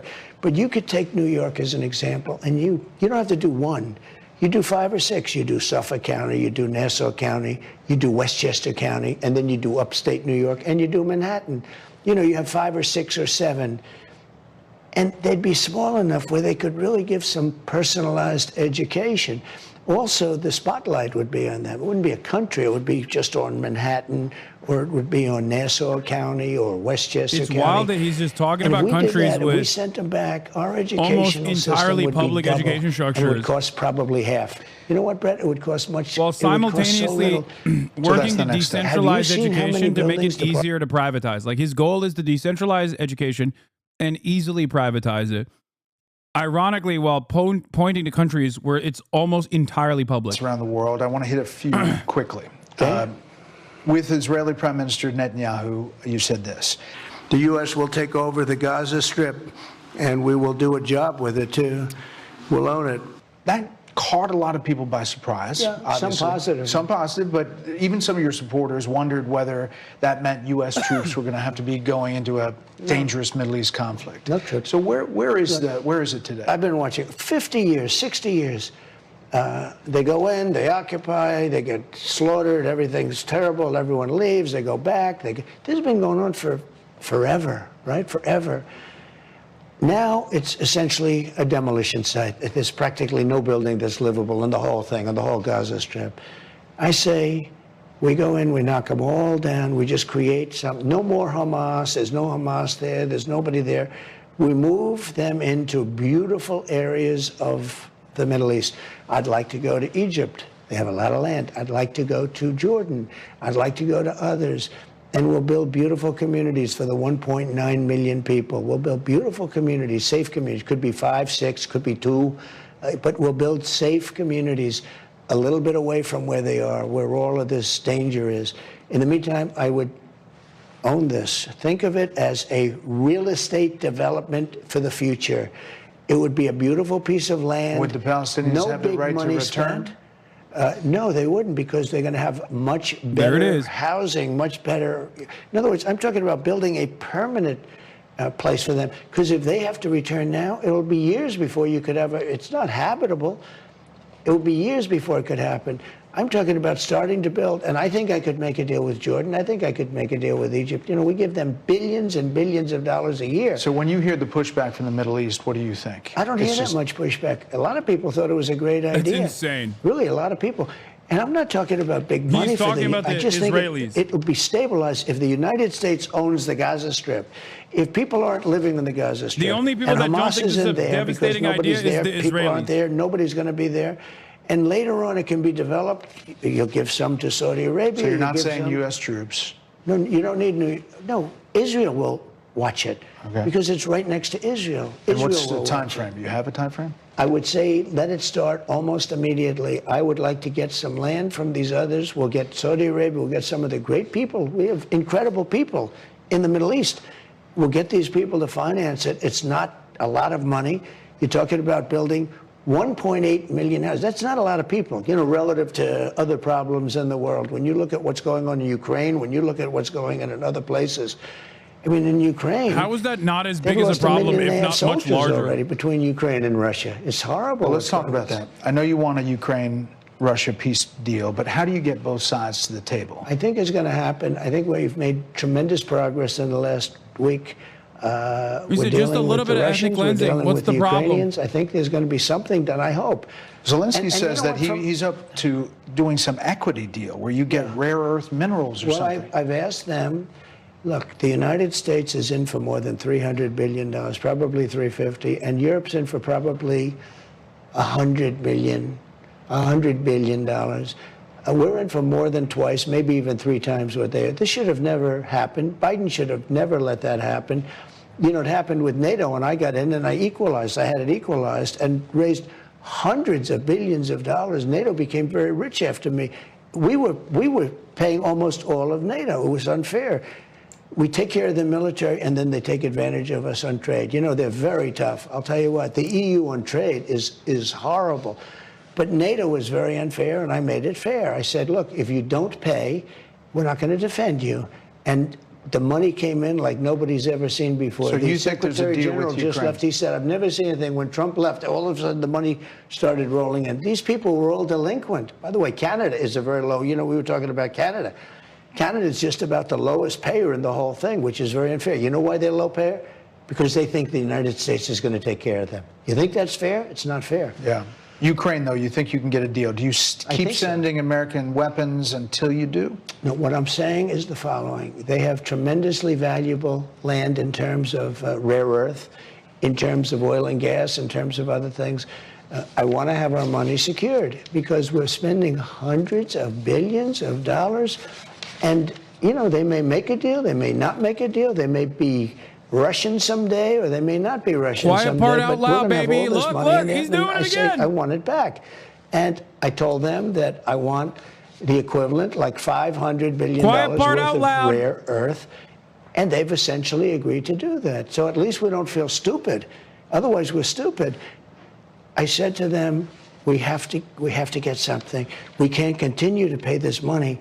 But on the Russian side, how do you get Putin? Do you squeeze him to get him to the table? I mean, how do you? It would have, look, I say it all the time, this would have never happened if I were president. If the election weren't rigged, this would have never happened. And let's see whether or not Fox lets you put that in, okay? If the election weren't rigged, do you hear me, rigged? Let's see, this would have never happened. It wouldn't happen with Putin, and October 7th would have never happened either. Iran was broke. They were down to their last very small amount of money. Now they have $350 billion, but they have other problems. And let's go back over there, because I'm the weaver. I'm the great weaver. You know that, Trust right? me. Okay? I'm the great weaver. I get it.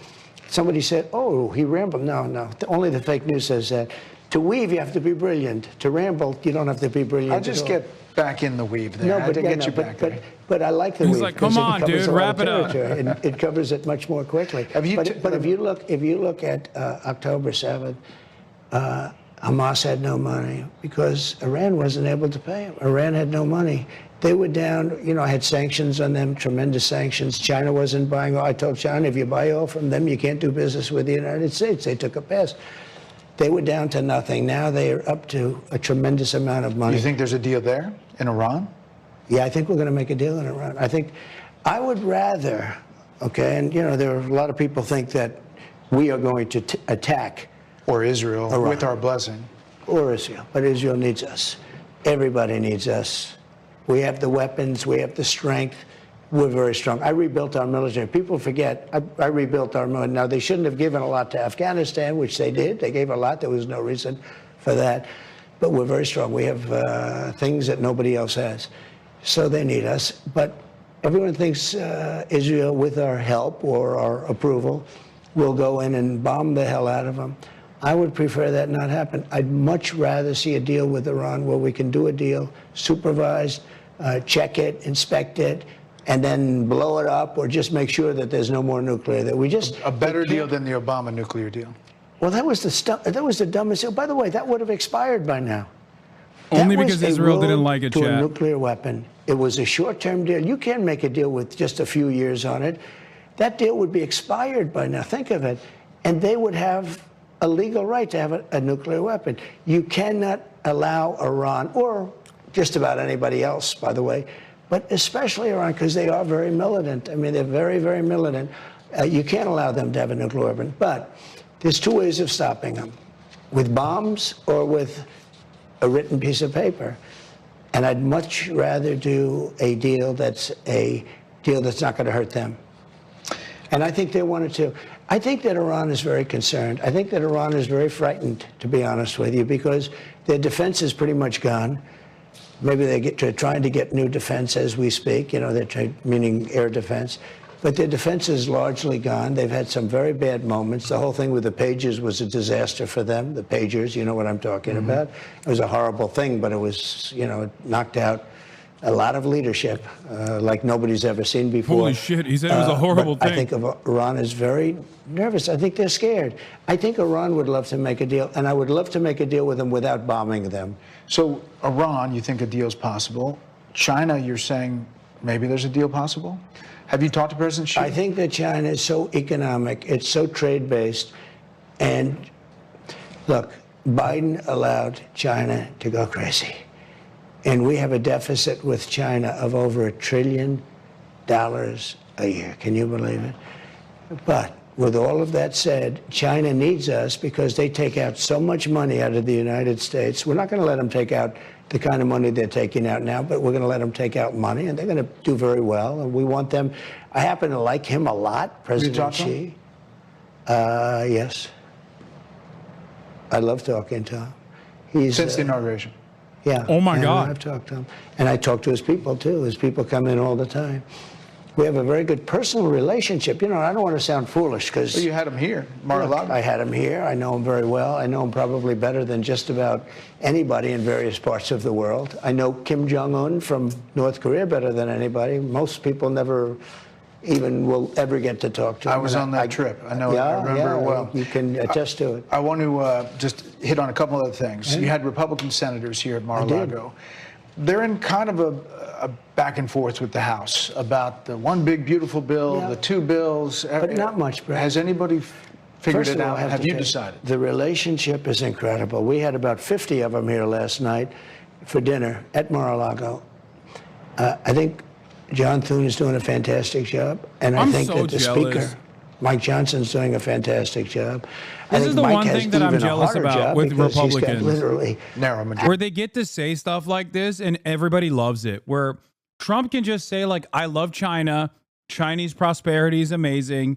President Xi is a great leader. I'm a big fan of him. He's my favorite guy. He's my best bud. And Republicans be like, hell yeah, brother. That's how you do it. Diplomacy. Like, if Biden said that, someone would assassinate him. Okay? Like, if Biden was like, yeah, Xi's my little guy, someone would be like, okay, well, we have to kill him. He's the Manchurian candidate. You know what I mean? No Democrat is allowed to say, they have a very dangerous we got to do thing. diplomacy. Only dipshits like Trump get to say, I love China. Ceiling. And the debt ceiling, I call it 1929 because, you know, bad things can happen. It should be just psychological, but it's really probably more than that. We shouldn't have had it. It shouldn't have been ours. It should have been theirs, but somebody made a bad mistake, a stupid mistake, actually, and we inherited. But I can't imagine the Democrats don't want to take care of the debt ceiling because that's, it could be an explosion, the likes of which we've never seen. And I just don't think that's going to happen. I think it's very important that we do the tax bill, and I can't see the Democrats giving people the largest tax increase in history. So we have to extend it and I think make it better, make it even more productive. You know, we can do things that we did even better than we did during the Trump tax breaks. And you want to raise defense spending? We want to raise defense spending. I think we have to have it. One of the reasons I can speak with authority is we really do have amazing military, but they're also getting bigger. One of the things I'll be doing with President Xi, and one of the craziest things is that Donald Trump designed the first tax cuts to sunset by the time he was out of office and inevitably hand that to the Democrats as like a tax increase. But he didn't win the second time. So now he's the president. As the tax cuts that he pushed for the middle class and below are slated to sunset. And now he's the president, so he can make it permanent. So it literally worked out in his favor. Crazy to spend the money on things that hopefully aren't going to be used. I mean, the tough part is that if you don't want to cut entitlements and you do want to add to defense spending and you want to eliminate taxes on tips and you want to make the 2017 tax cuts permanent, that's a lot of money. But we're going to take in tremendous amounts of money on tariffs. We're going to have tariffs. We're going to take in tremendous amounts of money. And you think Doge because is going to make up some it's difference? Not Doge. Well, Doge is going to make up a lot, but that's unrelated to tariffs. It's not fair that other countries have really taken advantage of us, and it's our leader's fault, but I'm a different leader. It's not fair that other countries have taken advantage of us for so many years, and now all of a sudden we're not allowed to have tariffs, but they've had tariffs for years. You know, they've done this to us for years, and we haven't. And I think reciprocal tariffs, I'll be talking about it. I think probably on Monday or Tuesday I'll have a whole big thing. We have a very sophisticated plan. I want to have tariffs separately from definitely. that on steel, on autos, on Trump and sophisticated semiconductors and chips, and probably pharmaceuticals. And you're not worried that any of that's going to go back to the consumer? It might, but it's ultimately going to be much less expensive. Oh! I'll give you an example. The so-called fat drug or fat shot, whatever it's called, Fat shot. Ozempic or Ozempic. Mounjaro. In London, you get it for $88. In New York, you get it for $1,200. You can't even buy it. It's very unfair. The identical package made in the same factory, shipped to different places, but made literally in the same factory. In London, it's $88, and in New York, it's $1,200, and you can't get it. And the reason is because everything's added on to the United States because the United States has been too nice. You know, I had transparency done, and Biden canceled it. Transparency would have solved that problem. But I'm going to solve it one way or the other, including, you know, they have a certain thing like rent control in New York, and I don't like that. But at some point, nobody's going to, it's not fair that other countries, you go to Canada, all of the drugs are much less expensive. I suggested that some of the governors should go buy their drugs in Canada and send them back to here. It's very simple. So I think we're going to do some amazing things, really amazing things. Last thing, I mean, you have a lot of things on your plate that you're going to do, but right now... Well, you know, one thing I did last night that's very powerful, really, the straw. They gave us a paper straw. It melts. It's horrible. They should make it in flavors because by the time you finish, it is so horrible. I ended the paper straw. We're going to go back to plastic. That might be a 90-10 issue. It's about a 99. Because no one loves the soggy straw. This was a Biden issue, big Biden issue. I'm sure Biden really knew. You don't Somebody think put about things in front of him and signed whatever they did. I think you're right. It's at least a 90% issue. Right now, do you view Vice President J.D. Vance as your successor, the Republican nominee in 2028? No, but he's very capable. I mean, I don't think that I think you have a lot of very capable people. So far, I think he's doing a fantastic job. It's too early. We're just starting. I will say... But by the time you get to the midterms, he's going to be looking for an endorsement. Yeah, a lot of people have said that this has been the greatest opening, almost 3 weeks, in the history of the presidency. It's definitely been the fastest and the most stuff Well, happening. we've done so much Oh, so he's fast. in the cock And we really chair! had to because Cooked! they have really, Oh, what he they've done said to our nope. country is so sad. No. It's so sad. No smile. We're going to be bigger, better, and stronger than ever before. Mr. President, we appreciate all the time. Thank you very much. Thank you very much. Thank you, Brett. Bro, that's so funny. J.D. Vance is Bring so that cooked. full interview to you. Up next, President Trump taking executive action just moments ago in the Oval Office. We will go to the White House for an update. Plus, the panel on my interview with the I love this because he's like, oh, the fat drug, which, you know, hilarious that he doesn't, he's like the fat shot is so expensive in America, right? And what's the solution to the price? Adding additional charges to the American middleman. Instead of regulating the American middlemen, instead of doing mass purchases of pharmaceuticals and actually bargaining on the price point at the point of purchase, what we should do is put additional tariffs, like another costly thing that will drive up the cost of this medicine for the average consumer. Great idea.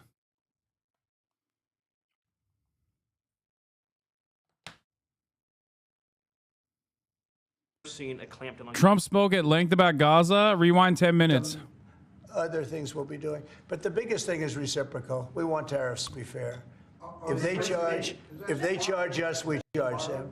Tomorrow, the reciprocal tariffs? We'll be doing reciprocal over the next, I would say, 2 days, don't you think? 2 days, yeah, maybe. Yes, I heard the J.D. Vance shade. He was like, no. The Prime Minister has said that you are considering an exemption for Australia on steel. Is that correct? And why? I just spoke to him, very fine man, and he has a surplus. I mean, we have a surplus with Australia, one of the few. And the reason is they buy a lot of airplanes. They are rather far away, and they need lots of airplanes. And we actually have a surplus. It's one of the only countries which we do. And I told him that that's something that we will give great consideration to. And would you consider one for the UK as well? I regularly go we back have a and huge forth deficit. on whether or not Americans in charge are actually stupid or nefarious. Sometimes I think they can't be this stupid. It must be for a nefarious purpose. Like they want to privatize everything. That's why they're acting like they want to do austerity so they can privatize and make money off of it. And then other times, I do truly think Trump is just too stupid and doesn't understand how tariffs work. And it's not that hard of a concept. I honestly don't think, I don't know. Like sometimes I'm like, oh, he wants to do tariffs because like he has this nefarious purpose behind it. He wants to bully certain sector leaders because like ultimately the people that you're punishing when you do tariffs are obviously always going to be the people that are, you know, in the import-export business. So it's Americans and American consumers that'll get harmed by this. But I do sometimes think he's just like very stupid. That's it. You don't have a deficit with Argentina. Is that country also going to be? We have a little deficit with Argentina. Almost with every country, but Australia, because of the airplanes, they buy a lot of airplanes. Like the notion that like somehow adding tariffs to Ozempic is going to make Ozempic cheaper, that's insane. Like that makes no sense. Like that's just literally the opposite, right? So he can't, like, what's the nefarious secret propaganda purpose behind him saying this? There is none. I think sometimes it's just him being stupid. This is one of those moments. He won't actually set price checks. He won't actually set price controls on pharmaceuticals. He won't actually implement pharmaceutical bargaining, right? At the point of purchase. He won't do bulk purchase of pharmaceuticals because that would be like socialization of some sort. So he's just like, we're going to put tariffs. Like intrinsically, he understands that there's a need to lower the cost of pharmaceuticals because he reads the room. But he's too stupid and also, I guess, too nefarious in the sense that he knows that he can't actually advocate to lower the price of pharmaceuticals because that's, you know, American businesses would never allow that.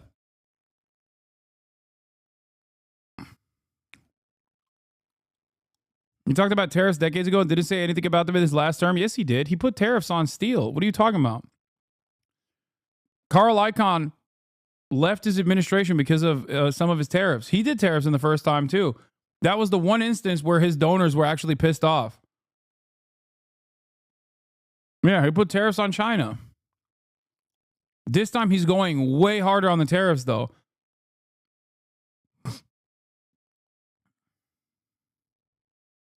A little bit of a surplus. Mr. President, if other countries retaliate, I don't mind. What is your plan for example, farmers? Last term, Well, the farmers are going to be helped greatly. again. Yeah, the farmers are going to be helped greatly because they're not going to be dumping everything into our country. This would be a great bill for farmers. And in terms of retaliate, it's, as I said, it's reciprocal. So if they raise it a little bit, then we raise it. Yeah, he put tariffs first term to destroy NAFTA and create new USA-Mexico-Canada deal that he now hates. Yeah. He's like, who did that Mexico deal and Canada deal? I hate that guy. I hate it. NAFTA too, they're calling it. I think it was Biden. Automatically. So I don't think it helps for them to retaliate. But also remember this, they can't really retaliate because we're the piggy bank. We're the piggy bank. But if we don't do this, we won't be the piggy bank for long. We won't be much of a country. Mr. President, did you see that report, sir, that Hamas was going to stop releasing Israeli hostages, and what was your reaction? I think it's terrible. Look, I looked at the hostages that came in, and they're emaciated. What? Someone in the chat says, shouldn't we support the annexation of Canada? Because it will give America more trains. No, chatter. Okay, you're joking. But also, no. I do not want to destroy Canada any further than it has already destroyed itself, okay? I know it's a joke. It looked like something. At first, out I of the thought you were. 1930s. It's an absolute disgrace, and I think they saw the way the world viewed it, and they're looking for a reason not to send more because they're all. You take a look at that. It looked like it was a concentration camp, which essentially it was. It looks like. Oh yeah. By the way, Israel has made it illegal for NPR journalists to actually take photos of anything on the ground. According to NPR, I listened to this morning, and it's important to note that Israel prevented us, according to Jordanian authorities, from taking photographs on the ground of what we were seeing. The only thing we could take photos of once we landed were the buffer zone and the helicopter. So Israel is allowing some Americans to actually go along the Jordanian air corridor that they've created for aid, where the Jordanian Air Force is able to land on the outskirts of Gaza and basically deliver aid that way, even though trucks are obviously still far better and far faster at delivering a lot more aid. But they're still holding out on allowing as many trucks as possible. But the Israeli government is allowing people to basically go into Gaza now, foreign journalists to go into Gaza through that Jordanian air corridor, and they are not allowed to film anything on the ground, which is insane. I don't know if it's true, but I heard Canada is preparing for the U.S. to declare war. Wait, what?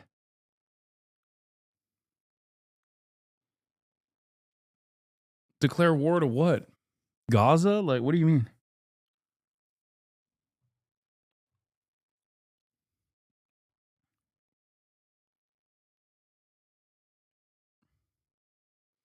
I think it's a misunderstanding of the hot mic moment where Justin Trudeau's leaked conversation caused a lot of commotion, where he said, you should take Trump's threats of annexation more seriously.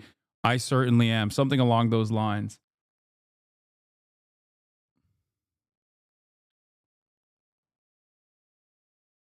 Which is also definitely something terrifying for a foreign leader to openly admit. I recognize that.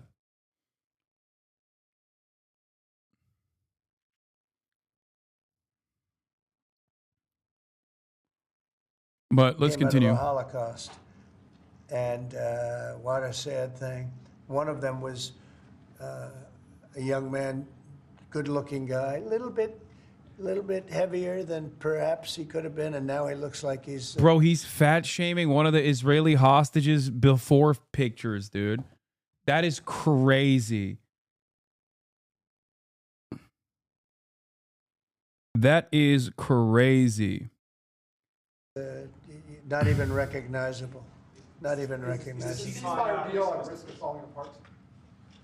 Look, I can tell you that those people have been badly hurt, both mentally. I'm talking about the young women that came out also previously. And I think one of the reasons they're doing this is because they're probably sending the best. What you see is probably the best because they want to send people that look at least healthy. And that's not healthy. These people have been badly hurt. They've been interviewed by our representatives. They've been interviewed by Israeli representatives, and they're really hurting. They are really. This part of the process that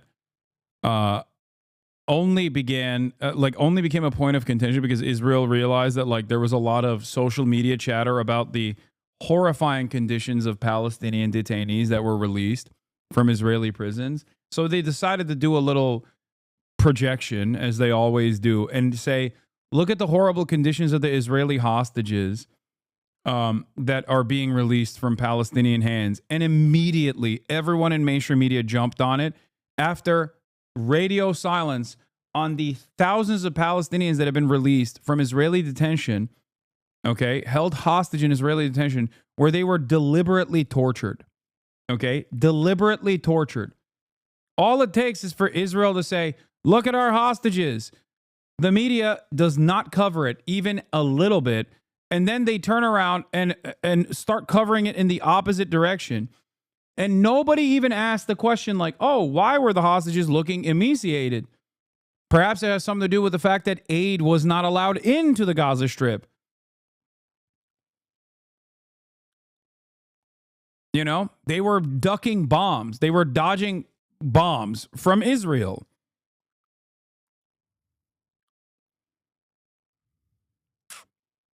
It's so gross, though, that the media did not cover even a little bit the conditions of the Palestinian hostages that were released. And immediately, as soon as Israel says, like, oh, look at our hostages, they're, they look like Holocaust survivors, everybody, including the president, starts chiming in. Unimaginably frustrating set of circumstances. I hate it. I hate it so much. Really hurting mentally and physically. And I think Hamas is looking at that and saying, well, it's not going to get much better than that because they probably send out their best as a representative. And they've got more to send out. And they probably feel that they can't do that because it's not going to make them look very good. Is the ceasefire delay that, sir? Should the ceasefire then be off? Well, I would say this, and I'm going to let that because that's Israel's decision. But as far as I'm concerned, if all of the hostages aren't returned by Saturday at 12 this as o'clock, well. I think it's an appropriate time. I would say cancel it and all bets are off. And I'd say they ought to be returned by 12 o'clock on Saturday. And if they're not returned, all of them, not in drips and drabs, not 2 and 1 and 3 and 4 and 2. Saturday. There is 0% chance Witkoff thinks this is an appropriate thing for Trump to say, by the way. There is 0% chance that Israeli negotiators think this is an appropriate thing for Trump to say. There's only 2 people on the planet that like Donald Trump saying this. Benjamin Netanyahu and maybe Miriam Adelson. That's it.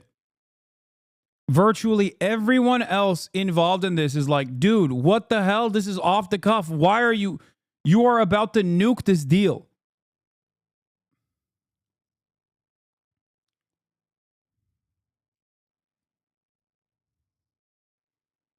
Okay, there's more than 2 people. Smotrich, Ben Gvir, Ben Shapiro. There's plenty of people that will like this. But I'm saying like people with actual direct involvement. Because even Smotrich and Ben Gvir do not have direct involvement with the hostage negotiations. The Israeli hostage negotiation team and Benjamin Netanyahu have direct involvement. And out of all of those people that have direct involvement, it's Benjamin Netanyahu that actually likes that Donald Trump is saying this sort of thing.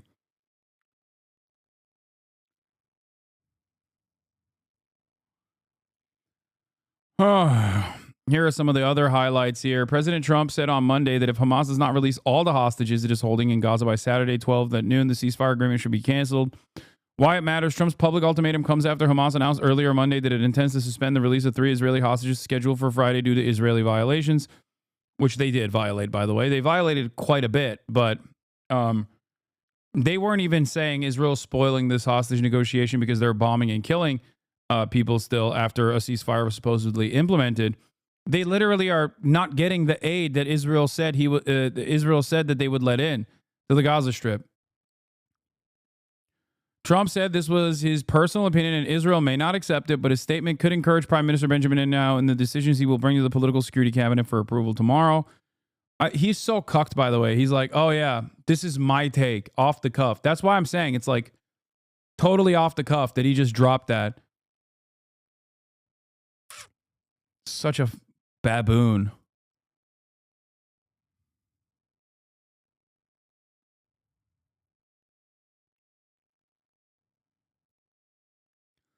What they say, if they are not released by 12 noon on Saturday, I say call it off, and then everything is open. Let all hell break loose. He emphasized that Hamas is looking for reasons not to release additional hostages because they're severely damaged both physically and mentally. What you see are probably the hostages in the best condition, also Hasbara. Trump made it clear that he expects the release of all 76 remaining hostages held by Hamas. I don't want to trickle, not 3 and then 2. I want them all, he said, adding that he believed many of the hostages were dead.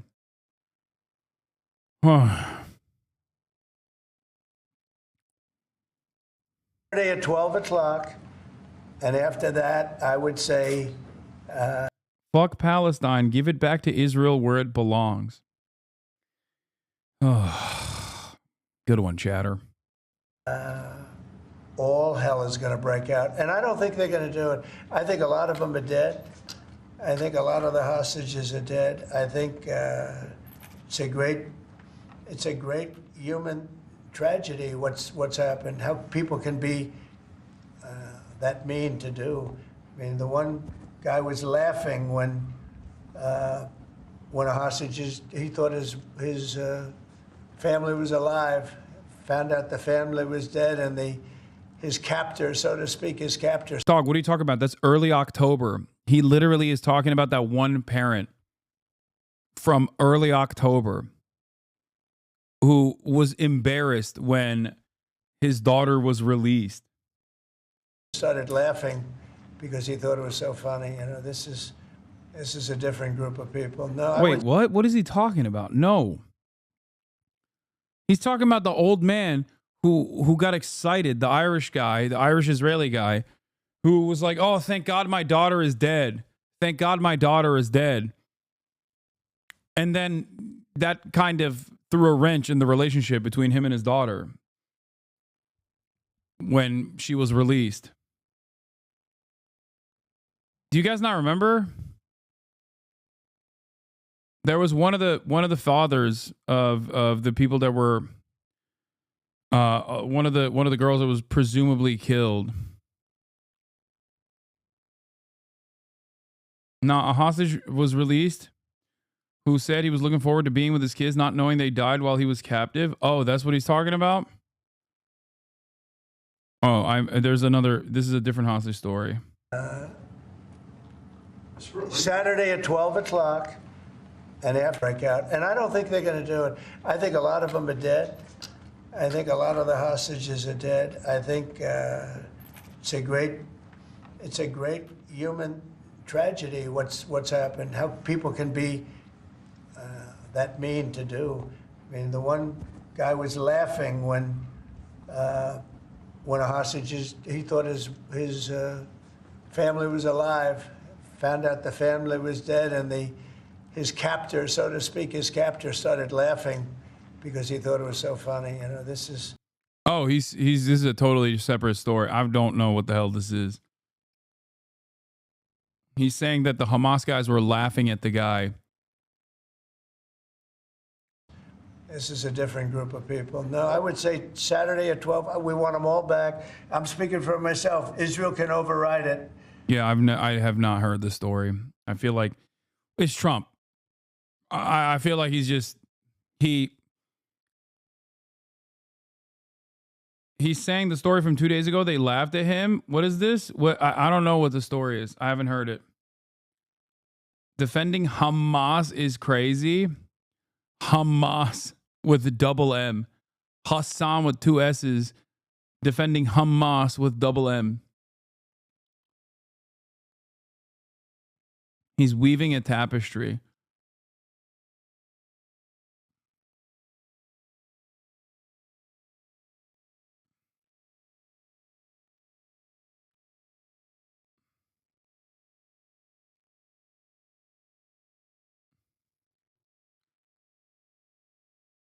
The laughing didn't happen, but he's talking about the Bibas family.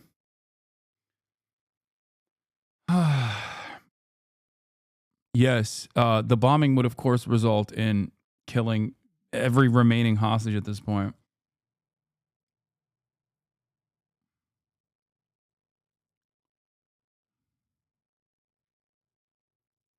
But from myself, Saturday at 12 o'clock, and if they're not here, all hell is going to break out. Mr. President, in an interview this weekend, you said that Palestinians would not be guaranteed the right to return to Gaza if the U.S.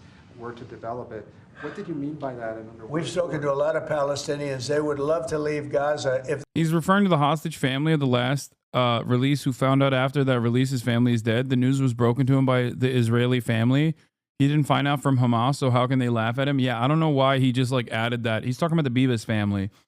One of the hostages that was released found out that his family actually died on October 7, was killed on October 7. And the news broke not in front of Hamas, but the news was delivered to him after he had made his way to Israeli hands. So I don't know why they're saying that. I'm sure Trump didn't just make this up on his own, though. He is not creative enough to make this shit up on his own. He probably heard it from somebody.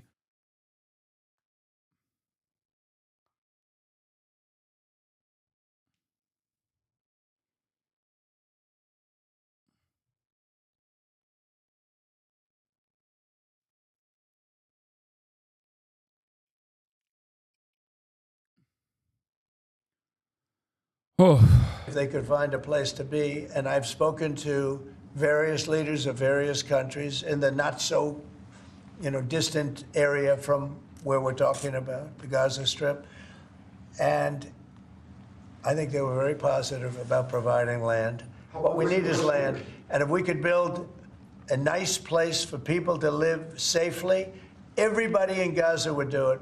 They've been persecuted, they've been spit on, they've been treated like trash, and they would love to get out of Gaza. But until now, they never. By who, man? Who's been spitting on them?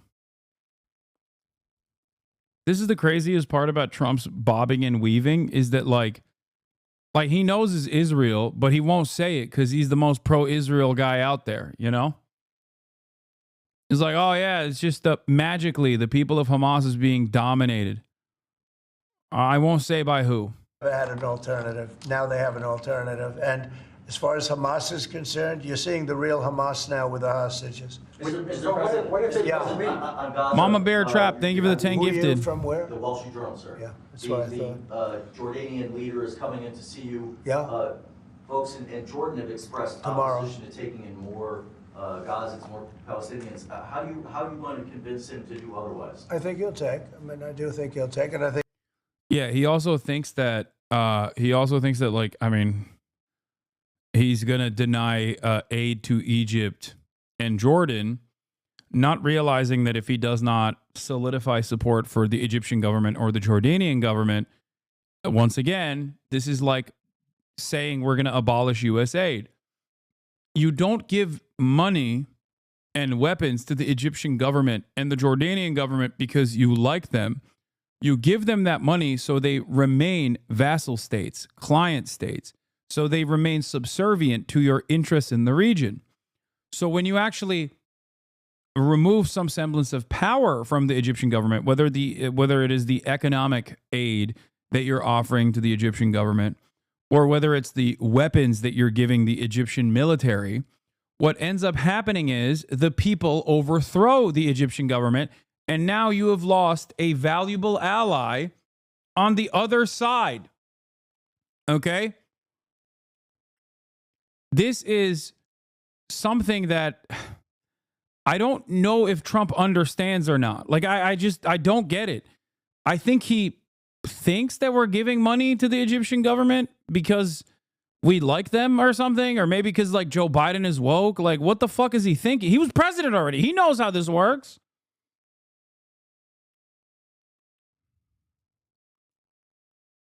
Like, does he think that the reason why we're giving weapons and also money to the Egyptian government is because we really like them, because we're woke, because Barack Obama was a Muslim?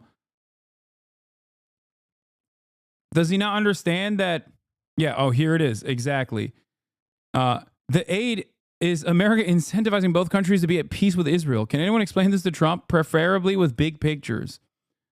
Like, the reason why Jordan and Egypt say they cannot have additional Palestinian refugees, okay, is also not because they're like, oh, we hate the Palestinians, okay?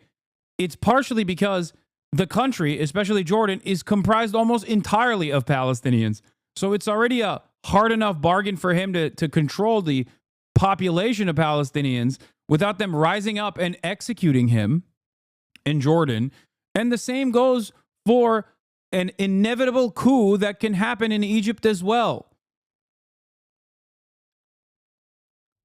The reasons as to why they can't take on 500,000 Palestinians is because these are both not real states. They're holdover states at this point. They would not exist without endless American support, or at least Egypt would not exist without endless American support, especially in the ways that it currently exists. And Jordan is already a holdover state that the British had designed that America took over anyway. So for either of these countries, the burden of hundreds of thousands of refugees is going to collapse them.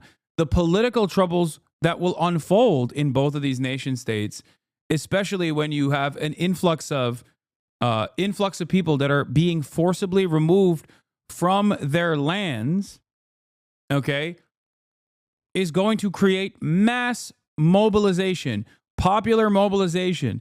And when you also deny the government aid, they're not going to be able to save themselves. You are just going to collapse these governments. It is going to lead to a larger problem for Israel.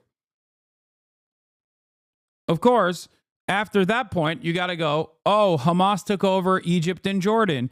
Who could have foreseen this?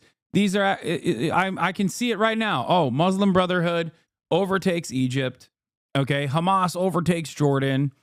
All of a sudden, Israel has to defend itself from Egypt and Jordan. Now, the popular mobilization of countries that are against Israel is far larger. Now we have to send in American troops into the region to stabilize it. Otherwise, Israel cannot actually defend itself. Israel won't be able to defend itself against Egypt and Jordan. Now we have to work against these additional Iranian proxies that we created. Why is bro simming World War III? I'm just telling you how things will actually work by judging how things have worked in the past. This already happened in Egypt. They had to do a very bloody military coup in Egypt to reinstate an American-backed ally.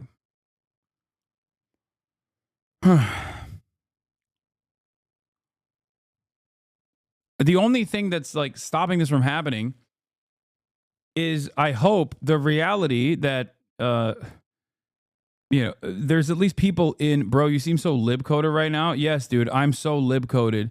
Sisi is very much pro-Israel. That's a good thing in my opinion. I hope the Egyptian government collapses. I'm sorry, but Trump is right. Why are you defending the Egyptian government? It's a dictatorship. I hope the people overthrow it. It's the U.S. that's supporting the Egyptian dictatorship. I love that I already explained this. You think I don't understand this reality. I simply don't think it is appropriate, ethical, or just to forcibly remove 1 million Palestinians and put them in the fucking Sinai desert.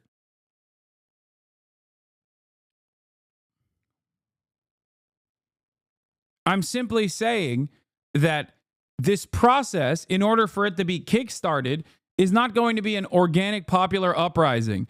It has to happen with, 1, 500,000 Palestinians being forcibly removed and ethnically cleansed from their ancestral homelands into the Sinai, okay? And then in that process, Egypt is going to experience a tremendous amount of instability, political instability.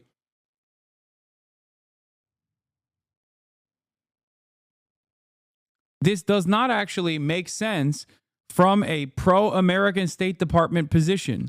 This is why I'm saying, despite my opinions on American destabilization efforts that USAID also plays a role in, I still understand that USAID also does a lot of good initiatives around the world.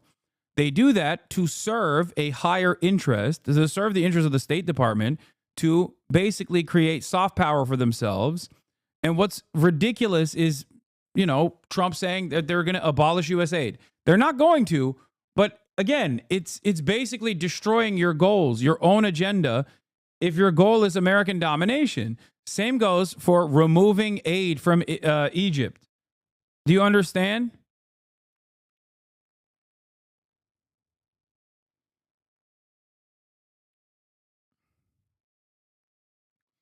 Why do you want America to stabilize the current Egyptian government? I don't care for America to stabilize the current Egyptian government. I think it would be much better if Egypt had a true democratic process, a popular uprising that allowed Egyptians to vote for whoever they wanted to vote for and not be ruled by an American proxy. Okay? That is not my position. My position is not that like America must be restored. The American proxy must be all powerful in Egypt. I'm simply saying that from Trump's position, this doesn't make sense. Do you not understand this argument? It's not my position. I'm saying it's literally from Trump's perspective, his actions are actually harming his own position.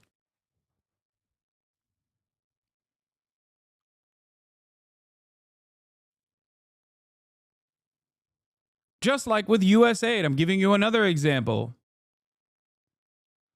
Oh.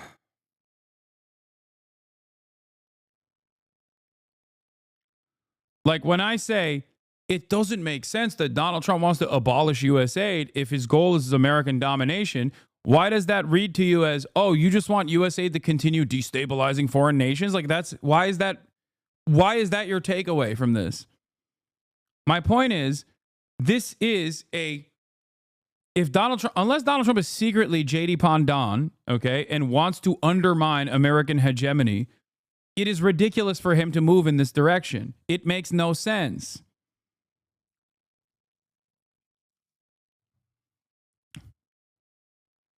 Trump has said he doesn't want to interfere in other countries' matters and only cares about Americans. So why do you think he should not be doing what he's doing? He never said he wants American domination because I'm not the dumbest person on the planet. And I was alive when and a political commentator when Donald Trump was president, when he repeated those positions and then never followed through on them. This is the man who assassinated Qasem Soleimani. Okay. What are we talking about? He doesn't want American domination. He wants Israel to do whatever Israel wants to do in the region. That's why he threw away the Iran denuclearization agreement. What he says does not matter in this process. You literally have to be the dumbest person on the planet if you think like, oh, well, Trump said this. Yeah, I know. He says a lot of things and then never follows through on them. Or he says a lot of things and then immediately undermines what he is saying. Unless you personally think Donald Trump is actually invested in being the peace candidate.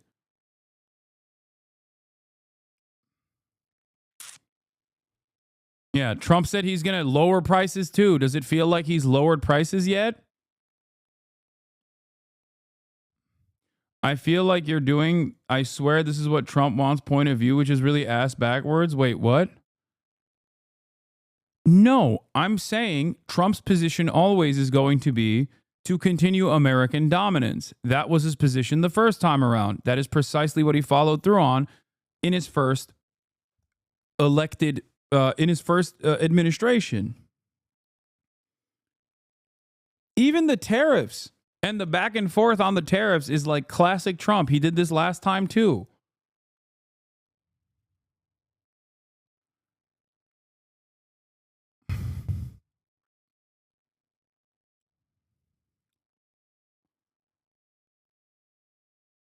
I think other countries will take also. They have good hearts. I think they'll take. But what about the Palestinians who just won't leave? Our team has spoken to many. They're all going to leave when they have a place that's a better alternative. When they have a nice place that's safe, they're all going to leave. It's a hellhole right now. But how are you so sure? Would the U.S. force them to leave? You're going to see that they're all going to want to leave. Mr. President, when it comes to Saturday noon, there's an American hostage who's still being held by Hamas right now. Are you worried about Look, you know. Yeah, that was in 2019, by the way. I'm pleased to inform you that the United States of America has reached a signed agreement with Mexico. The tariffs scheduled to be implemented by the U.S. on Monday against Mexico are hereby indefinitely suspended. Mexico, in turn, has agreed to take strong measures to stem the tide of migration through Mexico. Oh my God. Donald Trump also did the tariff thing once again. Look at that. Lo and behold, he's doing all the things that he's been doing. He's just doing a repeat. Are they alive? Are they not alive? But I saw the condition. When I saw the condition of the last ones that came out, and the women too, everybody. The one woman had her hand blown off because she was trying to stop a bullet being fired at her, okay? What kind of a situation is that? You saw her. I just think it's time to either you release everybody. They're not going to be alive right now. Based on what I saw over the last 2 days, they're not going to be alive for long. Saturday at 12 o'clock, and after that, it's going to be a different ballgame. Mr. President, when you say all hell is going to break loose, are you speaking about retaliation from You'll Israel? find out, and they'll find out too. Hamas will find out what I mean. Mr. President, They're going to find out what I mean. These are sick people.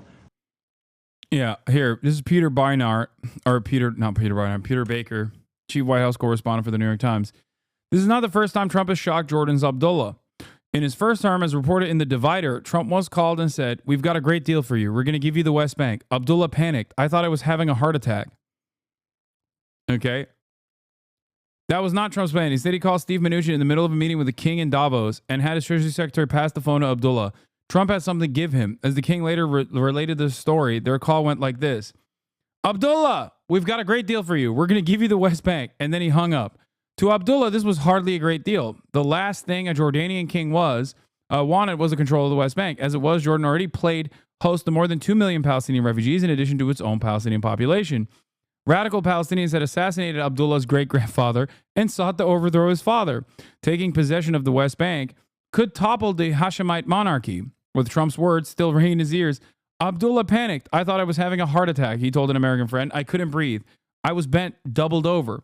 Fortunately for Abdullah, Trump's crazy idea never went anywhere, nor did it leak. The secret overture might have been far more disruptive than the embassy move had it become public.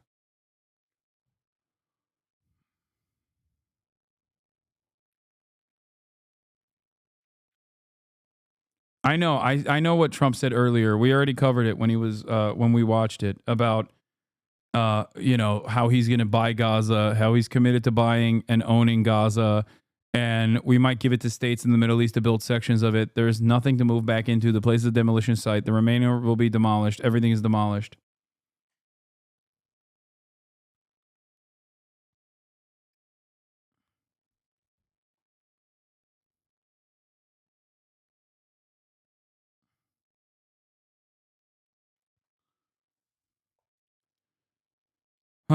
Trump personifies a stupid person who thinks they're really smart.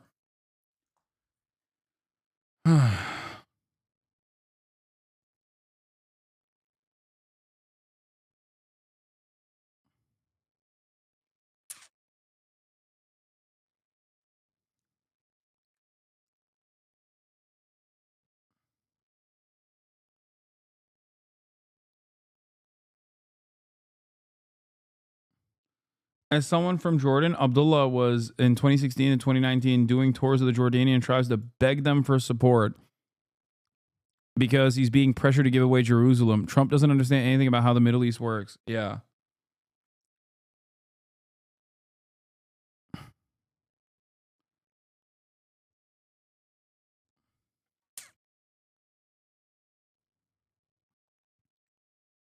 And they'll find out what I mean Saturday at 12 o'clock. But no involvement How from about the U.S. Palestinians from the West Bank? Are they going to be relocated too? What's your Well, position right on the now, West no. Bank? Right now, they're there, and I assume they want to remain there. It's different. They're there.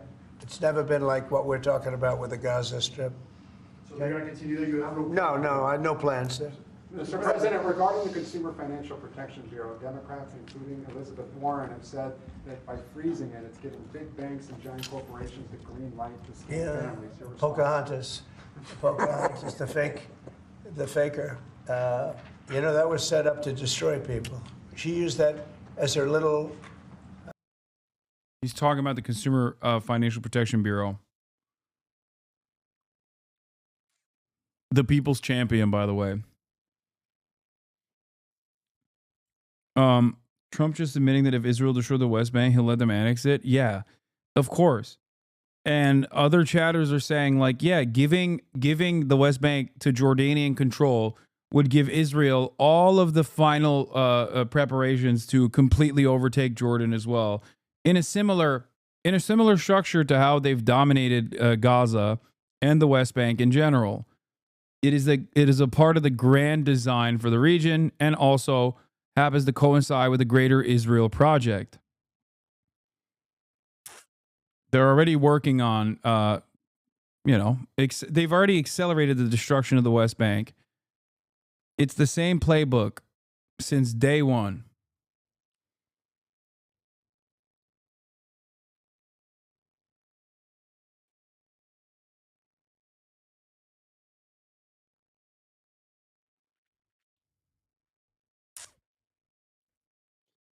personal agency to go around and destroy people. And she's a fake. Just like she said she was an Indian, and she wasn't an Indian. You have more Indian blood in you than she has. She went to college based on the fact that she was an Indian. She got jobs based on the fact that she was an Indian. She's a fake. And it worked. I mean, it worked. A lot of great people. I'll tell you, before I ever heard the term, people would come up to me in the Midwest and areas and say, "Sir, I'm being destroyed by them." They use that to destroy people. She's a nasty woman. She's a really nasty woman, despite her phony beer commercial. We did the right thing. That was a very important thing to get rid of. And it was also a waste. I mean, number one, it was a bad group of people running it, but it was also a waste. If you looked at when she really ran it, wow, that was a vicious group of people. They really destroyed a lot of people. And you can confirm it's your goal is to have it totally eliminated, the agency? He's talking about the Consumer Financial Protection Bureau while, shitting on Elizabeth Warren. Eyes on the prize. He's saying that the Consumer Financial Protection Bureau is bad and it was destroying the lives of people. And it's true. The Consumer Financial Protection Bureau was destroying some people's lives. It's just that those were horribly fraudulent corporations who made money exclusively by defrauding you. The Consumer Financial Protection Bureau cost $1 billion. It was able to bring back $18 billion of stolen earnings, fraudulent payments, and things of that nature, okay? It was fantastic. Predatory lenders, things of that nature were tackled under the CFPB. The people that are excited about this are credit card companies, cryptocurrency schemers, and the like. Okay?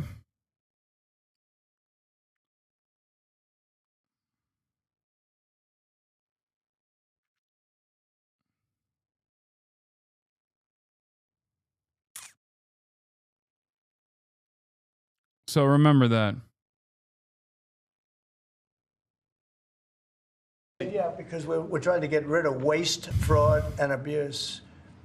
What's next? And didn't I hear that somebody made like $38 million or something running a little agency? What was her name? What was her name? And what did she do? And what was that all about? All the money that she made? Does anybody know? Okay. Yeah, Brian, go ahead. Good to see you. The latest CBS poll has your approval ratings at an all-time high, despite all these controversial subjects and executive orders that you're doing. Want to get your thoughts on that? Yeah, because Americans are dumbasses. Like, they're simply put. There's no other way to analyze or interpret the situation other than the fact that Americans are unimaginably stupid. Okay? That's it. They're dumb as hell. And they think that Donald Trump is doing a great job. Part of that is because at least he's doing a job. This is something that you have to remember.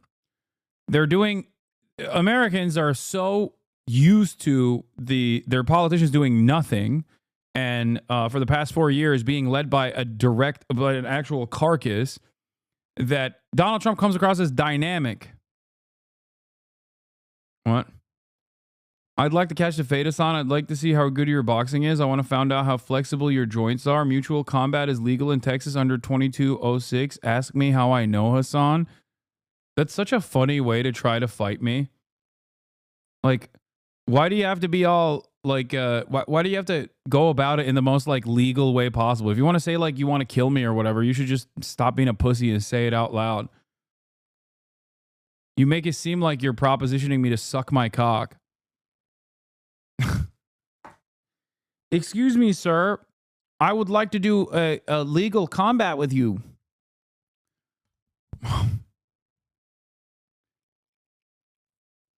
I would like to see if your penis could fit inside of my mouth, please.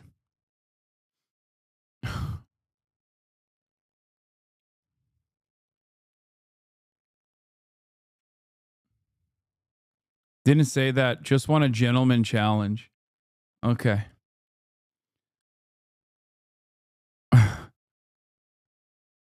Why are you always sniping the dumbest losers? Because it's kind of funny. Come on, that's a funny fucking take.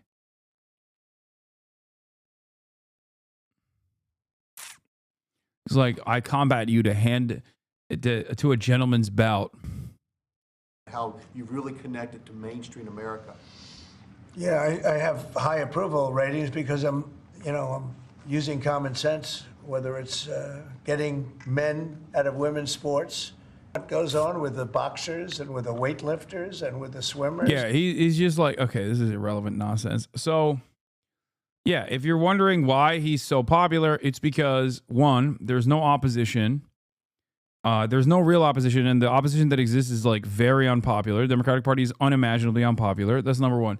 Number two, Americans, after 4 years of being led by a carcass, are finally seeing someone that they consider to be dynamic and is like at least doing something. They're not really considering the impact of his agenda. Okay? They're not considering the devastating consequences of his agenda. They're just looking at him and going, "Oh, he's doing stuff. I think it's good." It'll take a while for people to start recognizing that things are not good at all. That's usually how this works. Okay?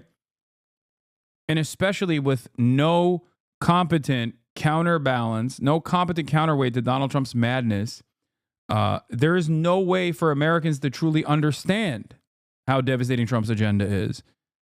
Okay? No one is communicating. No one is communicating why what Donald Trump is doing is awful. And the areas that they choose to defend are like U.S. aid, which for many Americans, they don't understand. The average American doesn't understand why U.S. aid is important. They don't think about it like, oh, this is a part of like America being a hegemonic superpower. Even then, many Americans, if given the option, would probably say, yeah, I just want money to be spent here. Okay? I want to see if a domestic terrorist, just say you're afraid of a one-on-one fist fight, Hasan. Why you scared? You got the height advantage. Just say you're afraid of a one-on-one fist fight, Hasan. I want to see if a domestic terrorist got hands, Hasan. Dude, why the fuck would I ever be anywhere near you? Why would I ever want to go anywhere near you? You unwashed fucking loser. How should this be interpreted in any way, shape, or form aside from a dude who is a creepy ass stalker? Oh, dude, you don't want me to suck your penis, dude? I guess you're afraid. I guess you're afraid, dude. Just say you're afraid. Yeah, dude, I am. I'm fucking terrified of your creepy ass. What do you mean? I don't know you. Yeah, I'm scared of being around a gross fucking dude who's actively saying they want to come around me and see how flexible I am. Yeah, I think that's weird. Okay? I think that's creepy as fuck. Because we handle our differences in fights in Texas, you scared as fuck? Oh my God.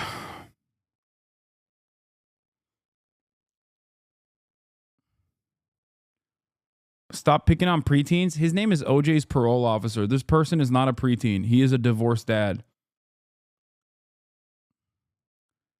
I like that in his mind, though, he's basically decided that he is not like a creepy ass fucking stalker, but actually instead a combatant, like a brave warrior. I'm good, man. I'll let time run its course instead for you. You know what I mean? If this is the energy that you carry into a fucking random Twitch stream, you're already living on borrowed time to begin with, especially in Trump's America when they abolish the remaining healthcare industry that you had.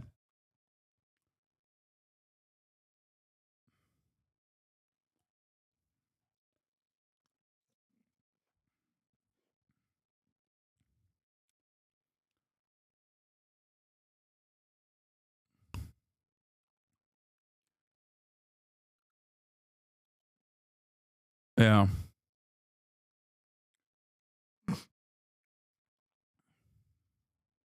Let's continue. And everything that's so ridiculous. And I think it's a 90% issue.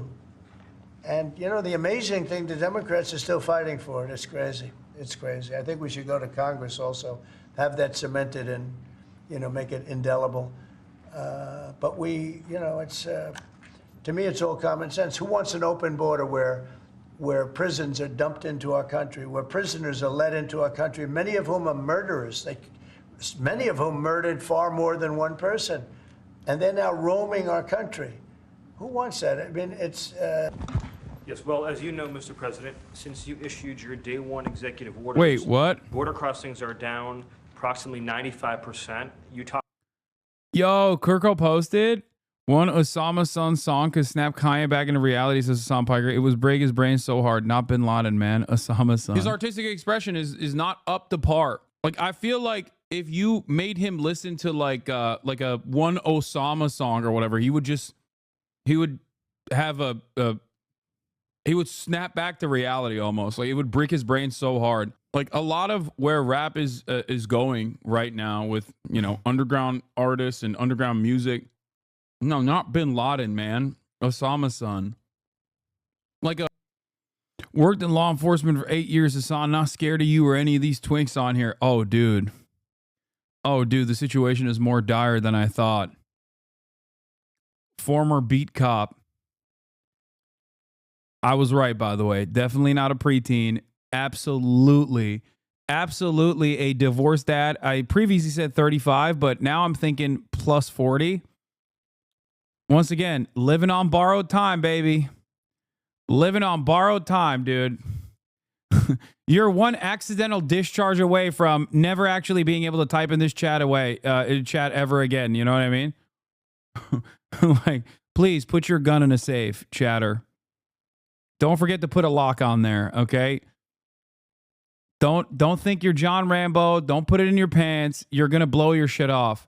Not that you're using it, but you're going to blow it up for sure.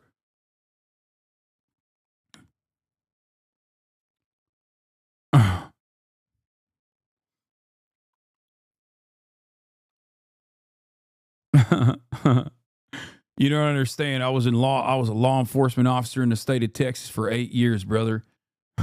I will suck and fuck you in ways that you've never even thought possible. Okay?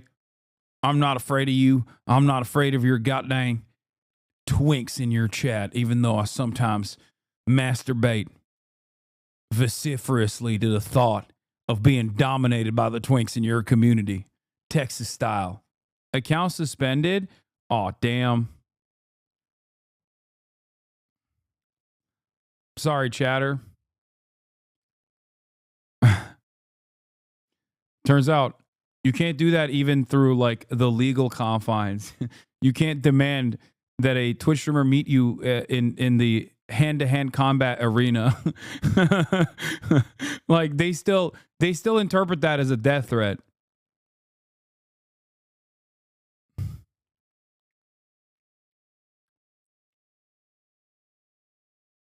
He just wants to get you the same way you got his buddy. Oh yeah.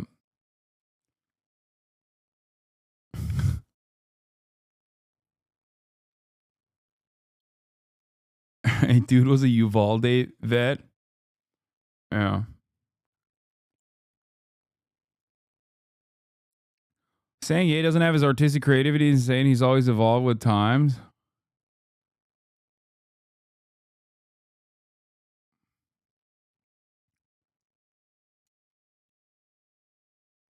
Okay.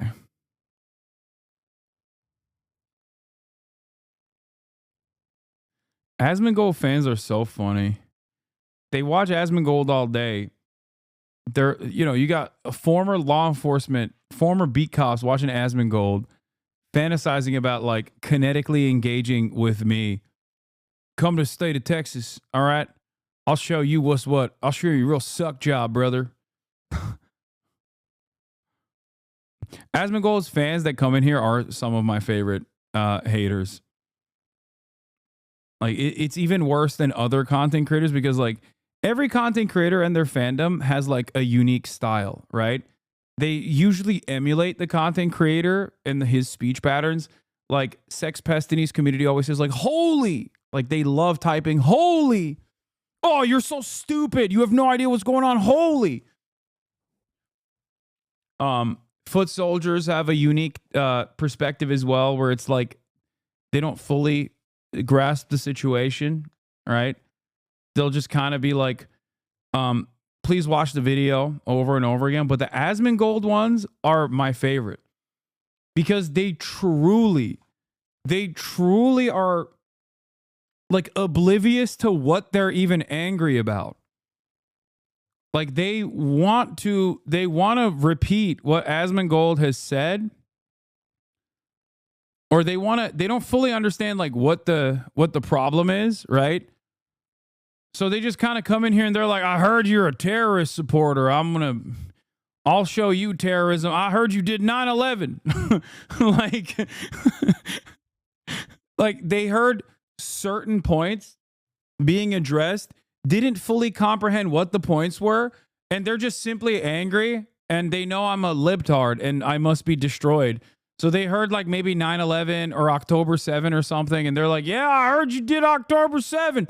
It's time to do hand-to-hand combat, big guy.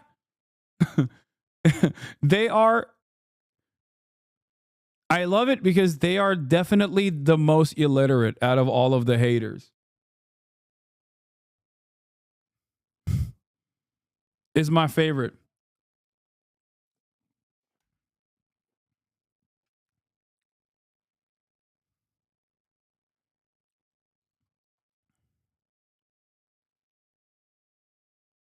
Asmongold was defending your ass yesterday and his chat was losing their minds. That's what I'm saying. Even if Asmongold was defending me, they don't understand. They're like, no, this guy is a bad guy because he's a libtard, right? So like, even if Asmongold was like, hey, nah, I don't know if I agree. I think this guy, he says a lot of crazy stuff, but he has the right to say it, right? His chatters are like, instructions unclear. I have to go over there and give him a suck job.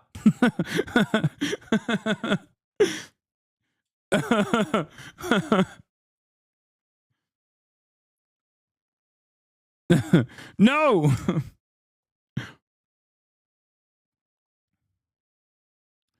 It's the best.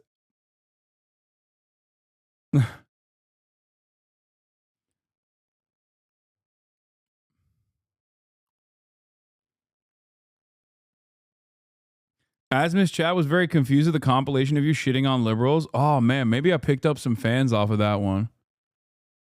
They were probably like, why is he shitting on liberals? Isn't he a liberal? He hates himself. Classic libtard.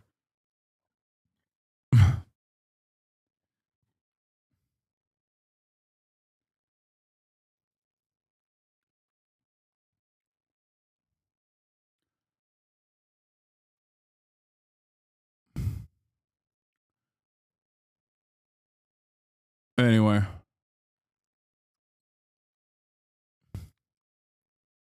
Yeah, we down here in Texas, we settle our differences differently. I'll give you the greatest suck job you've ever done seen, brother man. All right.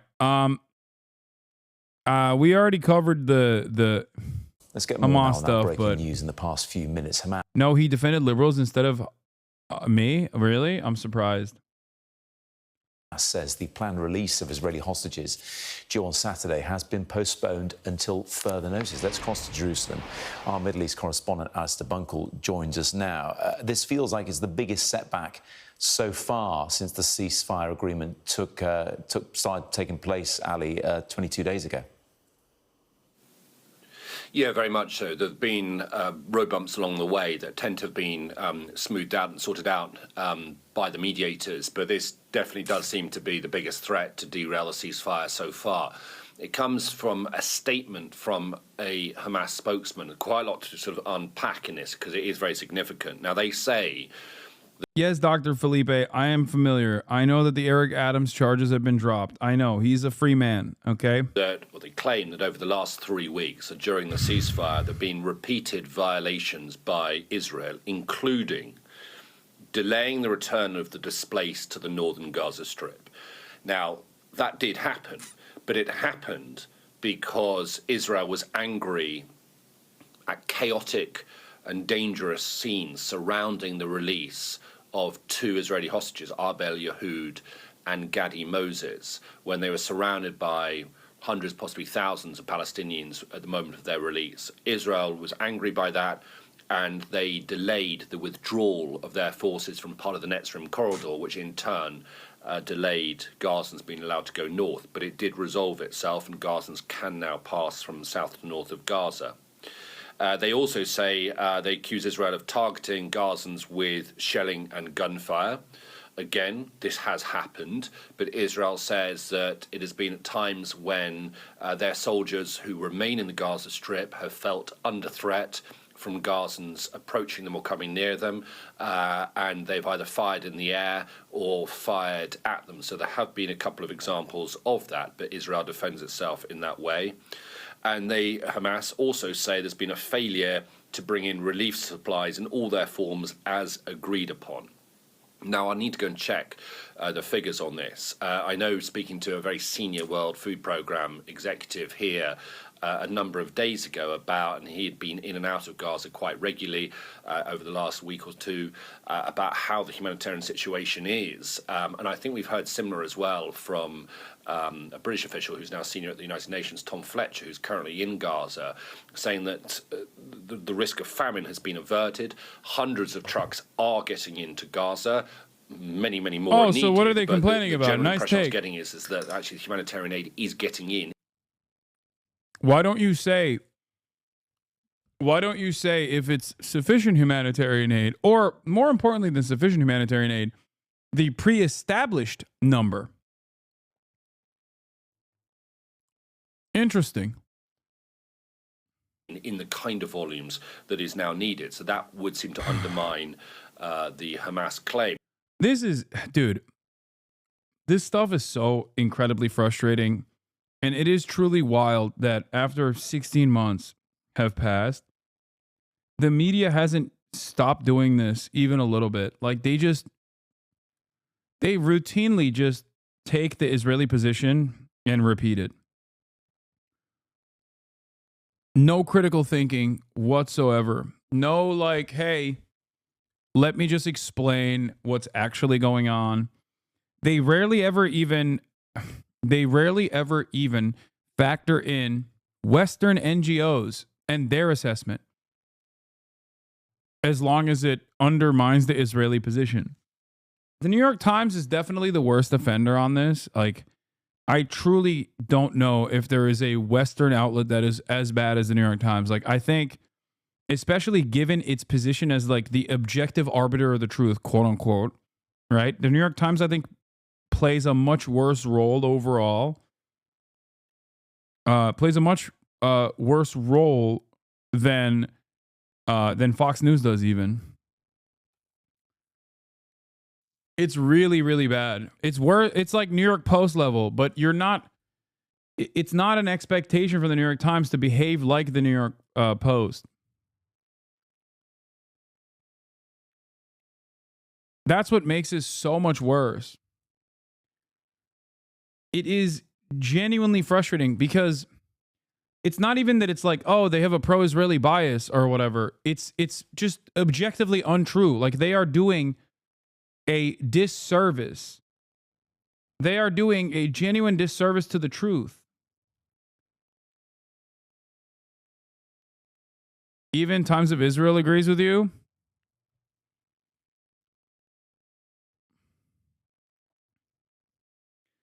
What is going on, man? The Times of Israel is not an anti-Zionist newspaper, okay? This isn't even Haaretz, which is at least like a liberal Zionist newspaper, okay? The Times of Israel is just straight up an Israeli newspaper that is pro-Israel.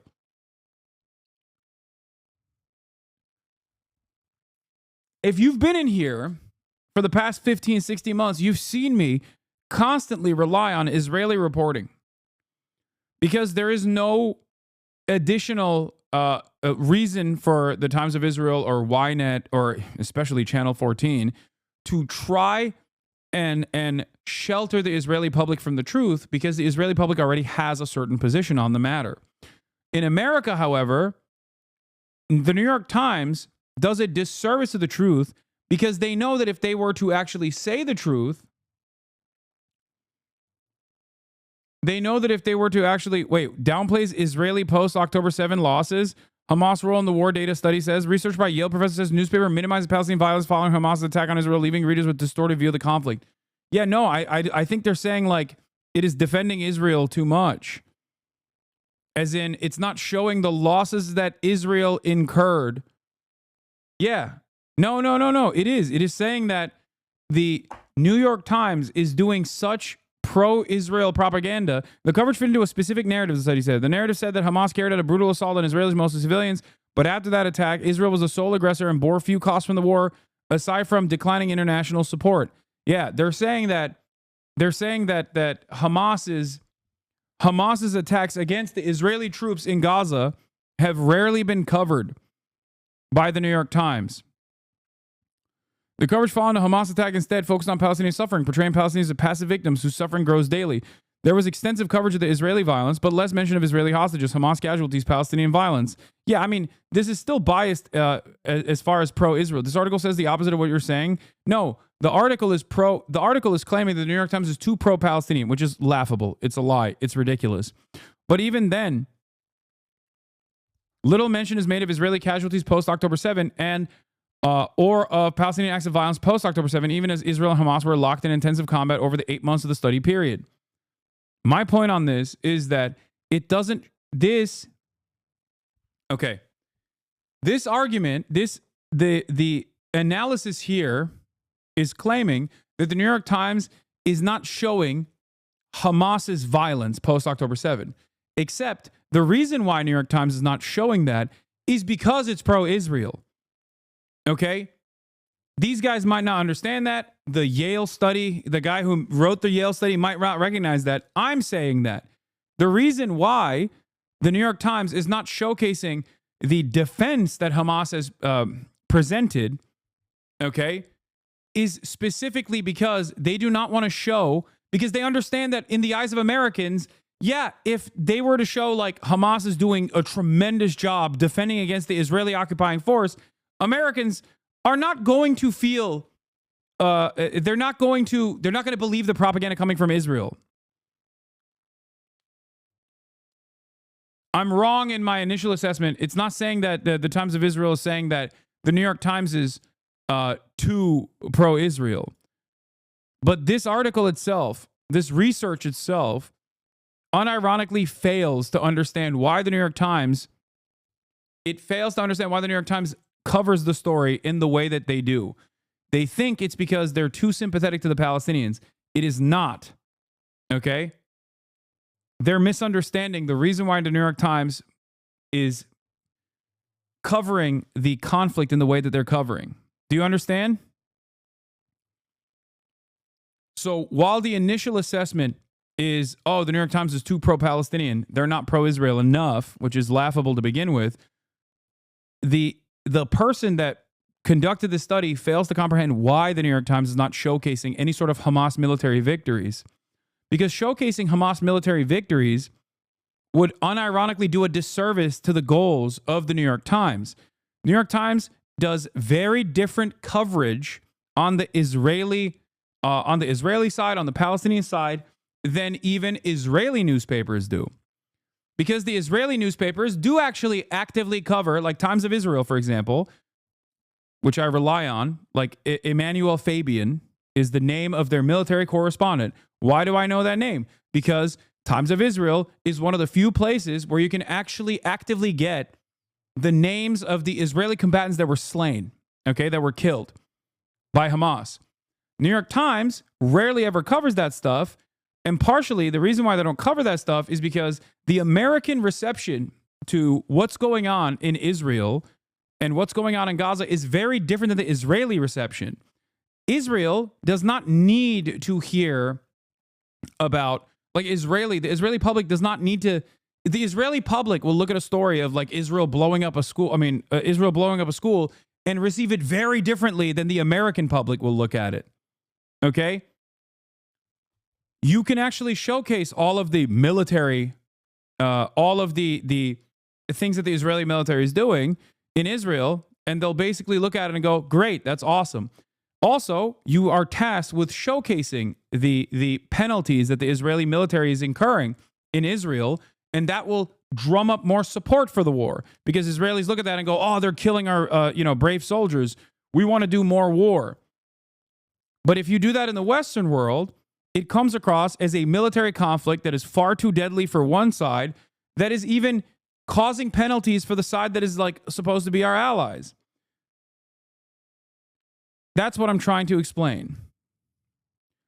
Something that Israelis would actually look at and get angry about, or look at and cheer on, is not going to be received in the same way in the Western world. The New York Times editorial staff understand this reality, which is precisely the reason why they do the coverage that they do.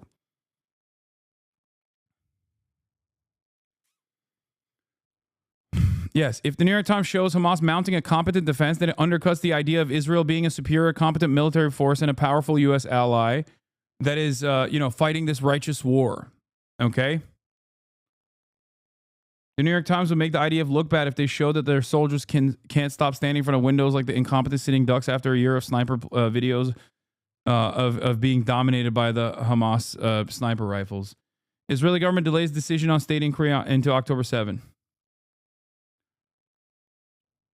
Americans don't have the same, they're not primed in the same way that the Israeli public is. They don't have the same appetite. To them, they're like, why is this foreign country using all of our money to go fight this war against children? Clearly, considering that the overwhelming majority opinion of the public, including the Republican Party even, was a ceasefire, was to immediately implement a ceasefire. That was not the majority position in Israel. Think about that. In spite of the fact that the families, the immediate family members, were consistently protesting to get a ceasefire.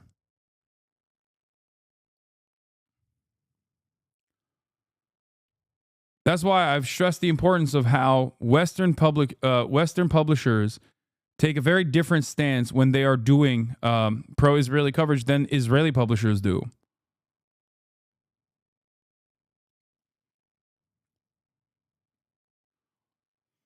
Ironic, though, that this guy thinks that the New York Times was far too pro-Palestinian and not pro-Israel enough. Yeah.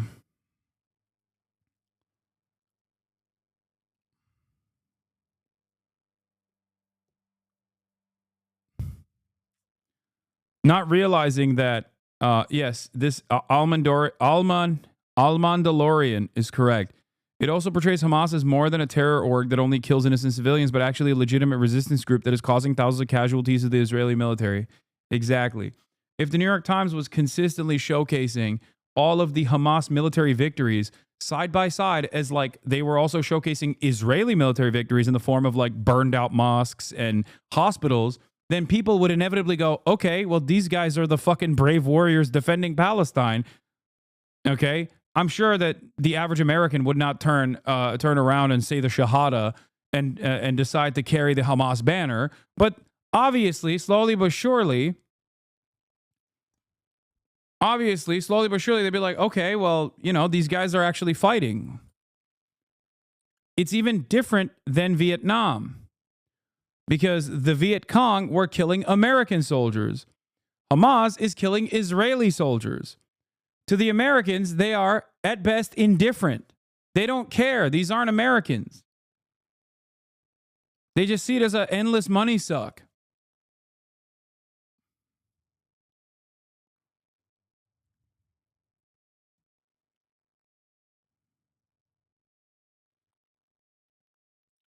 We're insulated and primed for American imperialism, not another country whose imperialism we're funding. That degree of removal allows for Americans to change their level of support. I mean, think about it with Ukraine. Ukrainians, regardless of the American State Department goals in Ukraine, Ukrainians are fighting an honorable fight. They are trying to rid their borders of an invading army. Okay? And even then, think about the American appetite for funding the Ukrainian military defense. Think about that. There is very little remaining at this point. Okay? So make no mistake. Americans don't want to fucking give money to foreign countries that want to defend themselves, whether legitimate or not. They certainly don't want to. They certainly do not want to give money to another country that is dominating women and children for the most part. Saturday in Gaza and the latest release of Israeli hostages. The three men looked gaunt and unhealthy, spurring criticism from the Israeli government of their treatment and driving greater urgency from hostage families for their captive loved ones to be released without delay. But delay is exactly what Hamas is now promising, saying next weekend's round of releases will be postponed. Hamas blames what it calls Israeli violations of the ceasefire, delaying Palestinians' return north, failures in facilitating humanitarian aid, and targeting Palestinians with airstrikes and gunfire. Yesterday, Israeli troops shot dead 3 Palestinians among a group that approached the Israeli-declared buffer zone in the north of the Strip. Israel's defense minister has called Hamas's statement a violation of the ceasefire deal, instructing the military to prepare at the highest level of readiness inside Gaza and to defend surrounding Israeli communities. Even before Hamas's announcement, Israel's prime minister was harangued in parliament by opposition members accusing him of risking the return of the hostages. He accused them of wanting to capitulate and talked up President Trump's surprise vision for Gaza's future, announced during his White House visit last week. The historic meeting with President Trump was the most important, the friendliest, and the most significant I've ever had with an American president. And I believe that there was not a more significant meeting with any other Prime Minister of Israel. We'll build beautiful communities for the 1.9 million people. President Trump, meanwhile, doubling down on his plan and more. No equivocation this time. Palestinians would be displaced to Egypt and Jordan permanently. Think of it as a real estate development for the future. It would be a beautiful piece of land. Would the Palestinians no have big the right money to return? spent. No, they wouldn't, because they're going to have much better housing, much better. In other words, I'm talking about building a permanent place for them, because if they have to return now, it'll be years before you could ever. It's not habitable. That may be an apt description of Jabalia in northern Gaza, but one that doesn't account for the determination of its people to come back here and not to leave again. This is impossible, impossible. No one would be willing to leave their homeland and emigrate. It is impossible. We die in our land and will not leave. My response, I will remain in this country and on this land. If I die, I will die here and not leave Jabalia. I will not leave Jabalia camp.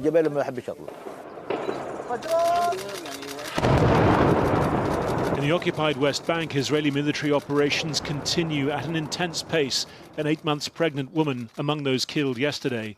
And in East Jerusalem, a Palestinian-owned bookshop, long an institution, raided. Its proprietors arrested on suspicion of selling inciting material. This is also insane. And one of the people that's defending this bookstore is literally, once again, Trey Yingst.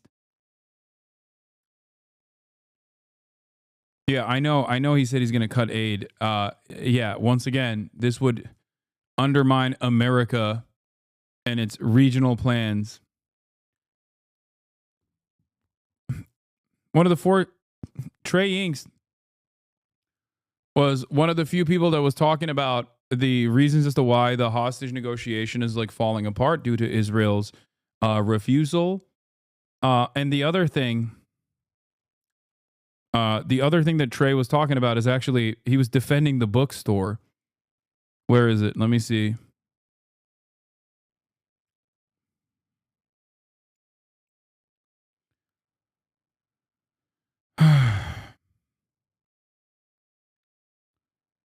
He's also talking about the Hamas officials rejecting.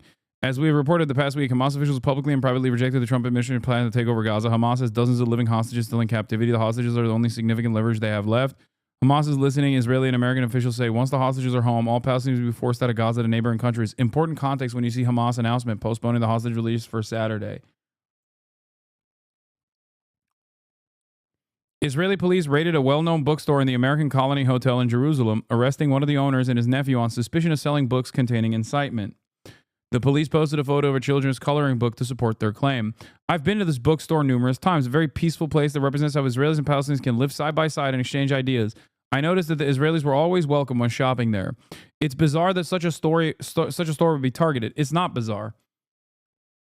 I've never walked into a bookstore around the world and agree with every piece of content or literature. That's not what bookstores are supposed to be. Research shows that when books are banned, they tend to increase in sales. I mean, it's like still a very American attitude where he, but again,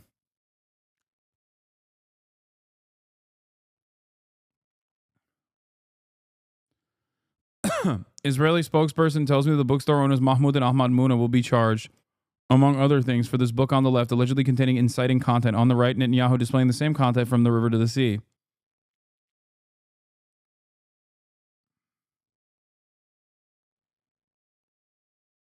Yeah. I've been going to this bookshop on Salahuddin Street in East Jerusalem for decades. Unbelievable effort to stop free expression of national pride among Palestinians. It's not necessarily that unbelievable if we're being real. It's very believable that Israel would do this.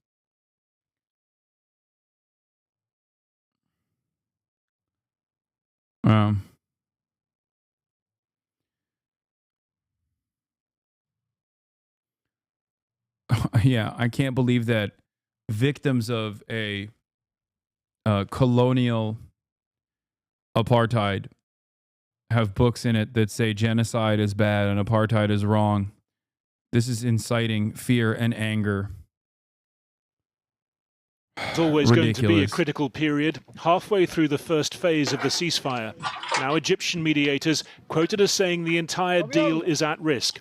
Talks for phase 2 postponed, with Hamas blaming both Israel and a US president who wants to empty Gaza and whose guarantees no longer apply. Well, with me now is Hussam Zomlot, the Palestinian ambassador to the UK. How close is the ceasefire to breaking down, do you think? It's very wobbly, and the last few days have seen Netanyahu saying publicly that he does not want to go to phase 2. He does not want to end the war. He wants to extend phase 1, already frustrating the mediator, and it is clear-cut. Netanyahu, the Israeli government, does not want to end their genocidal aggression on Gaza, and therefore they have killed 100 Palestinians in Gaza since the ceasefire agreement and implementation. They have killed dozens in the West Bank, displaced 35,000 as per the United Nations from Tulkarem and Jenin in the West Bank. They have detained more than 580 Palestinians in the West Bank, despite the fact that they had to release few hundreds. So the situation is very clear. Netanyahu wants to find any pretext to actually not go ahead with the ceasefire agreement as it is. So do you think Hamas has done the right thing by announcing this delay? What we need to make sure is that Hamas and all parties involved will implement the ceasefire. Breaking this agreement is a non-option. We have got to continue on this path. So do you say to them tonight they should go ahead and release those hostages on Saturday? The agreement must be fulfilled and implemented as is, and we call on the mediator to do so immediately and to make sure they lean on Netanyahu, because he is unhinged and his main calculations is internal. It's very obvious. He wants to go back to his coalition, saying that he did not honor these agreements. It's looking more clear now, since we last spoke, that Donald Trump's plan to take over Gaza and not give the Palestinians the right to return, he now says, is making things worse. Let's not comment on what Mr. Trump says every day, and then next day he backtracks and the White House comes with. But Hamas is blaming it. What matters? They're saying he's undermined the American guarantee. The real stuff is here. What matters is that Palestine is not a real estate deal. Gaza is not for sale. Gaza should and will be rebuilt. We have all the plans for that. People must be allowed to return to their homes and stay on their land. Gaza should be united with the West Bank.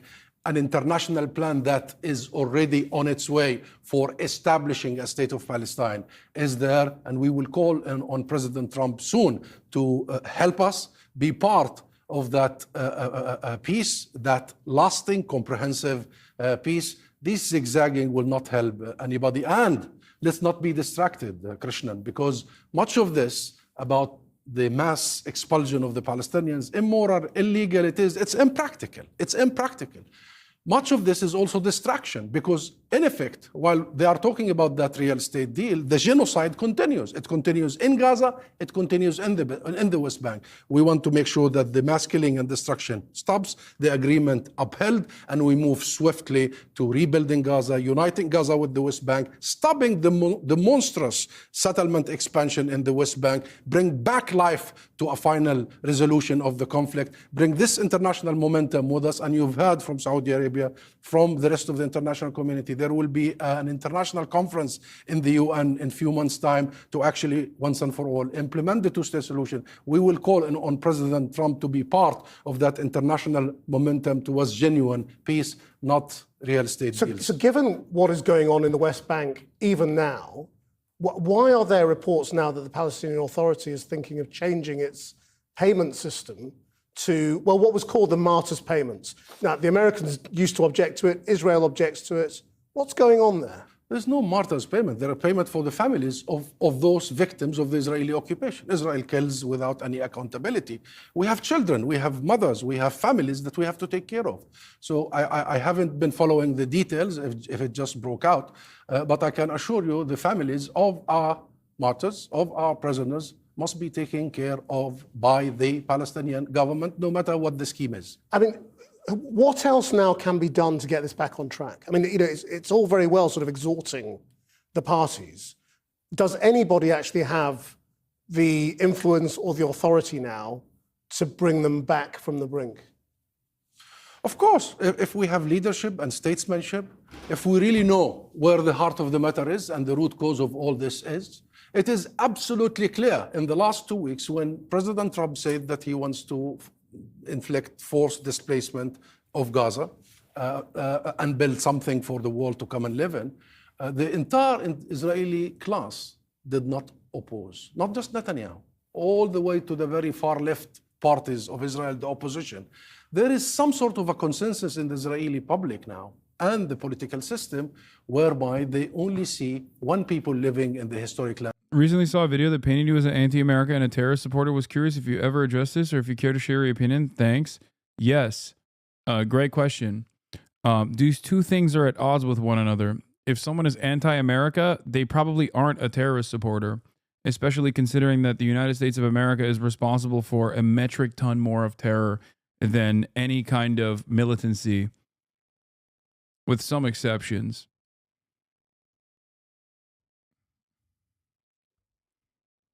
Think. Who's a bigger terrorist in this situation? The Israeli apartheid regime doing a genocide, or people who are fighting back against that? Just because someone says that I'm a terror supporter, maybe that reveals more of their own morality than mine.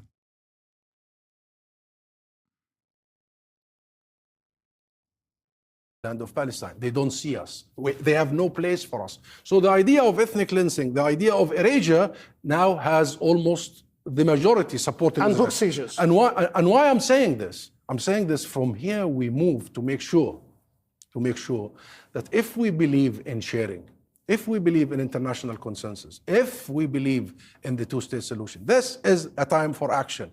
London must take action, including the immediate recognition of the state of Palestine, the imposition of sanctions on the settlers, the settler organizations, and the state that sponsors these settlements, the full arms embargo, not half arms embargo. No half commitments is required, and help us, help the state of Palestine, help the government of Palestine, help. You know, in this country. Oh God, Mark Levin interviewed this demon. Ay, ay, ay. All right, let's move on from this. I can't do this anymore. All right, we're gonna move on. We're gonna talk about China a little bit because Beijing Beijing has engaged in retaliatory tariffs against Donald Trump. Okay.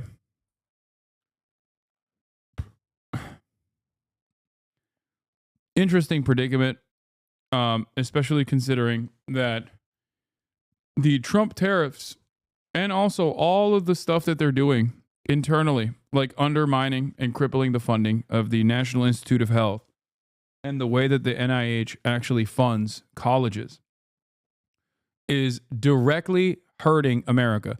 U.S. aid, undermining U.S. aid is beneficial for China and Chinese global power. Make no mistake. And so is undermining the NIH. Undermining NIH is also bad for a multitude of different reasons in terms of like, novel chemical compound discovery and America being a dominant force in the field of medicine at a time when China is actually actively engaging in medical innovation. So basically what we're doing to ourselves is undermining America, undermining America's soft power capabilities, whether you like it or not, whether you agree with that or don't agree with that. That is definitely what will happen.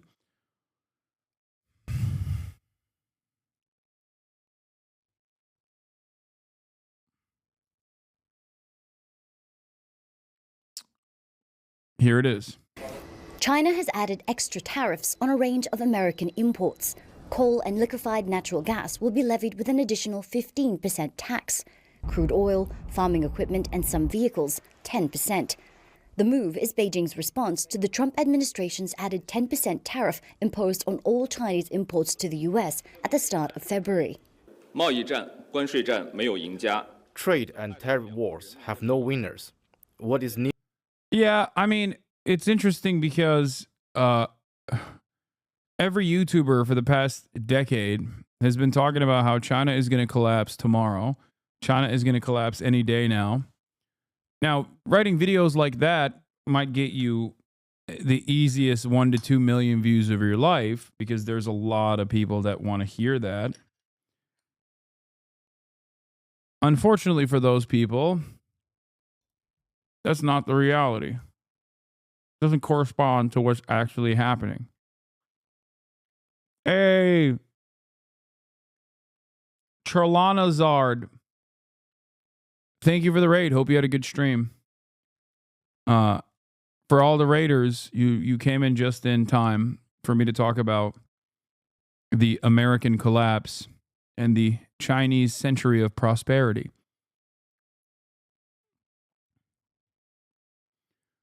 China is on pace to become the most powerful country on others in like 50 years. We may be cooked. First of all, I don't think it's 50 years. And secondly, I don't know how we get cooked in that process.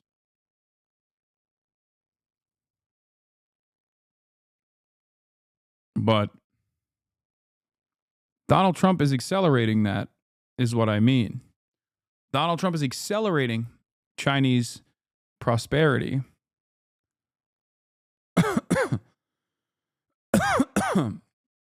And this is one of these initiatives. Needed are not more tariffs, but dialogue. We urge the U.S. to correct its action and stop weaponizing trade issues. China is also hitting back by filing a lawsuit against the U.S. at the World Trade Organization, sanctioning 2 U.S. firms, tightening control over the export of rare earth minerals to the U.S., and launching an antitrust investigation into tech giant Google. China's first move in Donald Trump's continuing trade war against it is relatively restrained, affecting less than 10% of its annual U.S. imports. But it does carry a warning for Washington. Beijing doesn't want an extended trade war, but it is ready for one and can now cause more damage to the U.S. economy than it did during Trump's first term. China really learned the lesson from the first Trump administration. It's not wise, to immediately take a dramatic measure against Trump. Because at the end of the day, we know for sure Trump is a very transactional. Trump wants to decrease Washington's trade deficit with China, which hit a record $295 billion last year. He says the added tariffs are also punishment for not doing enough to stem the tide of the illegal drug fentanyl to the U.S., something Chinese officials deny. These latest announcements are a way of President Trump showing that he's very serious about using the tariff instrument as a policy tool for achieving both economic and non-economic objectives. Washington also plans to... No privacy, no freedom of speech, hyperrealism, 6 days, 10 hours per day, low pay. Is this what you want? I've been spit on by Chinese people due to being Korean. Like, please stop pretending like there's some kind of enlightened civilization. Dude, that's so funny, being a Korean dude and thinking that, like, Americans, depending on where you go, won't spit on you or do worse. Okay, so exactly like America? Like, what are you talking about? Yeah, go to the West Bank, see what they do to you there.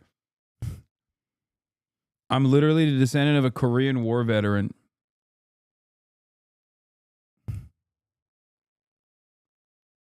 Which side?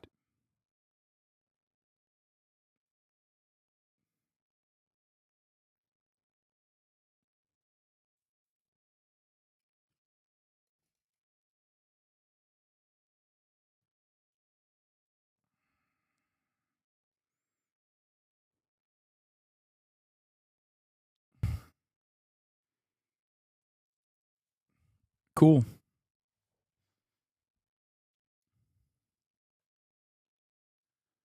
Cool. I'm a Korean veteran too. I can give you a link of my grandfather.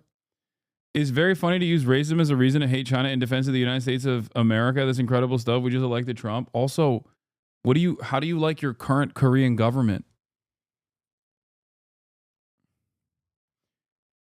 Or any number of different any number of different formations that the Korean government has taken hold in the Republic of Korea under the watchful gaze of the American State Department.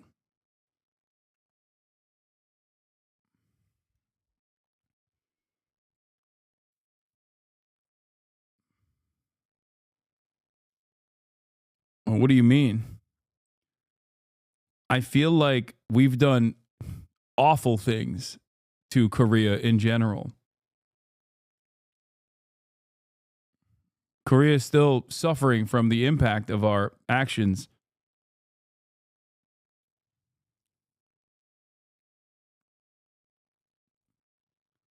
So has China and Japan. I feel like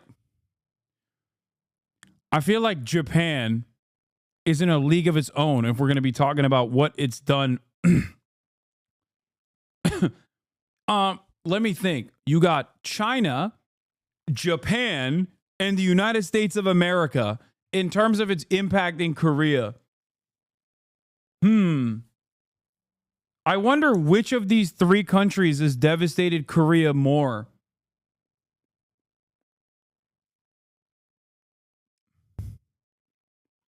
I wonder who'd take third place in that. Or it shouldn't even be mentioned.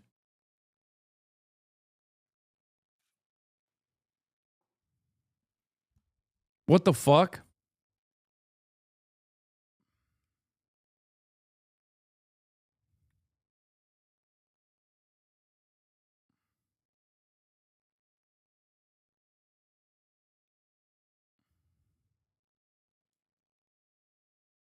Anyway.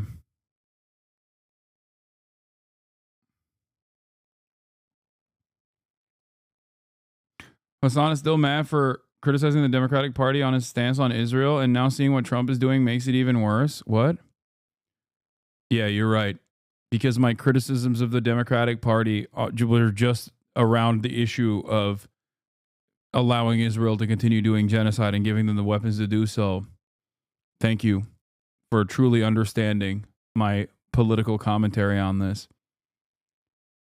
Also, thank you for acting like you give a shit about Gaza.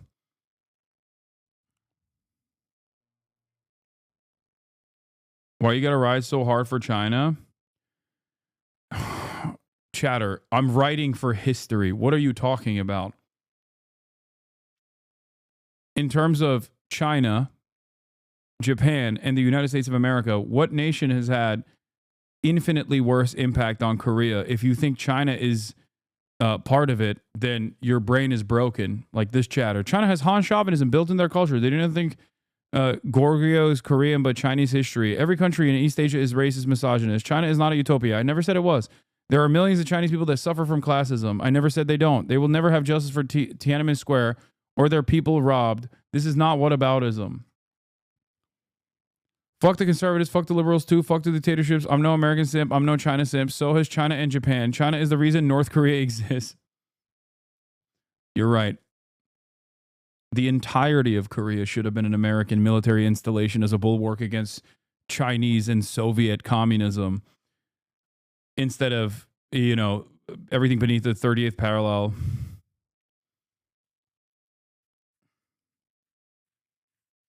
Dude, like, I'm sorry, brother, but like the American government did horrifying shit. The Korean dictatorship did horrifying shit to South Koreans. This is before we think about what would amount to genocide in North Korea. The very fact that there is a North and South Korea is already ridiculous.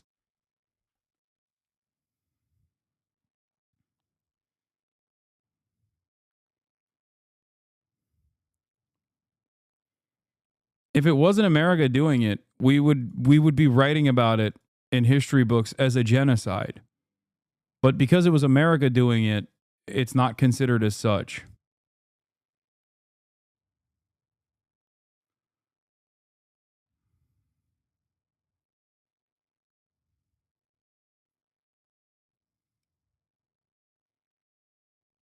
I'll never forget the Turkish soldiers for slowing down the Chinese advance to Chosin by 3 days and saving the 8th U.S. Army from collapse.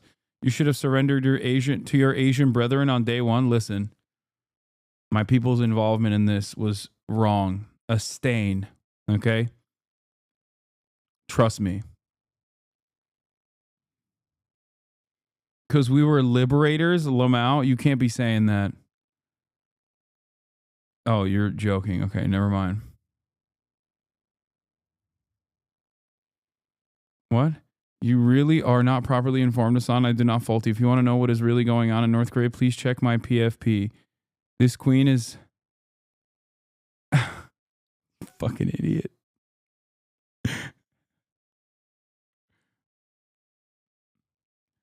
This queen is a giant amongst historians telling the truth about North Korean horrors. It's true.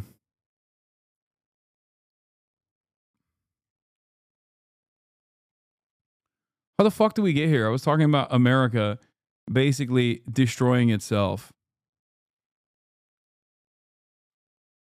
and creating opportunity for China. Donald Trump destroying America's leadership position around the globe. Anti-Turkmenism is a real thing, dude. Don't sweep it under the rug. It's been boiling over for a while. Have you noticed the rise of anti-Turkmenism in the U.S. recently? What? Dude, Americans don't know what a fucking Turkic person is to be adequately and sufficiently racist towards them. What are you saying? What are you, like a fucking unironic pan-Turinist or something? What is happening?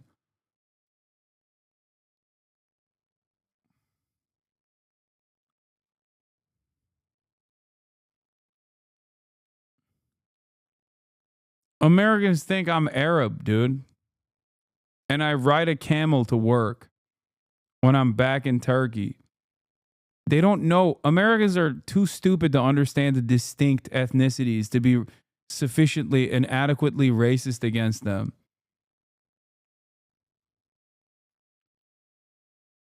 They think, bro, Americans think Indians are Muslim. And some are, but they're not making that distinction. Okay?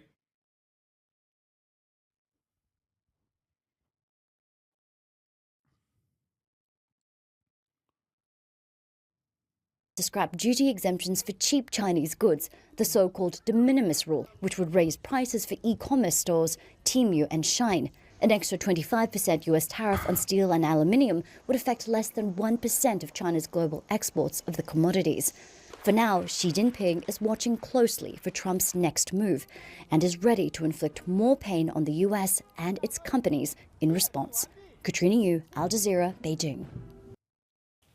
Make sure to subscribe. Adding a 50% tariff won't impact us much. Chinese toy trader Zheng Hao says new tariffs from US President Donald Trump don't bother him. First of all, our product is a high-profit product. For example, if I sell it here for 5 yuan, the wholesalers may give consumers a price of 15 or 20 yuan, because this is the standard pricing in the US. Even if a tariff adds 2.5 yuan to a 5 yuan toy, the impact on the end consumer isn't too significant. Zheng's Jinqi Toys is in a massive market complex in the eastern city of Yiwu. Yiwu is the world's largest hub for selling small products wholesale. Everything from costume jewellery to Christmas decorations are sold here. Zheng says the US accounts for about 80% of his exports. Still, he's not fazed by Trump's tariffs and other moves against China.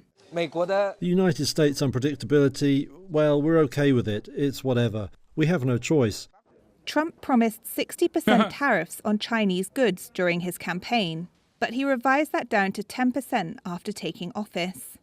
He also plans to cancel duty-free treatment of low-cost packages from China under the so-called de minimis rule. That loophole lets parcels worth less than $800 enter the US tax-free. Whatever they say, we just follow. If they cancel small parcel shipments, then our customers will switch to shipping by containers, right? Cheng Haodong is chairman of Besa Group, which sells a range of items from clothes to toiletries. He told Reuters that they had already made preparations to soften the blow. Before Trump took office, we predicted he would be elected. So what should we do after Trump comes to power? We gathered information from various reports as well as on platforms like Facebook, YouTube, and Instagram. Based on that, we made strategic adjustments for the company in advance. It's not about reacting immediately when a policy is announced. By then, it would be too late to adapt. Trump's moves have reignited fears of a full-blown trade war escalating between the world's two largest economies. China is preparing its own counter-tariffs of up to 15% on some US goods. Abby Jin buys products in Yiwu on behalf of her international customers in markets including the United States. She told it seems like the Chinese were not too fond of Kamala's campaign.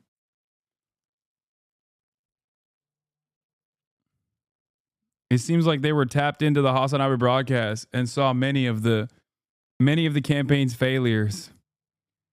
He's like, yeah, they were doing Brat's summer. Big mistake.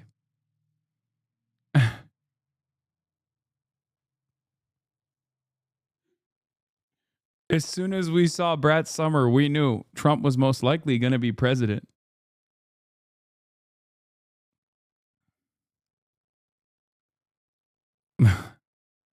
They hate Alan Lichtman in China. Alan, they're calling you bitch made at Yiwu International Trade Market District, dog. Alan Lichtman. They're calling you a dummy over there, dog. They 3D printed your keys. They've been turning your keys left and right out there at the Yiwu International Trade Market District. They got 14 of them. They printed them out. They're selling the keys, Alan.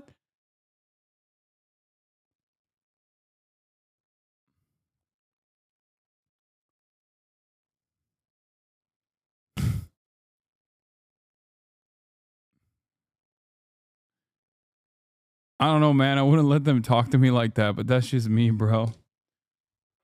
They can talk however they want, man. What are you gonna do?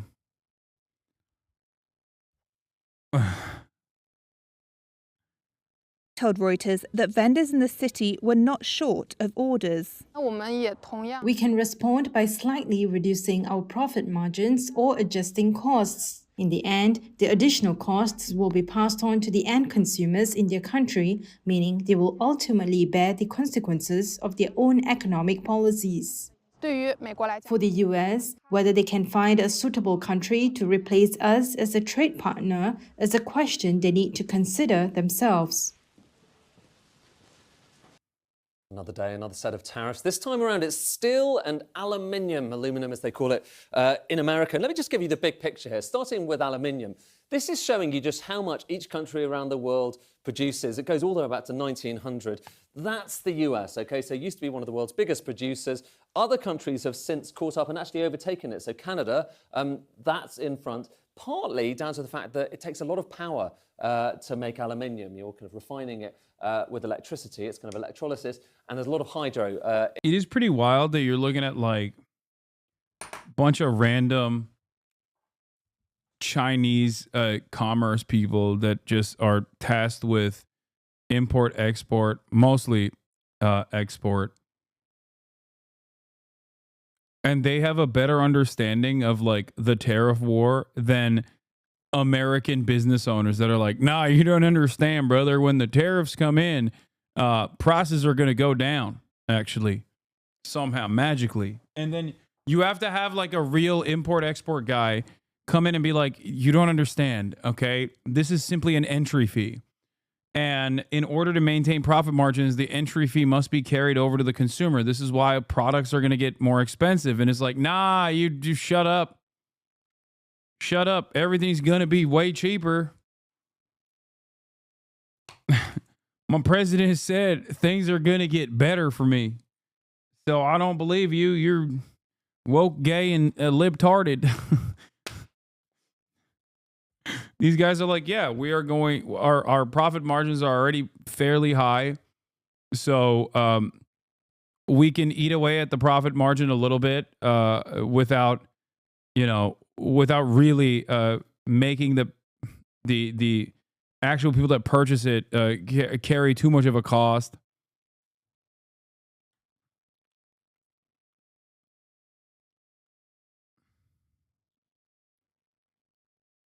In Canada, so that's pretty clean aluminium. But the big picture here, you need to zoom out. The big picture is something else. Have a look at this. The big picture is China. Okay, so Chinese production has gone through the roof, and China has been pumping out loads of aluminium around the world. And that's the part of the picture here. And when you look at just to what extent the US is dependent on other countries around the world, the higher this line is, the more dependent America is on imports. That is now well above, or because it's been above 50%, it's kind of nearly 50% at the moment. It's around that point, which down from kind of really low levels previously. So American independence in producing aluminium is no longer the case. However, worth just saying, I showed you that China chart a moment ago. You might have thought, is that all China? Well, no. This is showing you where aluminium comes to the US. Oh, good thing we're tariffing Canada too, or saying we're gonna do that. Show this to Trump. He loves grabs. No, he's going to see the Chinese aluminium production and lose his mind. See, now I'm saying aluminium. And China is actually only a small part of it. By far and away, the biggest part, the biggest importer into the US, it's Canada. Just to the extent that actually when people talk about the North American market, they usually include Canada in it. But obviously, if Canada's going to... Oh, it's for all countries, no exceptions? Oh, my bad. Steel and aluminum tariffs. Be hit by that. That's going to be a really big deal indeed. What kind of things is aluminium used for? Well, it goes into a lot of things. It goes into transportation. So you're talking about planes. So it's light. It's a light, strong metal. Into planes, into trains, into automobiles, particularly electric vehicles, but other things as well. Containers, cans, obviously, for soft drinks. And the issue here is if you're pushing up the cost of aluminium that you're importing, and it's very hard to produce, to get those smelters going overnight, then the cost of all of this stuff, all of those components into it, goes up. And that's the issue. Potential big inflation in the US as a result of this, and all of those goods go up. No, this cucklord doesn't understand. Our great king is going to save it. No, prices are going to go down, you fool.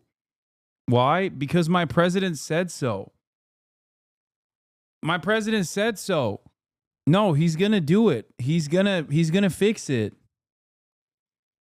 Why is this guy saying that everything that touches aluminum is going to increase in production costs, when my president said it's the opposite. Mexico will pay for it, I think.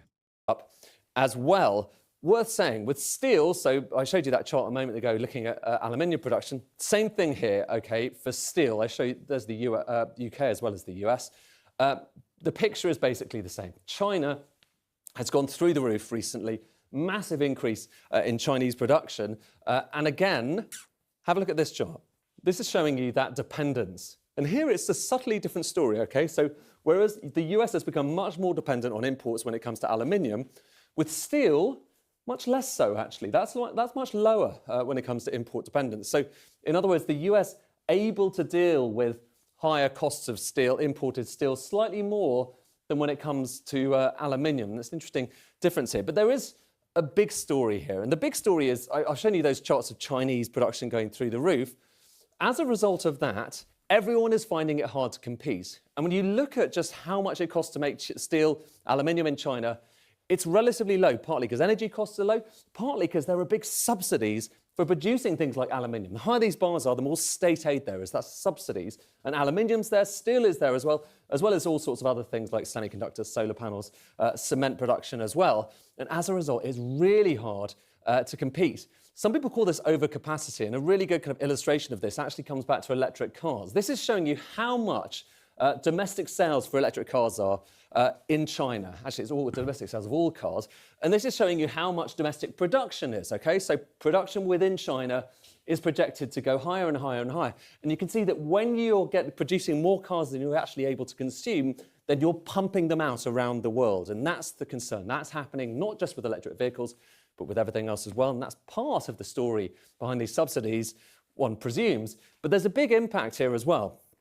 Have a look at this. This shows you who the UK still exports steel to. We don't make that much steel. We really don't all that much. But we do export quite a lot to the US of that smaller amount of steel, kind of high production, high quality pieces of steel. That is going to be impacted, obviously, if there aren't going to be restrictions to these tariffs. But we'll have to see. We just don't know, and we're taking it. What does the UK export?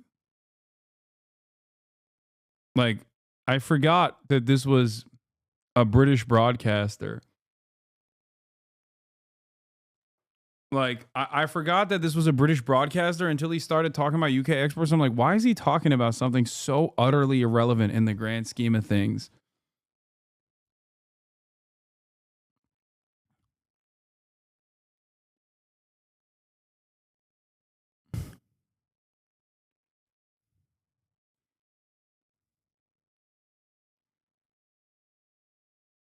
It's just services, like financial, right?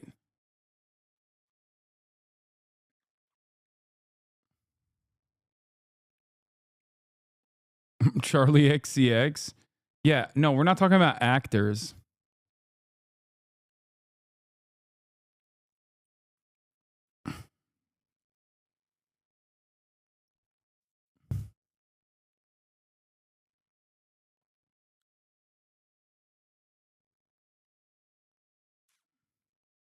With all of these policies, basically one day at a time.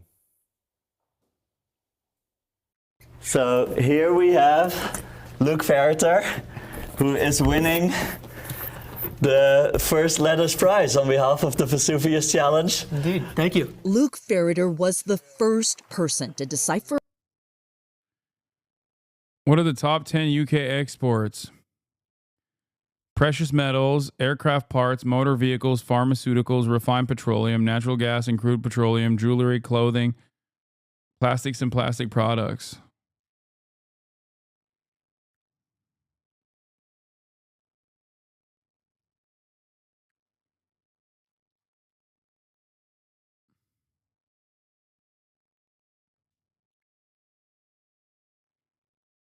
A word from an ancient scroll that had been buried in volcanic mud for centuries. But for the kind of the first part of the challenge through July, I was interning at SpaceX and just kind of doing this in the evenings and weekends. It's the word Profuras. He went on to win the grand prize in a global competition. a 22-year-old undergrad at the time. My friends were there, and I was cheering, jumping up and down, screaming, crying, all the stuff. I run most of the things from my laptop. It's just a normal MacBook, don't worry. But then I've just got like 5 surplus computers in here. This is what I do most of my work from. What he does now is work for DOGE, the Department of Government Efficiency, headed up by Elon Musk, who's brought in a group of gifted young engineers, some in their early 20s with no prior government experience. Their current job assignments, unclear. But it is clear they're part of the Trump administration's plan to slash government agencies. Democratic senators sent a letter to the White House describing how DOGE staff has seemingly unfettered access to classified materials and Americans' personal information. In federal court, government lawyers said Marco Ellis had read-only access to a highly sensitive payment system at the Treasury Department. Ignition, liftoff. Ellis, who previously worked at SpaceX, has been the center of attention. His DOGE position was terminated after the Wall Street Journal uncovered racist and eugenic posts on an account linked to him. But then Elon Musk, the vice president, and Trump himself weighed in. The vice president says, bring him back. What do you say? Well, I don't know about the particular thing, but if the vice president said that, did you say that? I'm with the vice president. Another DOGE worker, Edward Korstein, who called himself Big Balls on social media, was fired from an internship with a data security firm called Path Network in 2022, accused of leaking information to a competitor. A spokesperson telling CNN his contract was terminated after the conclusion of an internal investigation into the leaking of proprietary company information that coincided with his tenure. No, not Big Balls. The injection of unconventional outsiders is alarming some federal employees. This man, who spoke at a Virginia congressman's town hall this week, didn't identify himself out of fear of retaliation. We had Elon Musk in our building, and after he visited the building, called for a 50% cut of the entire agency. My colleagues are getting 15-minute one-on-one. One aspect of this that's like not being considered is also that these are constituents for not just Democratic Party voters, but Republican Party voters as well.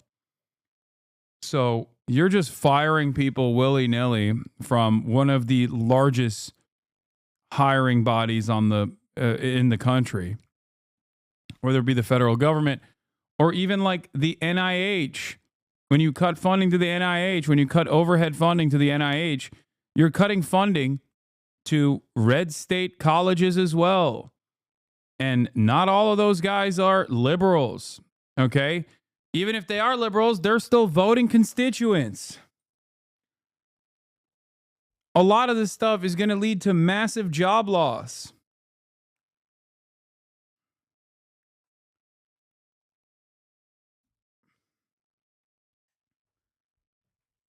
There's also, there's also that aspect of it as well. Scoop, Big Balls now works at the State Department. 19-year-old acolyte of Elon Musk known as Big Balls is listed as having taken on a new role at the State Department, raising concerns among some diplomats about his potential access to sensitive information. Oh my God, that's amazing. Dude, this is amazing. Big Balls also has a position at USAID, which the Trump administration plans to drastically downsize from 10,000 employees to roughly 600. Korstein's job at USAID is listed in the Bureau of Management in the Chief Information Officer's office per the directory. Update: the number of federal agencies in which Musk's 19-year-old acolyte, aka Big Balls, is in the system has expanded to at least 5. Department of Homeland Security, Department of State, USAID, Office of Personnel Management, and DOGE.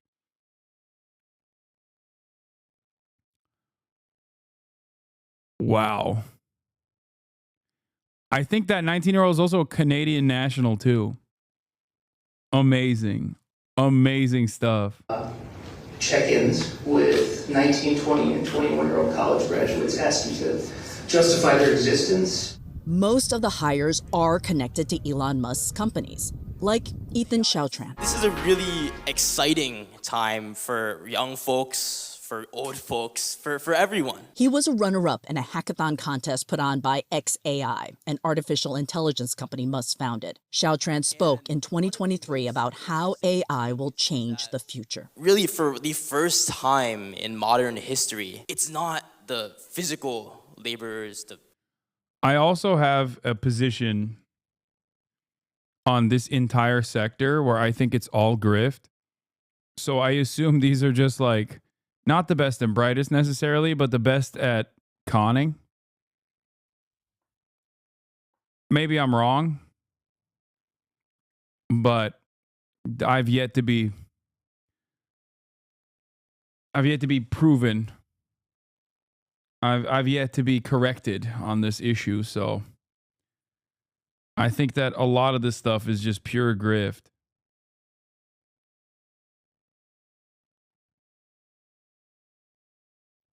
farmers, the factory workers who are being displaced, but it's the white-collar workers, the knowledge workers, the engineers, lawyers, doctors, teachers.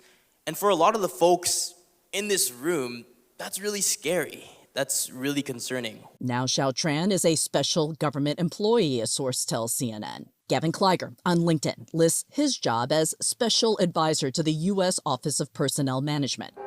A 2020 Berkeley graduate, Kleiger worked in Silicon Valley for Twitter and then for a data intelligence company. He spoke about that work at a conference in 2023. Additionally, any system with a human in the loop is not going to scale well. In blog posts last year, Kleiger wrote about 2 of Donald Trump's then nominees and showed himself as fiercely loyal to the now president. Kleiger recently removed a Substack post where he charged $1,000 to subscribe and read Why Doge? Why I Gave Up a 7-Figure Salary to Save America. We didn't pay. And we did try to reach all of the hires we were able to identify, in addition to reaching out to their family, their friends, and classmates. We didn't hear back from anyone. The Joe Rogan Experience. We're about to hear some of the greatest takes of all time on Doge from a true American patriot who understands what must be done. Joe Rogan. When you're looking at all this crazy shit right now with Doge and the uncovering of USAID and this dismantling of this bizarre left-wing ecosystem that's pretty much manufactured, like what do you see is going to happen with the rest of the country? I mean, look, there are a lot of people who did not vote for Trump. You know, he won. And yes, he won every swing state. And half the country's a lot of people. Yeah, it's a lot of people. So, and I'm not sure how many of them, I wonder how many, so I have a couple questions. How many people didn't vote for Trump and wanted to and are secretly glad he won? I bet there's a pretty significant number of those people who either didn't vote or didn't vote for him but wanted him to win anyway. Ari says that. Ari says that New York City is like relaxed. Yeah. It's like everybody was relaxed after the election. Like even the liberals are like, whew. Yeah, thank God. They're like, woo. Yeah, like thank you God you say. I don't get it. You already won. Like what? Why are you fantasizing about your popularity being even broader? I just don't. Yeah, no, it's not just that like the Trump won the popular vote. He won it by like even larger margins, actually. Like he would have won it by a larger margin, but people were just embarrassed to vote for him. They always have to be like in a permanent victimhood status, even when they win. Even when they win, they're still sore winners, you know? They're sore losers already.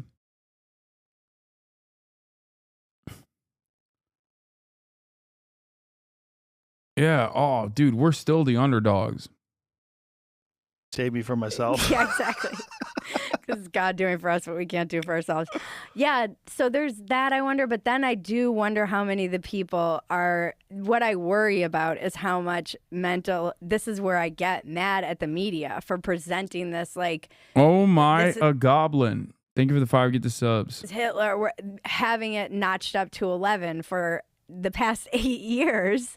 And now you've got this, because he was put in, it's almost like that energy has been transferred to Elon now. Because now, did you see the Elon protests? They're protesting Elon. They're literally standing out there with signs that say, arrest Elon Musk. Listen, I guarantee it's organized. I guarantee it's organized by the same people that are going to lose a shitload of money based on all these discoveries at Doge. There's no way they're not. If you look at what Doge is uncovering, what they're uncovering with this USAID stuff, a lot of that stuff was organizing through NGOs protests. They organized the attempt at getting Trump impeached. Dude, overseas, man, overseas. I think a lot of you guys don't understand what USAID does. I don't get it. I don't know why they just like refuse to reckon with this. Overseas. You're not wrong entirely, but it's overseas.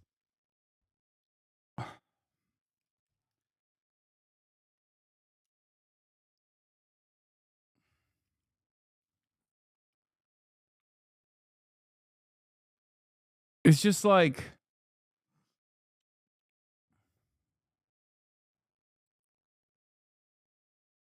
man, they called all the chiefs US aid yesterday. It's a new word. Sometimes I can't tell if they're joking or not. You're so silly. Where else is foreign aid supposed to go than Democrat-run cities?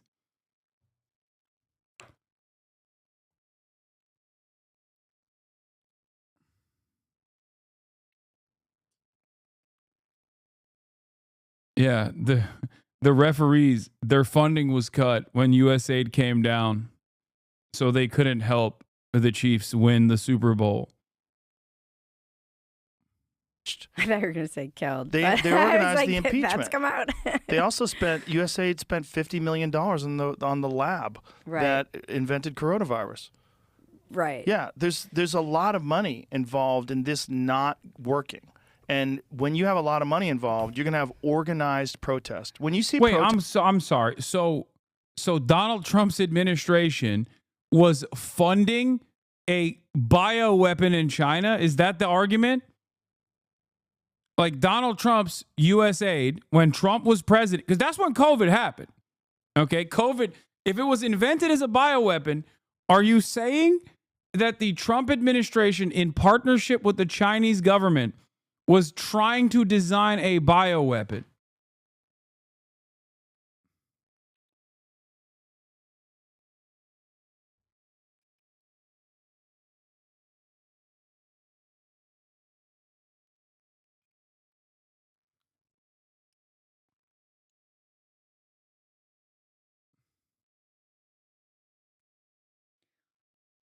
This is like when they say January 6th, which happened when Trump was president, is still the fault of not Trump.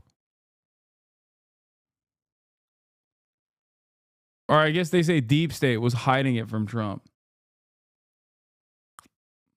We have to fire all of these FBI people that Trump hired and appointed because they also turned out to be anti-Trump.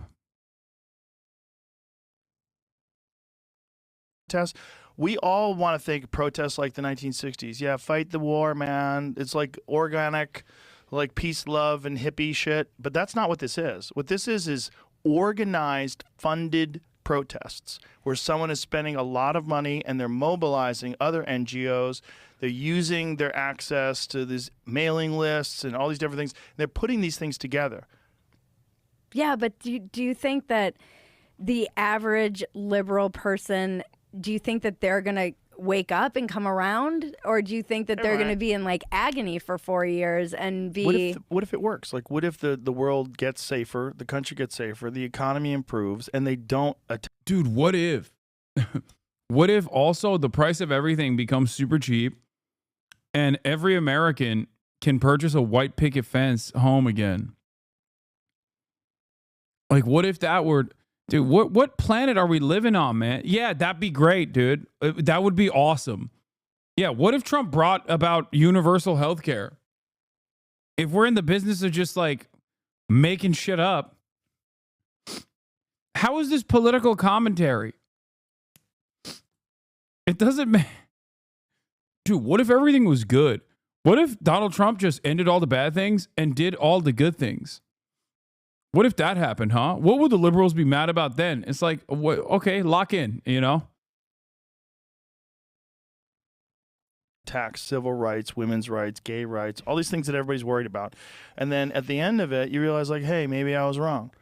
I mean, that's my question, though. Are they capable of that kind of self-reflection? Okay, what if that doesn't happen? Because no signs point to that happening right now. Okay, so what if that doesn't happen? Will the Republicans turn around and say, okay, maybe we fucked up? I suspect plenty will, as that's literally what happened last time Trump was president. Okay, there will still be a decent number of Republicans who will double down, triple down, quadruple down because they are cultish in their understanding of American politics. But very weird argument to have over hypotheticals when there are zero signs that is the way things are headed. Holy shit, they're bitching 4 years in advance. That's new tech. Yeah. They're like, what if Trump does all the good things and none of the bad things, and then liberals don't actually appreciate it? I suspect that there is a higher likelihood that if Donald Trump were to actually turn this around somehow magically, okay, that there would be more people in support of him than vice versa, where the most predictable outcome occurs and he fucks everything up further and Republicans refuse to reckon with that reality and double down and triple down. Okay? That's what I think. Well, we're saying they as if it's like one different, like one kind of person. No, I mean... There's so many different people in they. Agreed. I mean, when I say they, I mean people who have bought into the idea that this person is going to make everything worse and we're going to slip into a fascist technocracy. Some of them. Some of them are going to slip right into it. Some of them are going to wake up and come around. You know, it's a test. It's a test of character. It's a test of objectivity. It's a test of introspection. There's a lot of things that are going to happen where people are going to have to wonder, like, what was I rooting for? When I was rooting for this progressive liberal government, what was I actually rooting for? Was I rooting for warmongers who were making insane amounts of profit by funding overseas wars? Yeah. What was I rooting for? Was I rooting for a basic theft of our tax dollars that's gone to all these like completely useless endeavors that were only set up as ways to pilfer money? Or the fall of America. Yeah. You know, this is a weird thing to like hate your own country so much that you want it to fall, or the dismantling of the kind of West as we know it. Yeah. You know, I think there is a feeling that Elon might have saved the West. Yeah. I feel like at least he's trying to. I think he did, but just by buying X. But isn't it funny that he got forced into it? I think there's like something kind of ironic. Funny because he was trying to get it at a lower price because he knew that they were bullshitting about the amount of bots. Well, and how was he saving the what?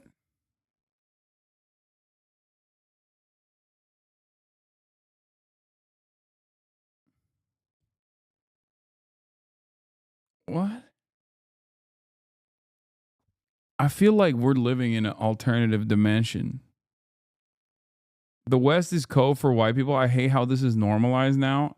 I don't even think that Joe Rogan is thinking that deeply into it.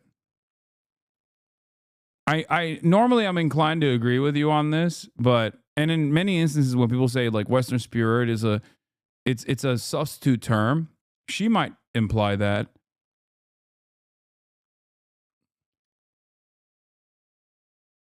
It's just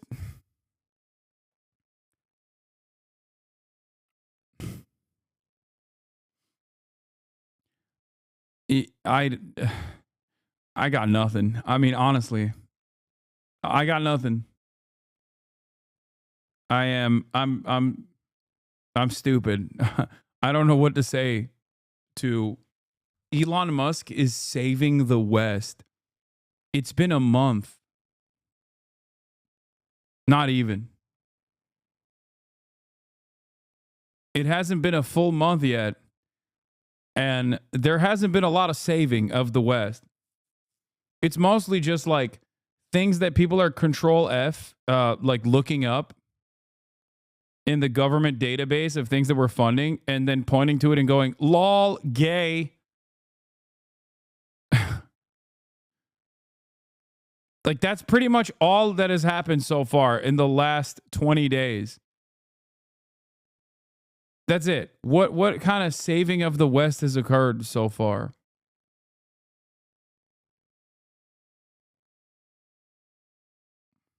And then they came out yesterday, and now it's profitable.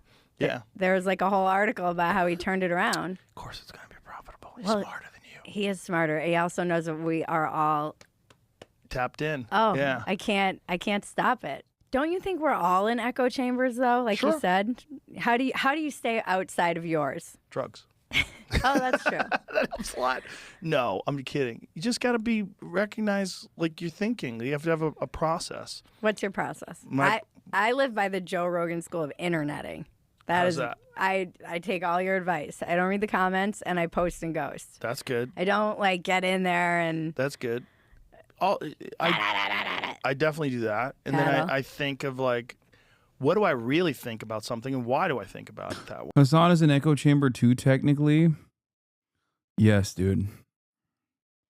This is the one echo chamber where we're constantly inundated with commentary from virtually every side that opposes what I have to say. And also, we spend a whole deal of time looking at what Republicans are saying. Hopeful echo chamber? It's not very hopeful. Way. And I try to go, is it because it's self-serving? Is it because I've said it in the past and I want to be right? What is it? Who's the what echo chamber? Makes me Yeah. believe what I believe. Yeah. And then you have to do a deep dive and all the goddamn arguments back and forth to figure out who's right. And all the logic and the and see people ignoring certain core facts. Like this is the most fascinating thing about this USAID thing to me is how people on the left are completely ignoring all the rampant, obvious corruption and conflicts of interest in the government funding non-government organizations that in turn fund the government. Yeah. Like, that's so crazy. And anybody that doesn't. Dude, Elon Musk. You cannot mention conflict of interest while promoting Elon Musk. Come on, dude. He is literally a defense contractor. He owns numerous companies, every single one of which has been regulated by the federal regulatory agencies that he is now tasked with controlling and undermining. Elon Musk is a billionaire. Why is it that Republicans always forget? Like, they might hate corporations. They act like they hate corporations like Big Pharma or whatever, right? Or billionaires that want to chip your brain like Bill Gates that they suspect wants to chip your brain. But they always have specific carve-outs as long as someone says they're on board with the agenda. Like, they hate Bill Gates because they think Bill Gates is going to do stuff that Elon Musk is right now doing.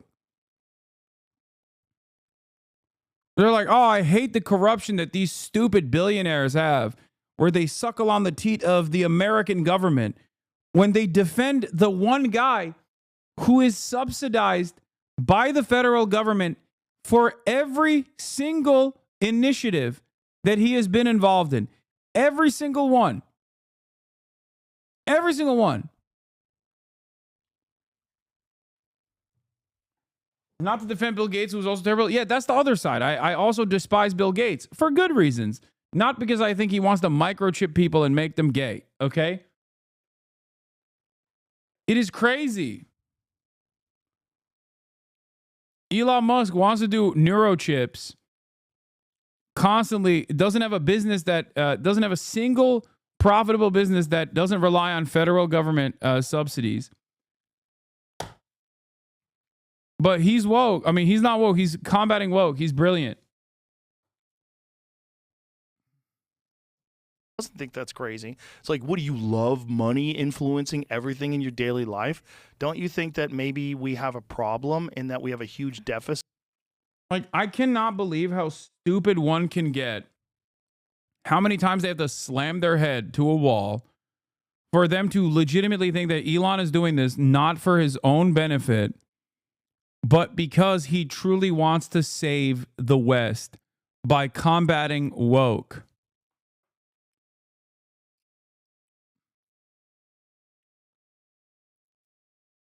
Insanity.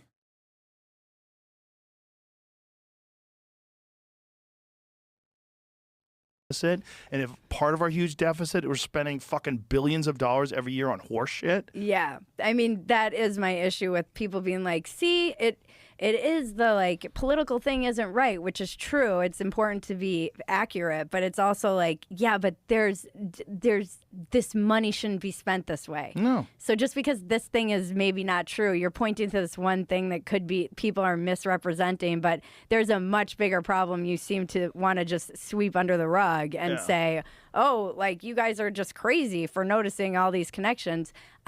But didn't they make them stop or something? Did they freeze their ability to? Frozen. Yeah. These kids are nuts. That guy who like found the scroll, how to read the scroll from Pompeii. Scrolls from Pompeii. Yeah, using AI. Yeah. Yeah, no, they're wizards. That's the kind of people that you want digging into this stuff. Yeah. And that's why Elon got them. I mean, he knows what the fuck he's doing. It's all very strange because it's you're dealing with so many things that are happening at the same time. You have this technology that was never available before that is allowing people to freely express themselves online, right? And then you have this maniac billionaire who buys the biggest one and makes it the Wild West again. And then Twitter was never the biggest social media platform in America.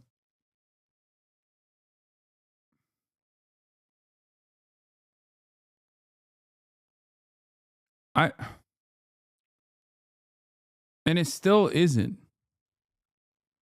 Yes, it was. No, it never was. What? No.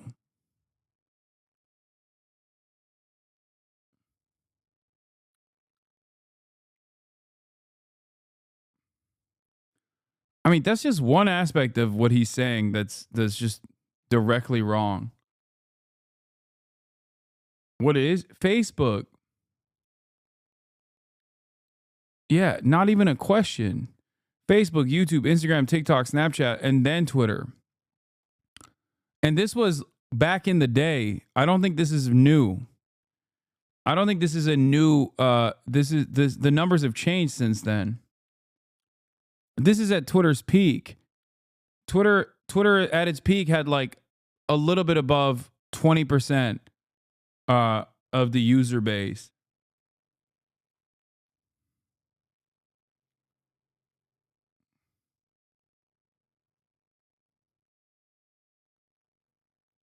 Pew Research stats. Yeah, YouTube, Facebook, Instagram, Pinterest, TikTok, Snapchat, Reddit, X, formerly known as Twitter, at 21%. Be Real at 3%.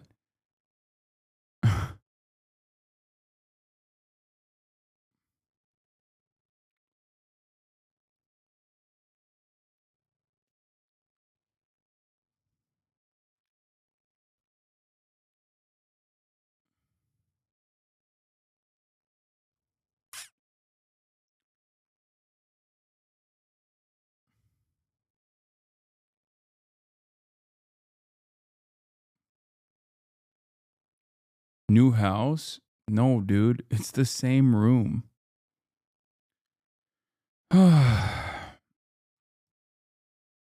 and you have government being exposed for what it is. So you have all these fucking NGOs, this web of, we talked about it yesterday, this web of 55,000 different NGOs that were supporting all these liberal causes that were all completely intertwined. And they had to use software to find that and to figure it out. Yeah. So they're finding out that this is like this complicated propaganda network that existed. Look, that's not good. No. That's not good for anybody, left or right, because it's money. It's just money being used in a way. Not only that, here's the thing. Like people like saying like the $10 billion, it's only $10 billion. So like that kind of shit. What about the fucking people in Maui?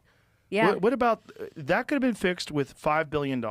The government could have said, we are going to rebuild those people's homes to the exact state and even better than where they were before. It's going to cost us $5 billion. All the money that we're sending over to Ukraine, all the money that we send to Israel, all the money we send to all these different organizations that work with USAID in the tune of billions and billions and billions of dollars. They could have done that.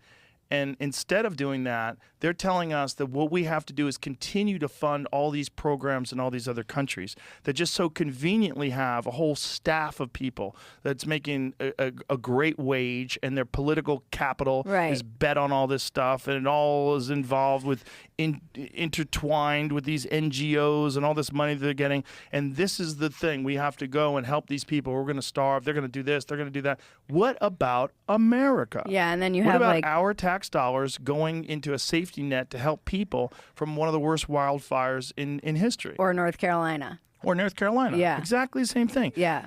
Apparently, none of those people have gotten any money in North Carolina. No, and they're like sleeping in freaking tents in the freezing cold. Exactly. All that could have been addressed too, the same way we address problems in other countries. So if you have this amazing slush fund that USAID is, and it's not being applied at all to the problems of America, why would you think people would support it? Yeah. Why would we support it with our tax dollars when we know that the country's massively in debt? Well, and it's like I appreciate that there's so many problems. I think I do feel like for the first time ever, there is an actual transfer of power. Like every single election through my lifetime, there's been all the normal fighting between the two parties, and then the election happens and one party wins, and then nothing changes. Yeah. And you just keep sliding and sliding and sliding and sliding, and everybody says they're going to do something and no one does anything. And then you have fucking Elon come in like a wrecking ball, and a very motivated and Trump who seems organized this time, and they actually feel like they're making. No, this is what I'm telling you. Okay. All jokes aside, this is precisely the reason why people think Trump is doing shit. Like, this attitude is the reason why he's so popular. People were asking me before, like, why is his popularity spiked? Or why is he more popular than before? It's because the average person's take, unironically, your coworker take is literally this. They probably don't like Elon as much because these guys have a vested interest in, like, glazing Elon. I would assume the coworker takes are that Elon is not exactly a popular figure in the administration. He's, like, too neurodivergent for the average person to look at and think is like actually a cool genius. And also the Hitler thing. I think a lot of people were grossed out by that. But as far as like the administration doing stuff, I think they look at Trump, and by way of Trump, Elon Musk doing stuff as well. They look at the media coverage over it, and they don't really think about the impact. They don't really think about the impact of these actions, but they do think it's at least something. Like they're doing something. They're shaking things up. And if you're angry at the way things have gone so far, then you're not going to immediately be angry at someone who is shaking things up. If people are demanding change and you're offering them at least like some semblance of change, I think the average person looks at this without realizing like what the impacts will look like and thinks, well, at least they're doing something. You know, promises made, promises kept. And I think that's where a lot of people are at. No Republican is grossed out by someone doing the Hitler. Let's be real. Elon made Twitter fascist. No, you're wrong. There is a level of permissible racism that Americans are on board with, and doing a Sig Heil goes above and beyond that. Americans have been trying to get change since 2008. Trump is the first person to seem like he might be doing something different. Yeah, so people are giving him a chance. Too bad. This is basically the Hoover administration 1929. We are beyond fucked. Elon is Trump's melon. Look up Mellon's response to the crash. Liquidate labor, liquidate stocks, liquidate farmers, liquidate real estate. Yeah. No, I if you're angry all the time, like I said, if you're upset all the goddamn time,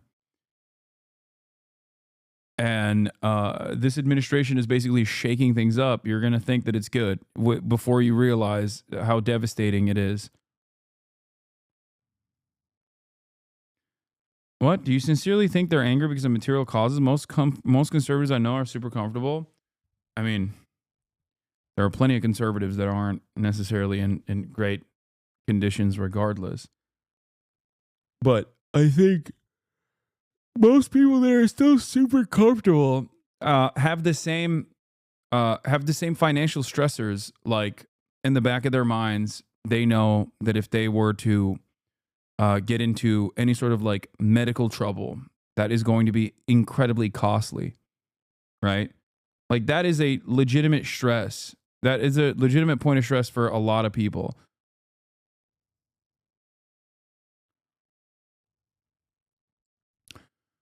There's also obviously, the inflation issue.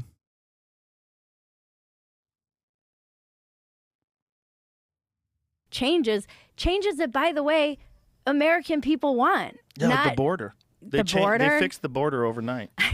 Overnight. The looking into there, my friend Max Meyer was saying, he's a very smart guy. He was saying no one with any numerical ability has ever looked into Medicare and Medicaid fraud ever. Like, that's what they're cracking into next. There's a lot of money there that is like provider side fraud, where it's just inflated. Dude, I don't want to say anything too crazy here, but I doubt somehow that they're going to tackle that. What are they going to do? Kill Rick Scott, dude? Are you kidding me? I mean, listen, this is maximum level of cope, I think.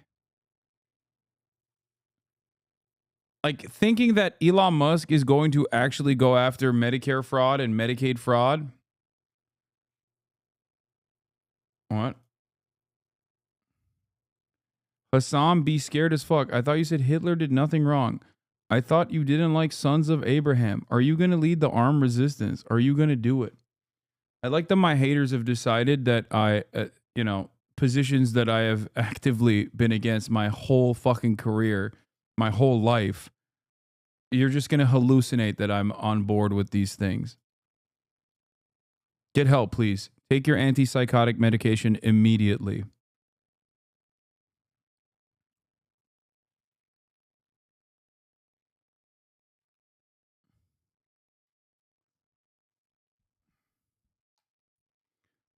Anyway.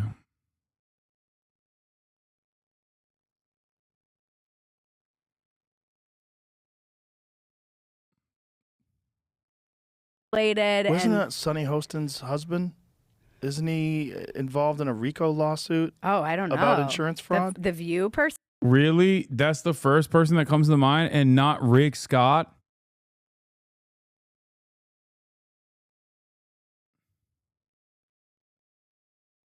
Like, that's cool. Yeah.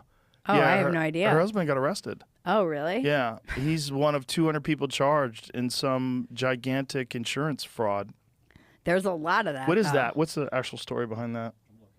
Jamie's looking. Jamie's on it. He's on it.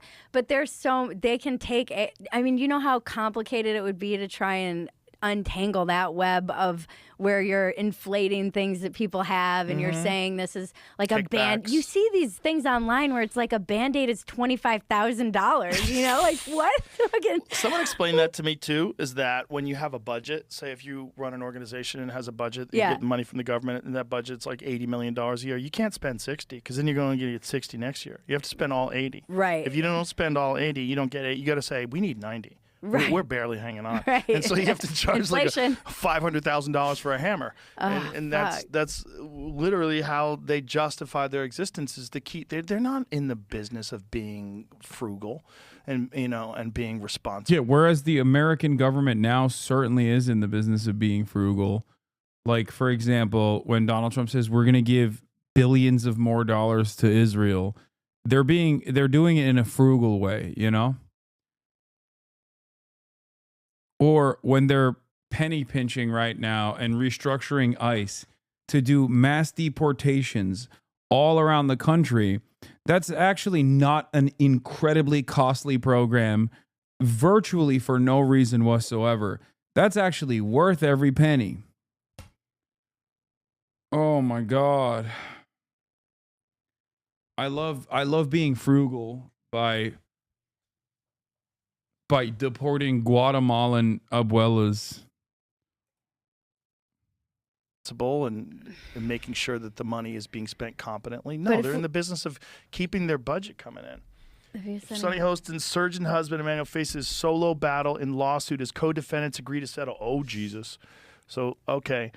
Sonny Hostin's surgeon husband has found himself in the hot seat in a massive lawsuit accusing nearly 200 healthcare providers of insurance fraud. Dr. Emmanuel Hostin defiantly called himself the victim of a frivolous smear campaign last month after he was accused of providing fraudulent medical services in exchange for kickbacks in a complaint filed by American Transit Insurance Company in December. Orthopedic surgeon now finds himself increasingly isolated after the vast majority of the defendants have now offered to settle their cases. Oh, boy. According to a new court filing obtained by DailyMail.com, American... I just want to point out that while Rick Scott, former governor of Florida, okay, while Rick Scott was in the private sector, during his tenure as chief executive, his company defrauded Medicare, Medicaid, and other federal programs. The U.S. Department of Justice won 14 felony convictions against the company, which was fined $1.7 billion with a B in what was at the time the largest healthcare fraud settlement in U.S. history. Okay? When I think of Medicare and Medicaid fraud, Voldemort is the first person that comes to mind. Not fucking Sonny Hostin's husband or whatever. I mean, fuck this guy too, by the way. If you're engaging in any sort of like Medicare fraud, yeah, fuck you. Okay? But it's pennies in comparison to what Rick Scott was doing.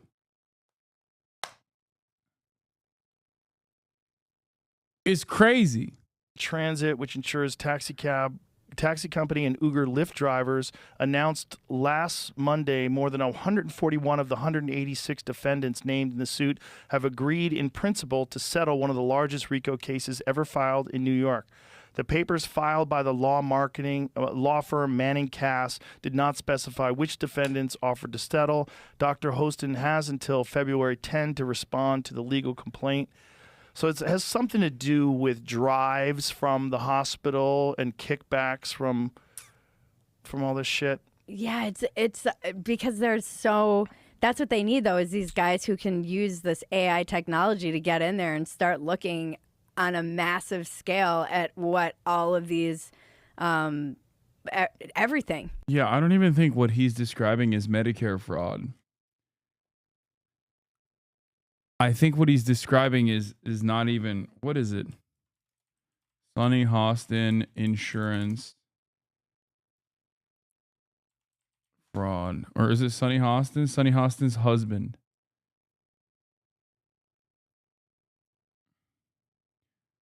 It's medical fraud lawsuit. He was granted an extension Monday. What is this? On the offensive, conciliatory torn from Lindgren's departure. American Transit traces complaint to New York's no-fault law, which states that plaintiffs are required to pay for health service expenses that are reasonable incurred within the result of injuries suffered by occupants. Like, what was he doing? He was doing some sketchy shit, but I don't even think this is like related to federal government funding.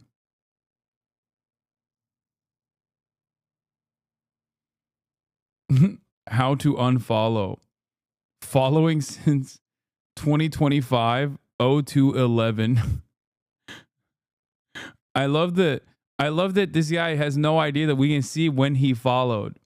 Like, he came in here, followed specifically so he could say how to unfollow. Waited 10 minutes, following since 13 minutes ago. He literally came in here, waited 10 minutes to be able to write something in the chat.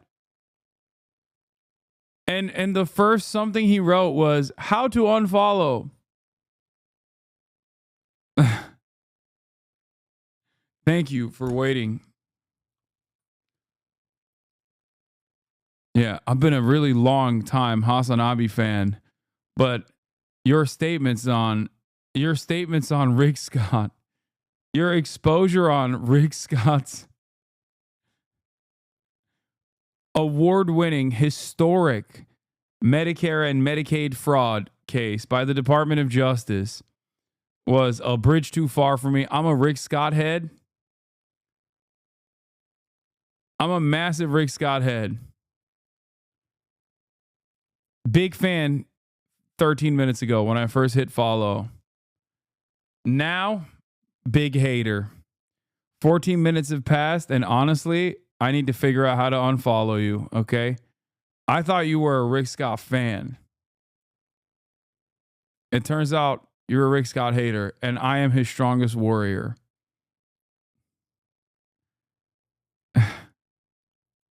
I mean, they have to look at everything. I think most Americans want this. So they're being accused of getting kickbacks for performing surgeries and submitting fraudulent bills. Yeah. Hostin knowingly provided, this is in quotes, knowingly provided fraudulent medical and other healthcare services, including arthroscopic surgeries. The lawsuit filed on December 17th claims American Transit was then billed in exchange for kickbacks and or other compensation, which were disguised as dividends or other cash distributions. I don't know how they know this. So I don't want to comment on this. I don't really understand what this is. This might be bullshit. It might be real. Wait, why did you bring it up? But I do know that doctors... But this happens all the time. Wait, why did you... Dog, what you're bringing up is irrelevant.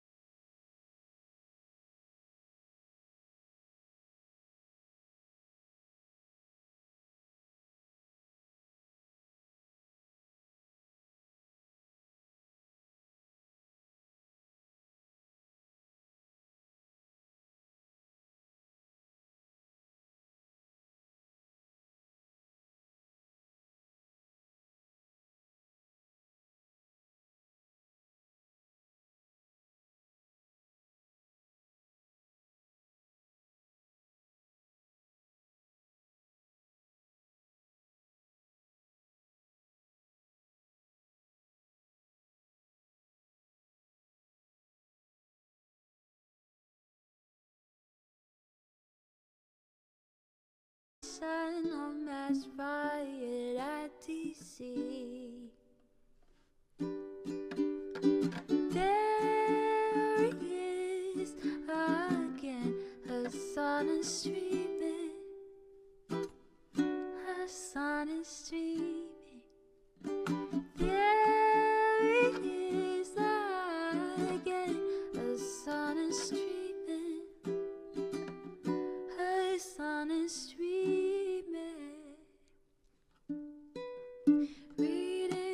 stream fair comments, Austin show chat advice.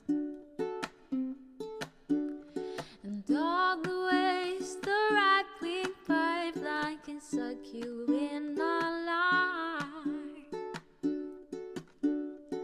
JCS react, Lord frame gets broken, cover blown.